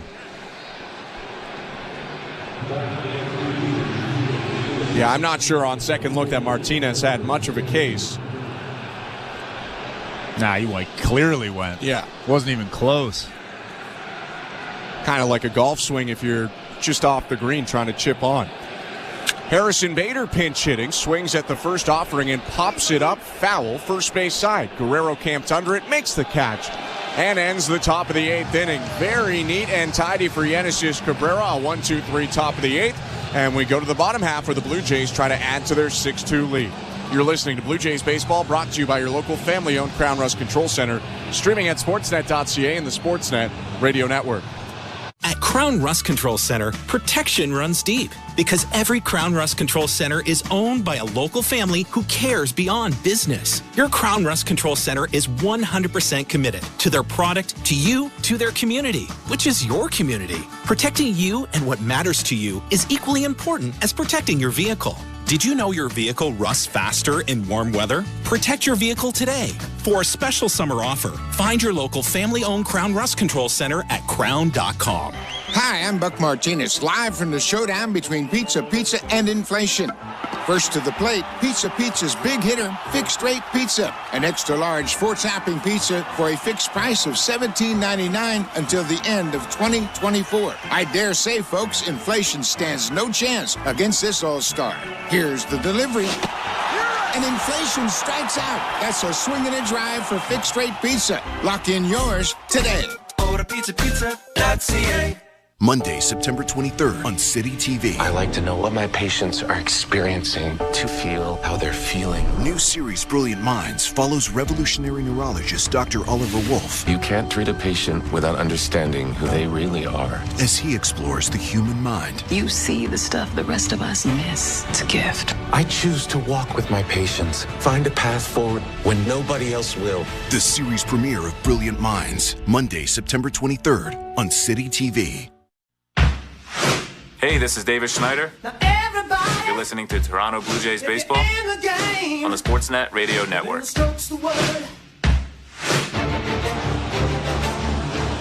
Welcome to the Timbermark broadcast booth. Bottom of the 8th inning and a new pitcher on for the Mets. It's Adam Ottavino. He's into the game now for New York. New center fielder as well is Harrison Bader. Tyrone Taylor has moved to right. DJ Stewart was lifted from the game in the top of the 8th. And the Blue Jays have a somewhat comfortable 6-2 lead. For Ottavino, his 54th appearance of the season, a 4.38 ERA. Blue Jays fans may remember the righty reliever from his 2 years with the Yankees in 2019 and 20, or his 1 season with the Boston Red Sox in 2021. And that age really snuck up on him. Adam Ottavino's 38 years old now. Debuted in 2010. Wow. He faces the rookie Joey Loperfido. Slow wind in the pitch. Drops a breaking ball in at 77 for strike 1. For Ottavino, that was the sweeper. He throws that pitch most. Uses his sinker a lot. Mixes in a cutter, four-seamer, and change.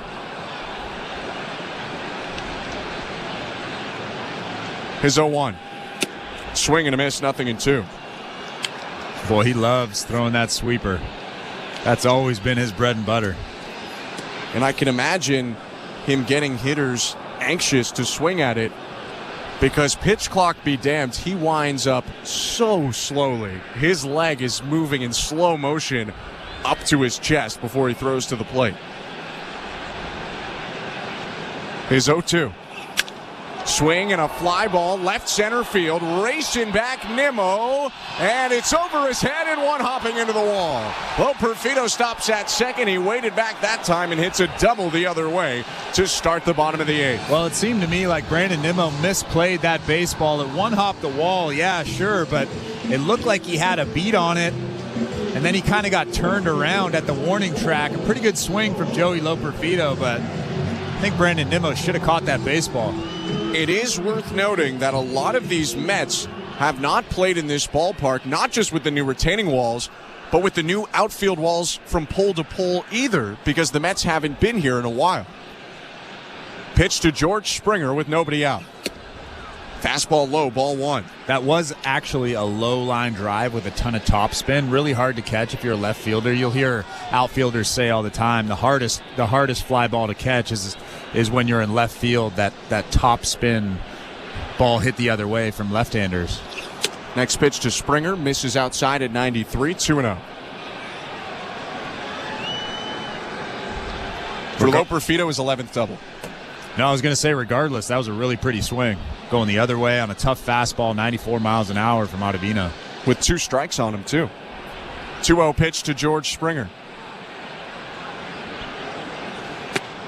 Breaking ball misses up top, ball 3. Ottavino, the new reliever for the Mets, was born in Manhattan and grew up in Brooklyn. His high school only about 30 minutes from Citi Field. 3-0. Called strike, 3-1. And he's had the full New York experience, signing with the Yankees before 2019, 2 years with them, and then signing with the Mets in 2022, and again on a 1-year deal in 23, opting out, and again in 24. 3-1 pitch. Inside, ball 4. Just missed with his sweeper, and for Springer, a 5-pitch walk.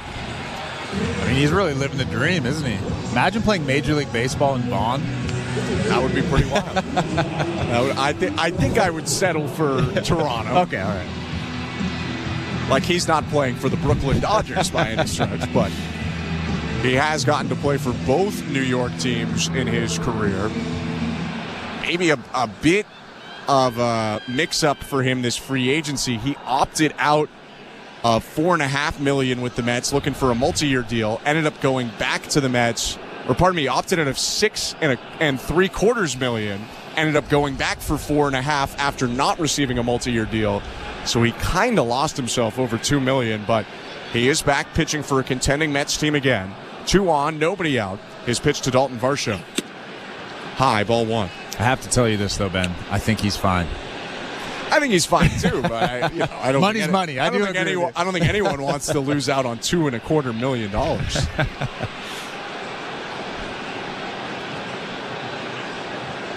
Righty's 1-0. Swinging a foul back, 1-1. And to get to the point where he was pitching in New York or a contending team in the Mets, he had to endure 7 seasons in Colorado, 2012 to 2018. He was pitching for the Rockies.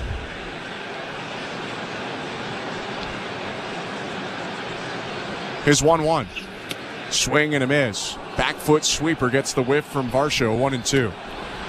In his last year with the Rockies, he pitched in 75 games and had a 2.43 ERA. That's really hard to do.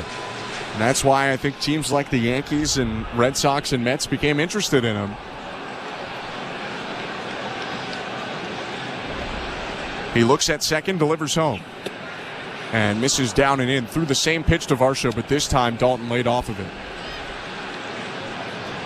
First and second for the Blue Jays. Nobody out, bottom of the 8th. Toronto up 6-2. Lindor shaded behind Lo Perfido, keeping him close to the second base bag.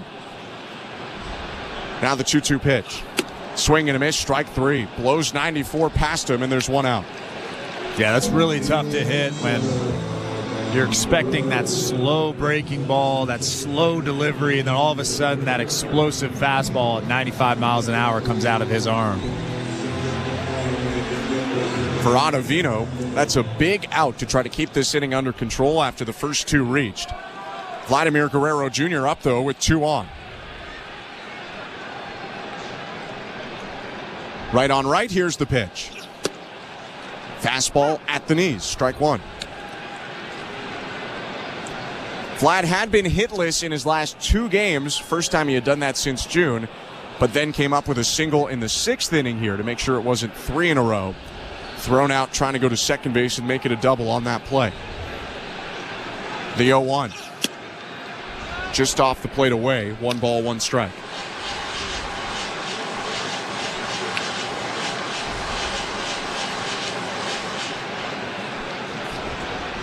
Bobby Witt Jr. did go 1 for 5 tonight for the Royals. His average at .334, but Vlad 12 points behind him. Swings and bounces a ball up the middle, backhanded by the second baseman Alvarez. Goes to the bag for 1, throws to first for an inning-ending double play. We go to the 9th. The Blue Jays up 6-2 on the Mets. You're listening to Blue Jays Baseball, brought to you by your local family-owned Crown Rust Control Center. Streaming at sportsnet.ca and the Sportsnet Radio Network. Before your team takes the field, get game day ready anywhere, anytime with SiriusXM's Tailgating Anthems. A channel with songs to rock your pregame and amplify end zone celebrations.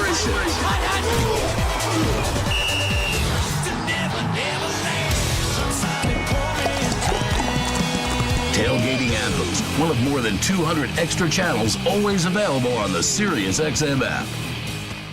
Every night after the final out, the Round Trip Roundup brings you the scores, highlights, and analysis from every game across Major League Baseball, all in less than 30 minutes. Swung on and missed, strike 3 and a no-hitter. It's the perfect way to get caught up on all the night's biggest home runs and best performances. And a high drive, deep right center. It's the Round Trip Roundup on MLB Network Radio every night on SiriusXM Channel 89 and every morning on the SiriusXM app. While you're listening to this game on SiriusXM, we're talking about the latest odds and prop bets for this and every game on Sports Grid Radio. The under's minus 125. Heavy juice to the under. Every home run hit and every strikeout thrown can change the line. I can't for the life of me figure out how you can favor a team that never wins, ever. If you're looking for sports talk centered around the latest odds and prop bets for games, races, tournaments, or any sporting event, Sports Grid Radio, SiriusXM, Channel 159. 24/7, 365 coverage of all things NASCAR. All things NASCAR happens exclusively on SiriusXM NASCAR Radio, Channel 90. Sportsnet Radio Network.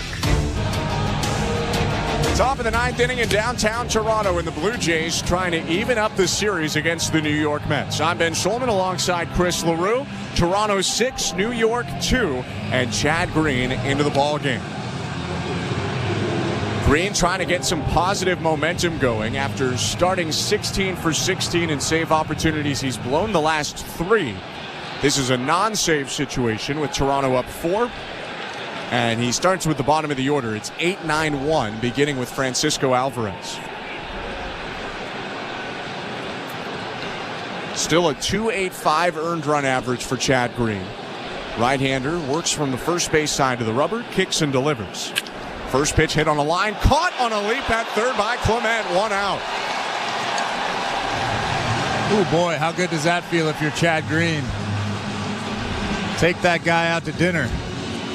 Well, last time Chad Green came on, a roller went up the middle that Clement probably should have had at short in Atlanta, and he pulled up on it, and it was a hit. So Ernie making that even, returning the favor now with a nice play for the first out. And here's Jose Iglesias, substitute, batting in the 9 spot.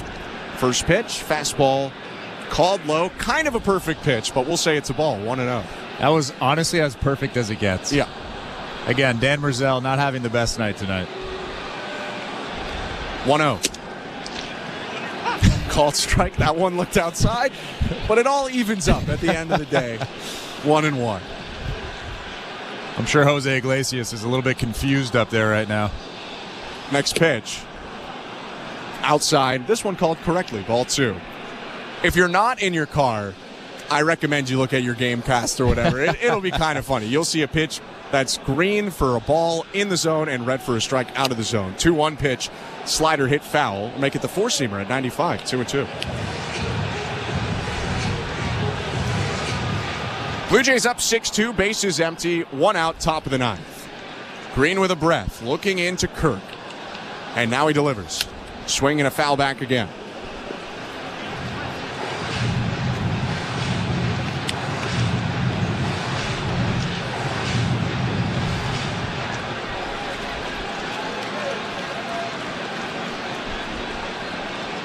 Another 2-2. Bounced it to the plate, full count. Before tonight, Green has given up 7 earned runs, 8 hits in his last 2 2/3 innings. He's had a rough stretch. Righty reliever delivers a 3-2, and it's hit foul.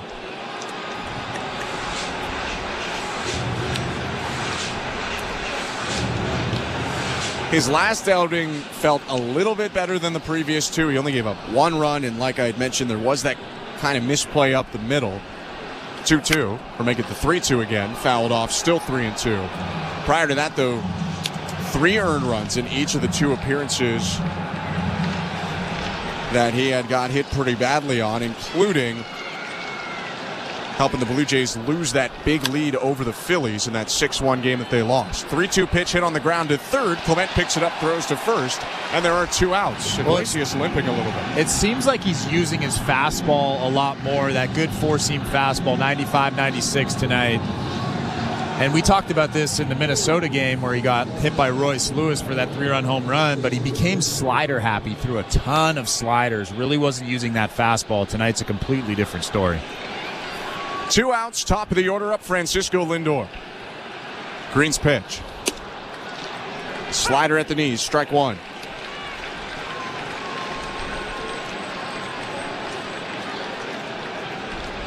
Blue Jays trying to even up this series, give themselves a chance to win it tomorrow. 0-1 pitch hit foul down the left field line, and the Mets down to their final strike. It's 0-2. On the Mets side, barring a big comeback here with 2 outs, they will fall back into a tie with the Atlanta Braves for the final wild card spot. 28,000 on their feet. Green's 0-2 pitch. Outside, 1 ball and 2 strikes.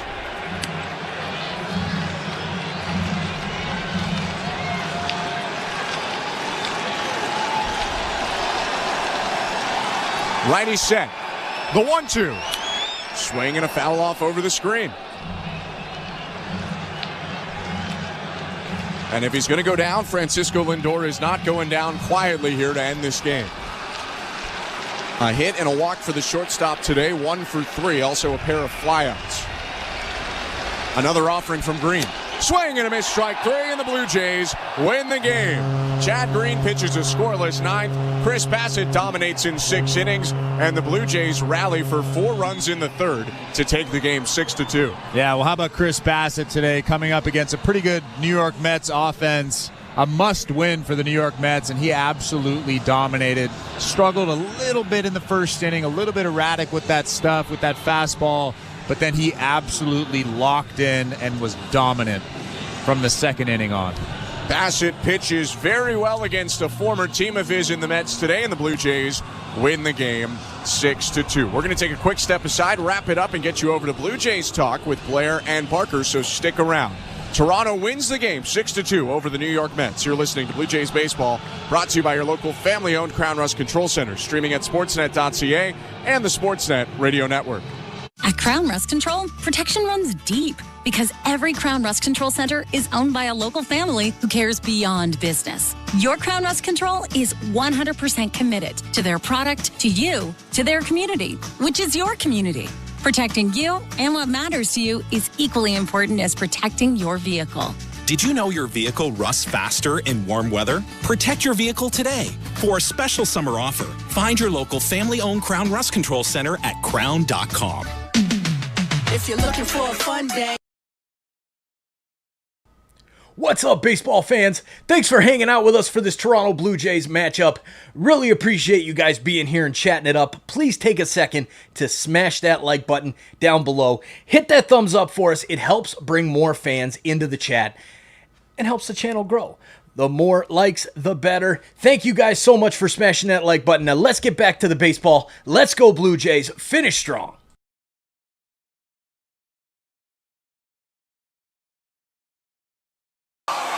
On Sportsnet 590 The Fan and the Sportsnet Radio Network.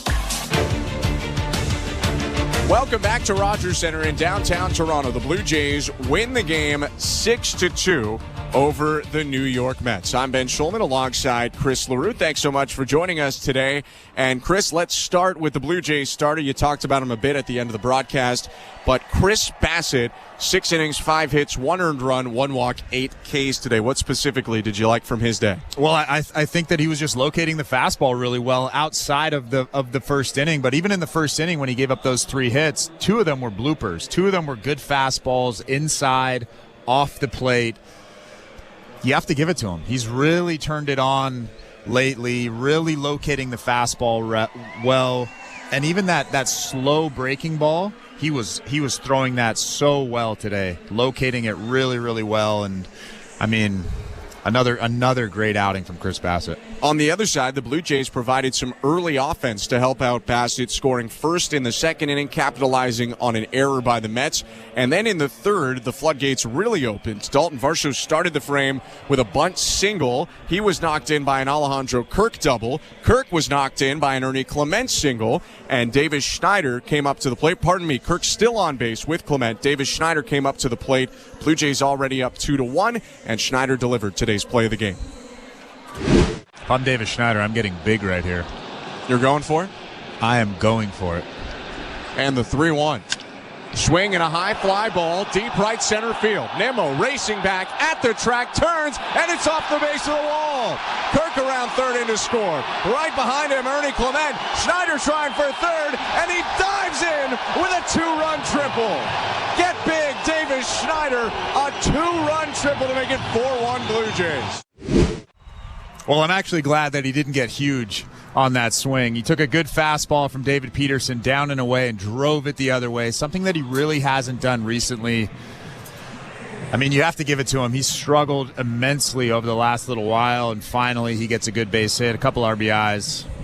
Much needed for the Blue Jays. Good day for the middle to bottom of the order as Schneider comes up with that hit, 2 hits from Spencer Horwitz, and a walk.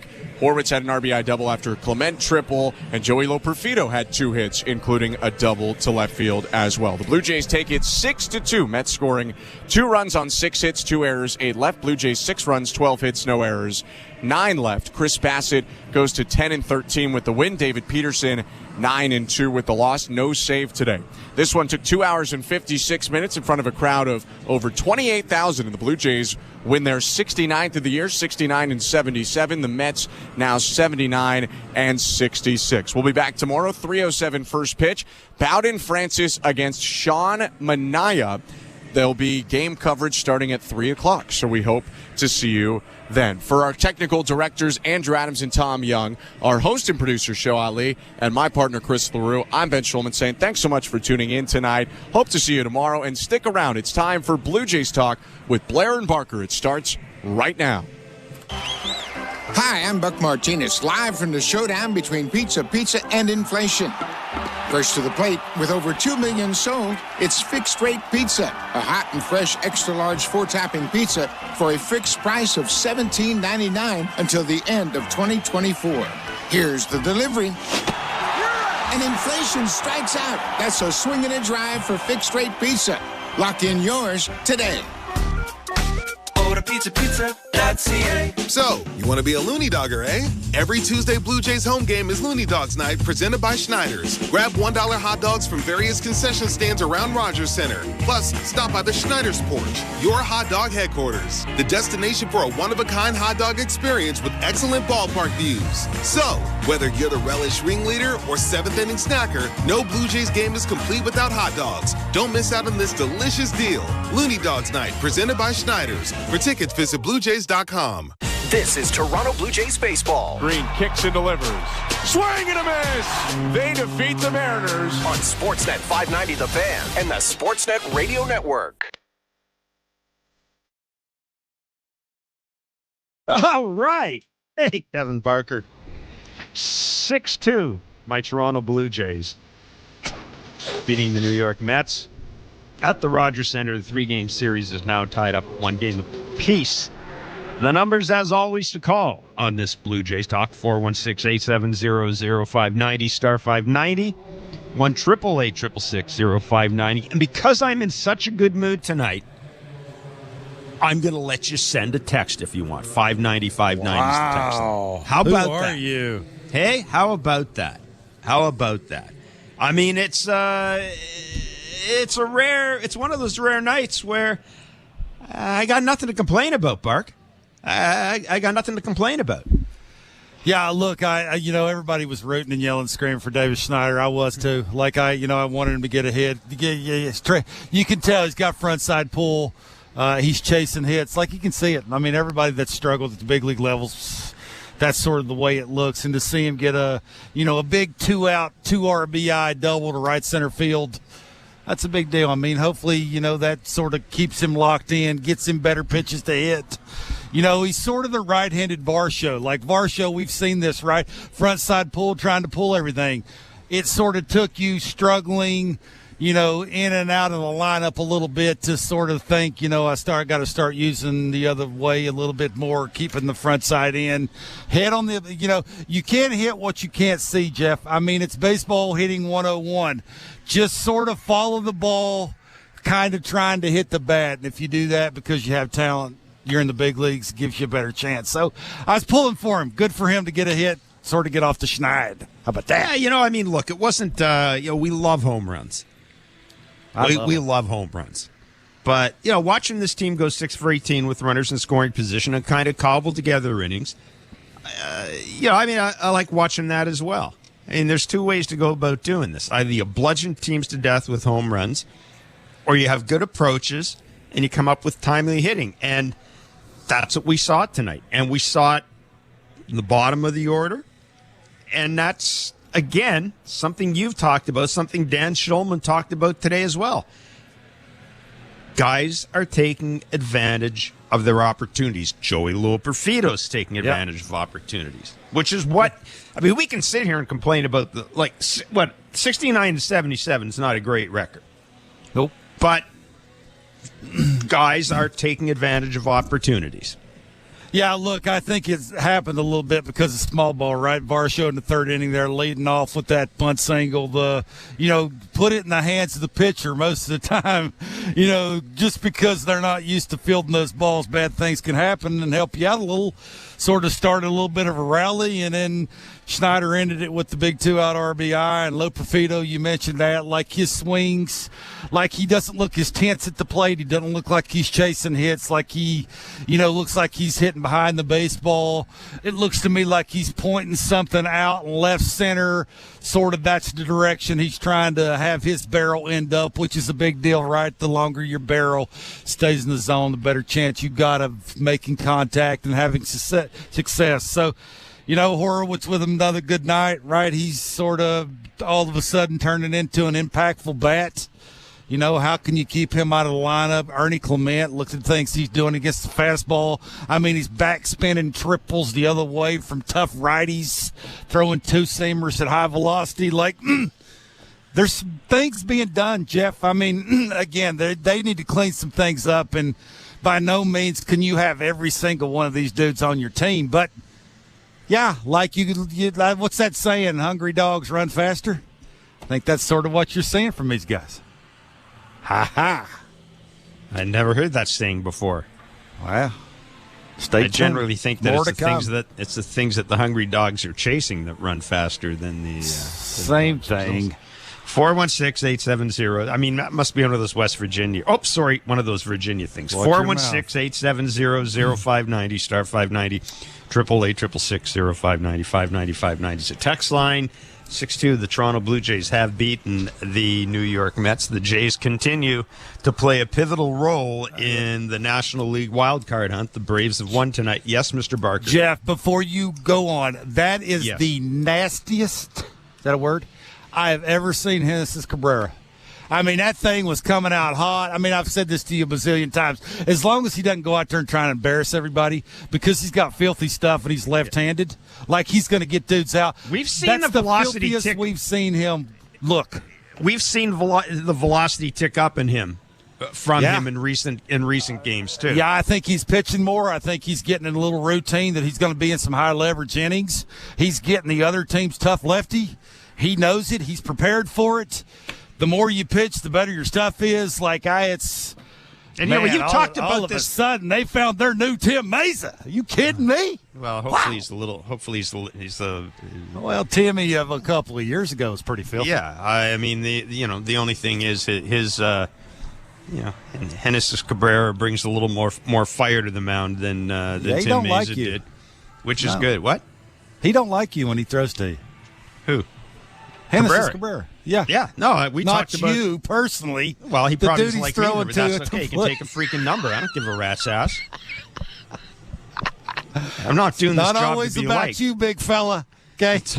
I'm not doing this job to be liked. Trust me. I'm sure that's obvious to people. Kidding aside, though, we talked about this before we did our show Monday. And we were talking about Genesis Cabrera getting involved in it with the Braves, and we both kind of said, I know that don't look at the dugout and I want to see that. I was happy to see that. I'll take that. Yeah, providing you can back it up. Yeah, I don't like the taunting too much, but I do love not backing down. Like there's a fine line there between looking at a dugout and sort of pumping your fist and getting it out that I don't know if it even mattered.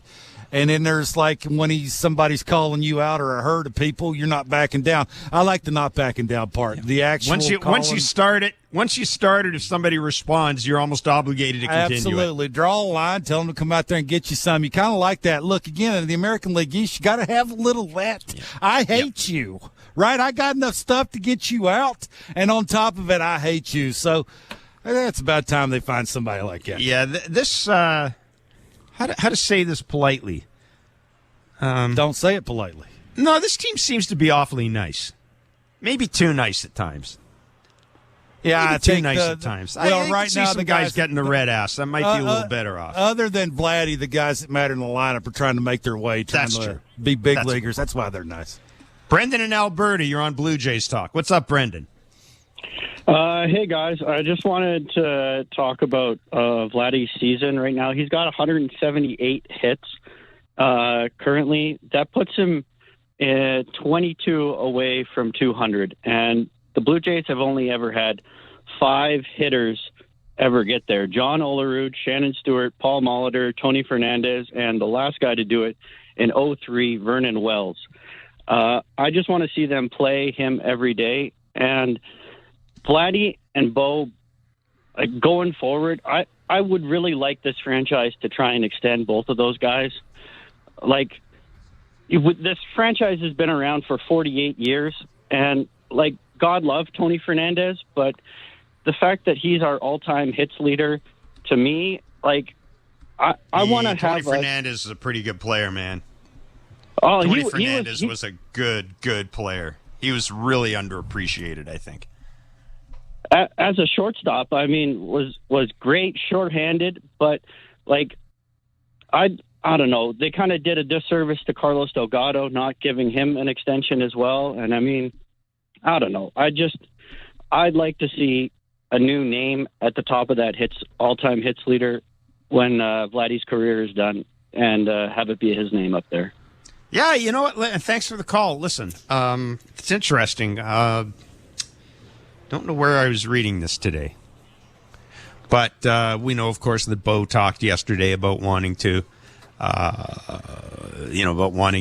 sign a long-term contract here and win championships with Vladdy, et cetera, et cetera.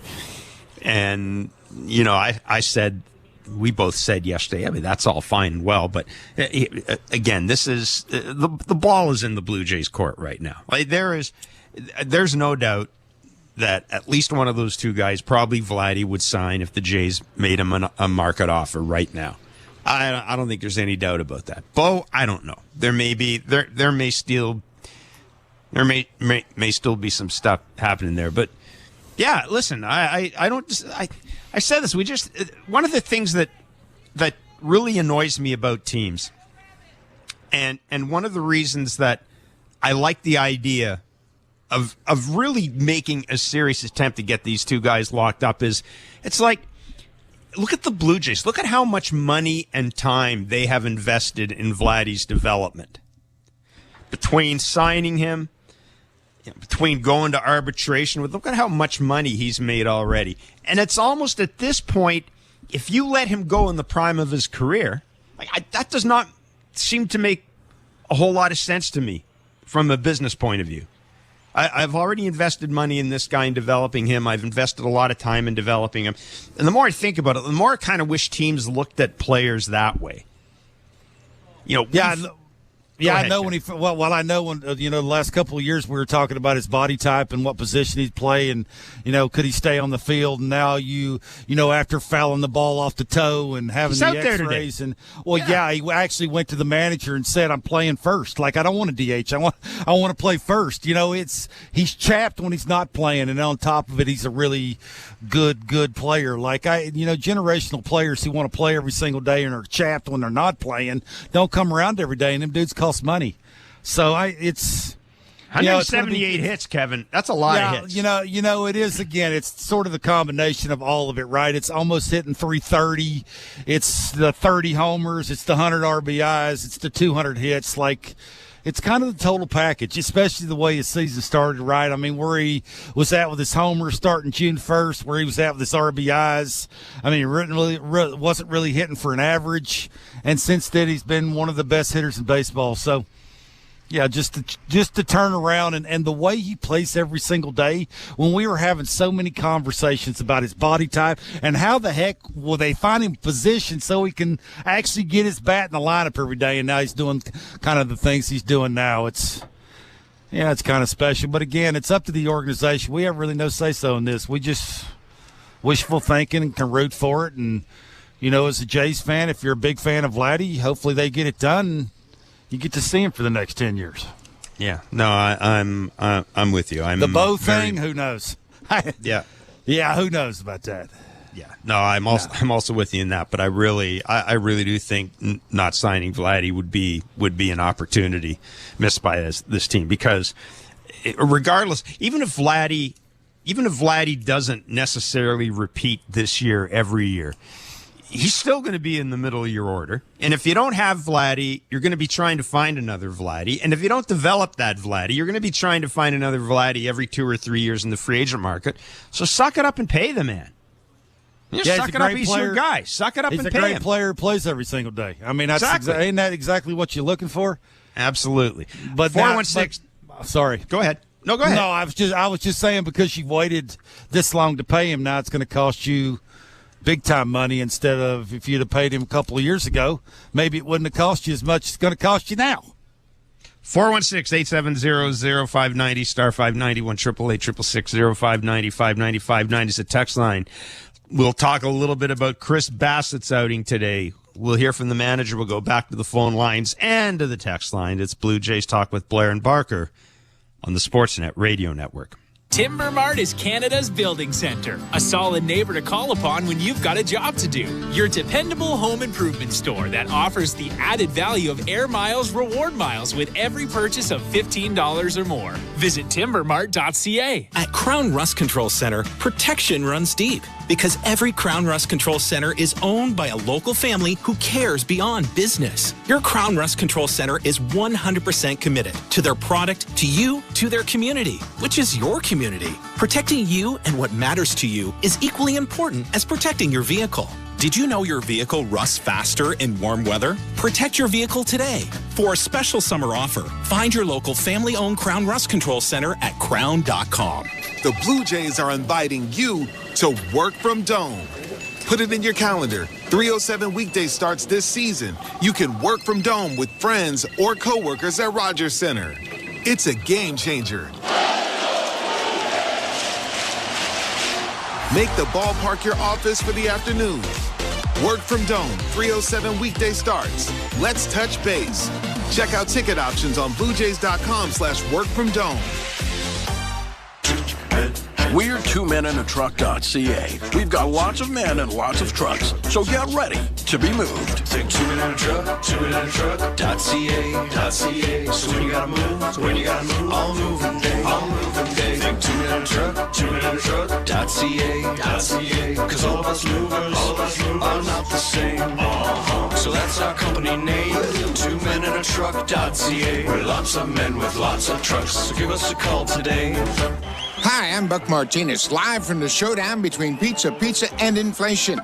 First to the plate, Pizza's big hitter, fixed rate pizza. An extra large 4-topping pizza for a fixed price of $17.99 until the end of 2024. I dare say, folks, inflation stands no chance against this all-star. Here's the delivery. And inflation strikes out. That's a swing and a drive for fixed rate pizza. Lock in yours today. Order pizza.ca. This summer, catch the excitement of Blue Jays baseball on Sportsnet. From pregame to postgame, Blue Jays Central breaks down what went down and why. When the action heats up on the field, Sportsnet.ca and the Sportsnet app take you deeper inside the game. Headlines, scores, highlights, and more. It is way out of here. Watch or stream on Sportsnet or listen to every game on Sportsnet 590 The Fan. All summer, only one source brings you closer to the action. Sportsnet, home of the Blue Jays. Timber Mart always has plans to help you with your plans. Your home, your cottage, your garage, whatever needs your attention first, check the most visited spot on our website for ready-to-order plans to get the job done with Canada's Building Centre. Visit timbermart.ca. This is Toronto Blue Jays baseball. Jose Barrios with a trio of strikeouts to end a scoreless 6. On Sportsnet 590 The Fan and the Sportsnet Radio Network. His bats have been getting better, so I think just trying to keep rolling out there in spots that we can. It felt good for him. It was a big swing for us tonight. John, you said his at-bats are getting better. Why have you stuck with him when things haven't gone well in roughly 2 months' time? Got a great last name, and he's an easy guy to root for. You know, it's you see the work that he puts in, and again, I think if our season was a little bit different, you know, his season might be a little bit different. You know, that's stuff we've talked about, but the fact that he's shown that he's had success here, you want him to try to get back to that, and only way you can do it is to go out and perform. So credit to him for kind of keeping his head down, for the guys in the clubhouse that continue to have his back. You know, he's an easy guy to root for. You know, that's kind of the easy way to put it. All right, that was the manager, John Schneider, talking about his favorite son, Davis Schneider. Seems that way. Oh, he's a nice kid. He is. Yeah, no, I'm saying that. I'm saying that with all love. Is. All love. You know me. Good for the organization, because a lot of organizations would never let a guy roll out there. It's like 2 for 80. None of the organizations you played for would ever do. I hit 240 and got sent to AA. So I know 240 now. Yeah. You'd be making 25 large. I'd be hitting cleanup for the Blue Jays for sure. Probably 416-870-0590 star 590 888 0590 590 is the text line. The Blue Jays 6-2 winners over the New York Mets. We've got to talk about Chirs Bassitt, tonight's starter. I believe a 23-pitch first inning. Wobbled a little bit, but vintage Chirs Bassitt took advantage what I would charitably call an interesting strike zone. And hey, all fairness welcome to to him, my side, Jeff. It's about time. Took you long enough. He's entitled to that. He's entitled to that. Poor old, it was a DJ Stewart. I mean, just had he had no idea what the strike. Oh, poor guy. I mean, honest to I've God, been there. I felt bad for him. But all kidding aside, I'm just at the point now with the starting rotation. I just want good things to happen to these guys for the rest of the year. I really do. Because, we talked about all the things these guys have gone through in recent years, and the 4-man rotation, it's sort of not having an offense.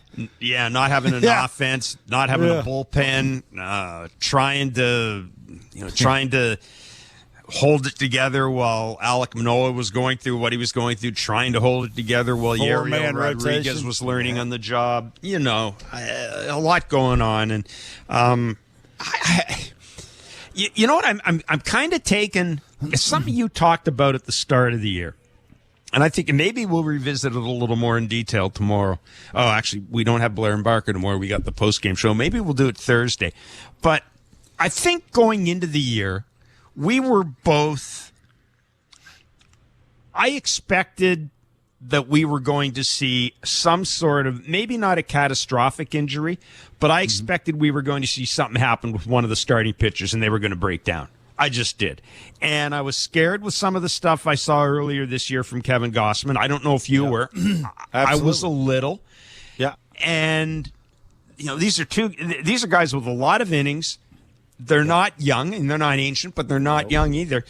And, man, if they can finish this season on a strong note, Kevin, that's maybe something we need to start talking about because they're going to be important going into next year. And if Bowden Francis just finishes on a level, at a level near what he's doing right now, you feel really good about this rotation going into next year. Well, yeah, the Bowden Francis thing would allow you to do whatever you want to do with Rodriguez, right? You can massage him. You could, start him after an opener. Like, you could do some things to figure out ways to get him where he needs to be. But I'm with you. Like, we root for certain offensive players that are struggling. I root for the rotation. Like, I root for the dudes that, have grinded and will do anything. And Bassitt throw the kitchen sink. Like, he is sometimes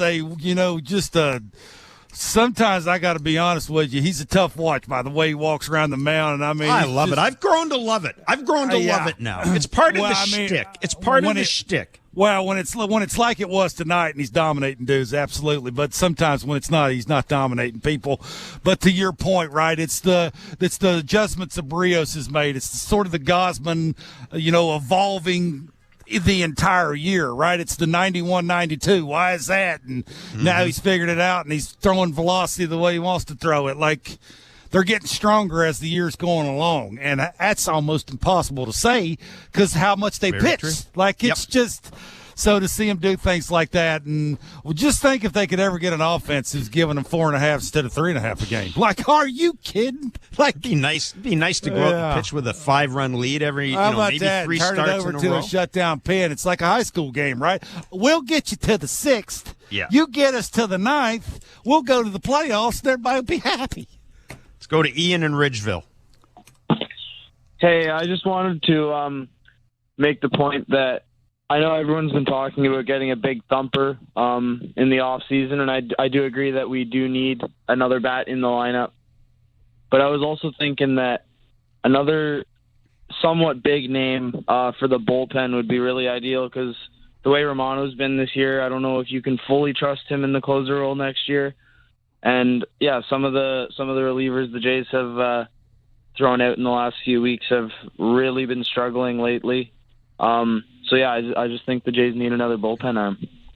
Yeah, Ian, thanks for the call. I would say they probably need another 4 or 5 bullpen arms, honestly. But, I mean, listen, we had Dan Schulman on today, and I think Danny's probably right. You asked him, does the Jays closer for 2025 in the team right now? And he said, well, yeah, Jordan Romano. And there just may be, with all the stuff this team has to do, it's entirely possible that he comes back as the closer.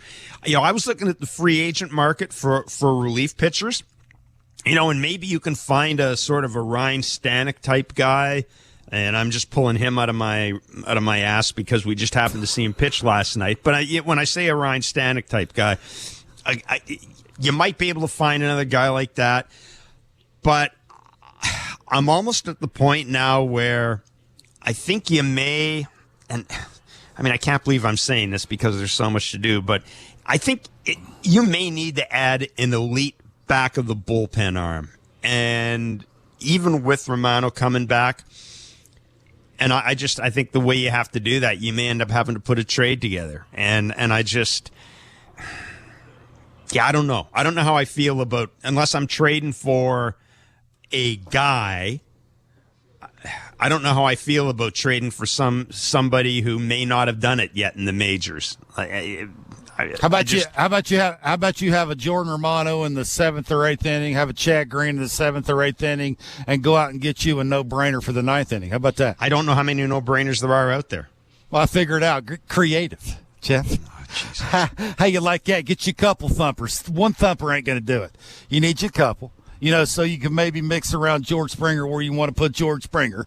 Maybe you have Bo leading off instead of George. You can move him down the order. The better bats, the younger bats are getting more plate appearances than George would get. I'm not saying you eliminate George because of the way he plays defense, but, perfect scenario, get you a couple, right? I mean, again, this is sort of what you've been dealt. Like, it is what it is now, right? Okay, I'm just going to say this. I'm just looking right now at potential free agents. We'll start working in that. And I'm just looking at guys, Kenley Jansen, Ryan Presley, Craig Kimbrell, Ross Stripling, Dave Robertson, Aroldis Chapman. I mean, there's a whole bunch of, guys out there. I think Devin Williams might be. There's a club option there. That's not going to happen. I've got to think that they'll probably exercise a club option. Carlos Estevez, Clay Holmes. It's not like the market is loaded with guys who are going to come out and you're going to go, hey, there's my 9th inning guy.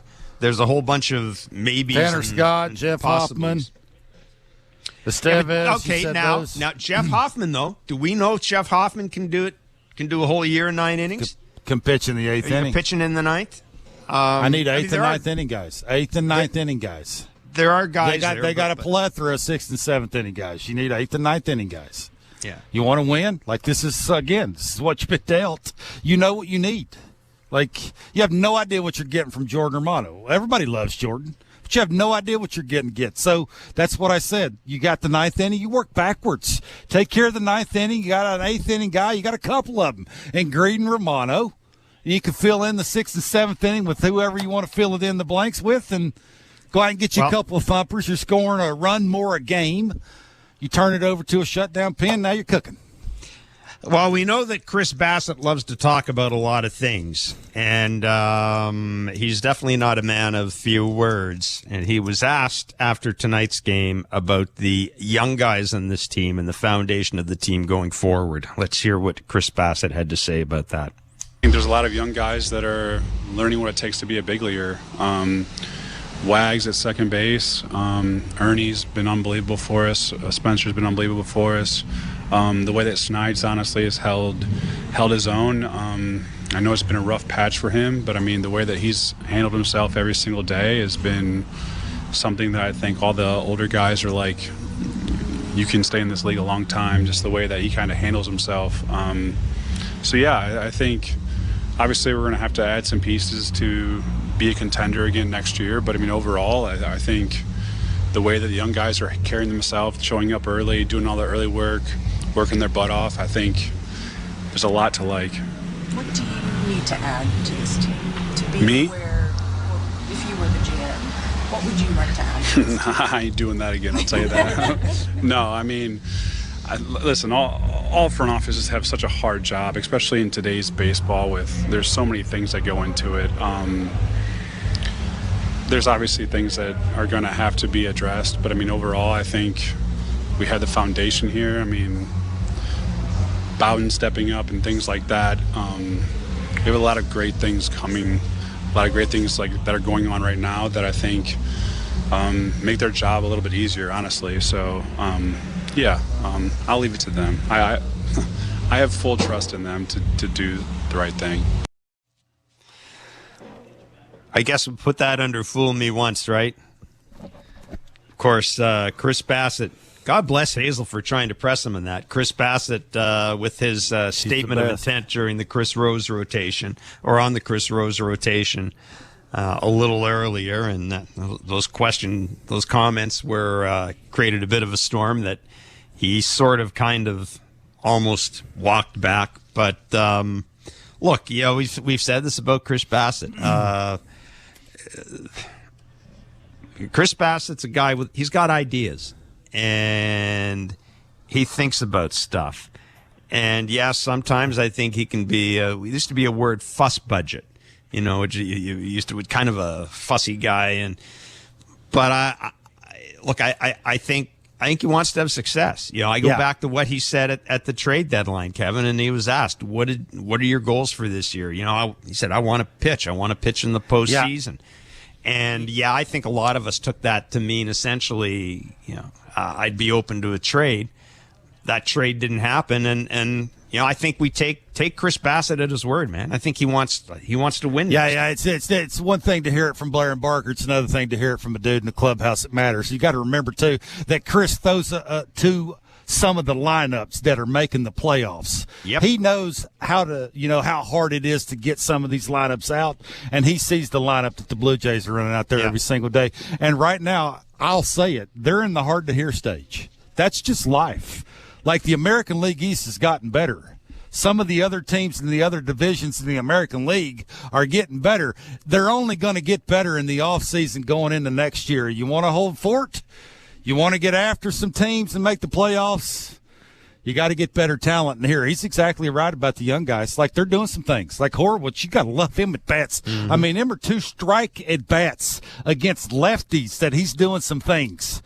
Where's he playing next year? Like, that's the thing, right? It's one thing to see it play. Absolutely. It's one thing to see it play out here. Yeah, it's almost like you have a lot of partial pieces, and now what you're missing are you're missing the 2 or 3 big puzzle pieces that are going to make it all fit together. Aircraft carriers. Like, you need dudes that can drop 40 and drive in 120. Yep. And those cost money. Again, it's not my money, and, if Mr. Rogers is still willing to spend money, I would think you start there. Again, I've said this. Don't worry about what position they play. Worry about where you'd put them in the order. If they're middle of the order guys, they get here, then you find a position for them. And you've got enough guys with versatility that you can plug and play elsewhere. There you go. 6-2, the Blue Jays have beaten the New York Mets. The third game of the series goes tomorrow. A reminder, it is a 3:07 first pitch on Sportsnet 590 The Fan and Sportsnet. Blair and Barker will be along following the game on both radio and TV. We will take your calls. We will take your texts. We'll break down everything about tomorrow's start. The Jays have the next day off, and then they welcome the St. Louis Cardinals for a 3-game series at the Rogers Center. The season is winding down. Only a few chances left to get out and see the Blue Jays. So, thank you for listening to Blue Jays Baseball, brought to you by the local family-owned Crown Rust Control Centers in Charlottetown and Summerside, PEI. Protect your vehicle from rust today. Find your local family-owned Crown at crown.com, Canada's #1 rust protection.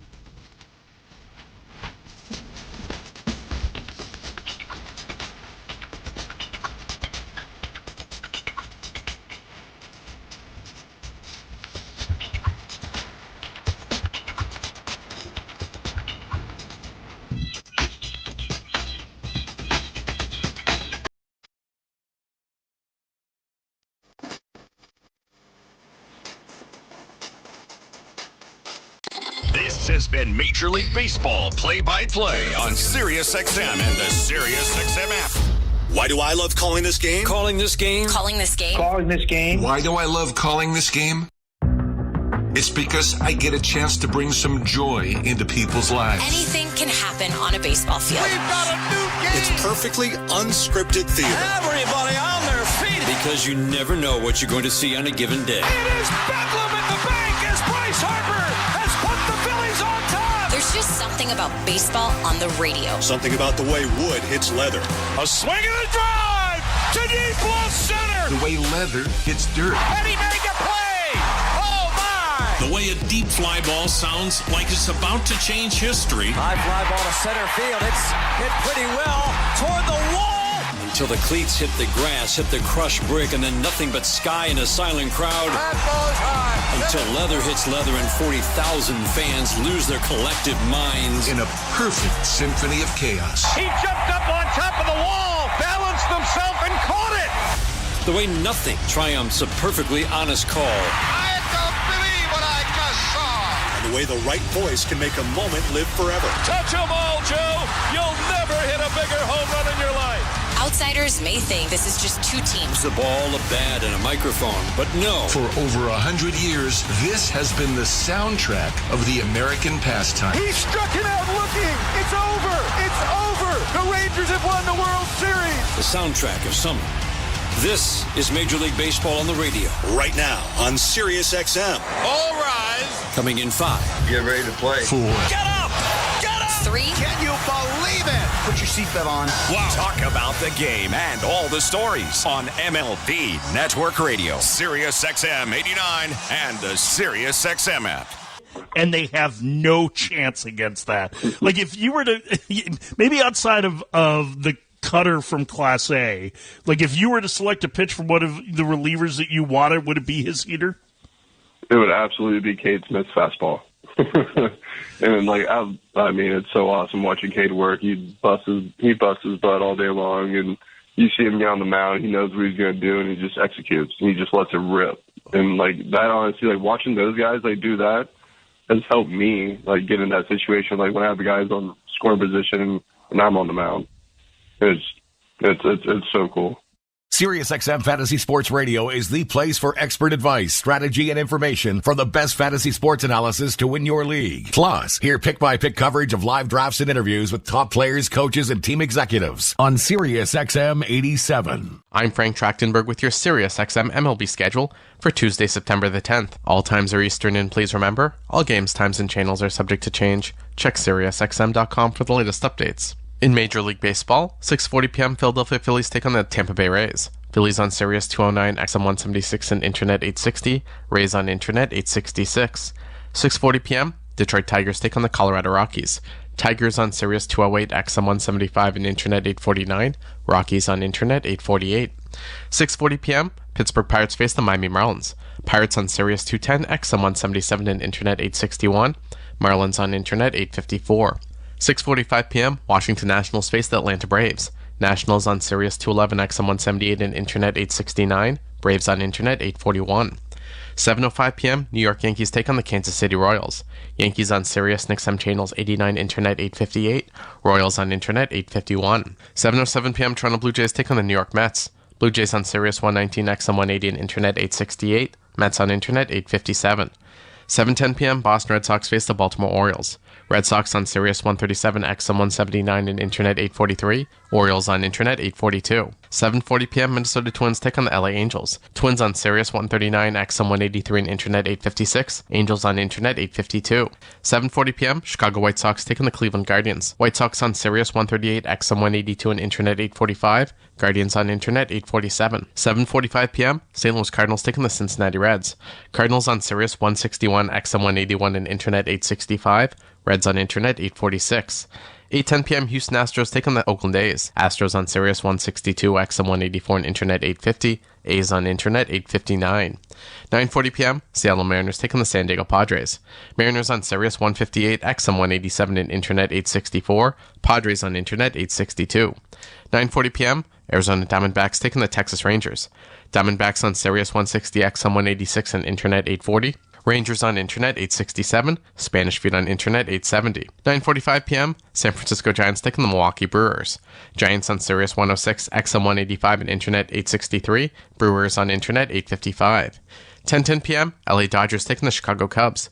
Dodgers on Sirius and XM channels 89, Internet 853.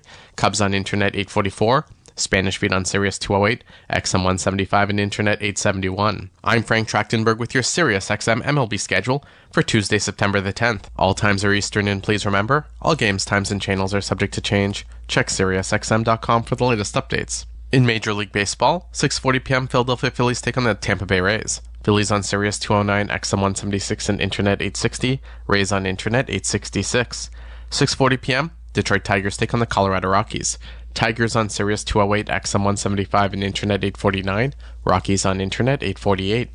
6:40 p.m. Pittsburgh Pirates face the Miami Marlins. Pirates on Sirius 210, XM 177 and Internet 861. Marlins on Internet 854. 6:45 p.m. Washington Nationals face the Atlanta Braves. Nationals on Sirius 211, XM 178 and Internet 869. Braves on Internet 841. 7:05 p.m. New York Yankees take on the Kansas City Royals. Yankees on Sirius and XM channels 89, Internet 858. Royals on Internet 851. 7:07 p.m. Toronto Blue Jays take on the New York Mets. Blue Jays on Sirius 119, XM 180 and Internet 868. Mets on Internet 857. 7:10 p.m. Boston Red Sox face the Baltimore Orioles. Red Sox on Sirius 137, XM 179 and Internet 843. Orioles on Internet 842. 7:40 p.m. Minnesota Twins take on the LA Angels. Twins on Sirius 139, XM 183 and Internet 856. Angels on Internet 852. 7:40 p.m. Chicago White Sox take on the Cleveland Guardians. White Sox on Sirius 138, XM 182 and Internet 845. Guardians on Internet 847. Get the latest news, opinion, and analysis from MMA to boxing and the professional wrestling world 24/7. SiriusXM Fight Nation, SiriusXM 156, and the SXM app. Host Jim Bowden was on SiriusXM MLB Network Radio on SiriusXM Channel 89 to talk about the Philadelphia Phillies and why he thinks they're the most complete team in the league right now without any issues. The Philadelphia Phillies have the most complete team without any issues for me. They've got 4 really good starters, a deep, strong bullpen, really good defense, big offensive players that can carry you, and they've got camaraderie and culture that is off the charts. Like, kids scored 80 out of 80 on a scouting scale. So I think the Dodgers and Phillies are the 2 best teams in the National League, and I think if the 2 best teams end up in the NLCS, I think it's going to be them. I mean, look, these guys are winners. They're going to win the NL East, and they're going to have a legitimate shot of winning the World Series. They are thoroughbreds. I mean, this is elite. They have a starting rotation 1 to 4 that can match up with anybody in the National League. They have superstar talents throughout their lineup. They have experience of winning and being at the World Series. They have an incredible fan base, and they can beat you in many different ways. They can beat you with their power. They can beat you with speed. They can beat you with the glove. And they have an elite bullpen. And, you know, you look at this team, they're as good as anybody in baseball. That was host Jim Bowden on SiriusXM MLB Network Radio on SiriusXM Channel 89. Mad Dog Sports Radio has the best sports talk in the business, covering sports with a passion and knowledge you need. Mad Dog Sports Radio, SiriusXM 86, and the SXM app. I'm Frank Trachtenberg with your SiriusXM MLB schedule for Tuesday, September the 10th. All times are Eastern, and please remember, all games, times, and channels are subject to change. Check SiriusXM.com for the latest updates. In Major League Baseball, 6:40 p.m. Philadelphia Phillies take on the Tampa Bay Rays. Phillies on Sirius 209, XM 176 and Internet 860. Rays on Internet 866. 6:40 p.m. Detroit Tigers take on the Colorado Rockies. Tigers on Sirius 208, XM 175 and Internet 849. Rockies on Internet 848. 6:40 p.m. Pittsburgh Pirates face the Miami Marlins. Pirates on Sirius 210, XM 177 and Internet 861. Marlins on Internet 854.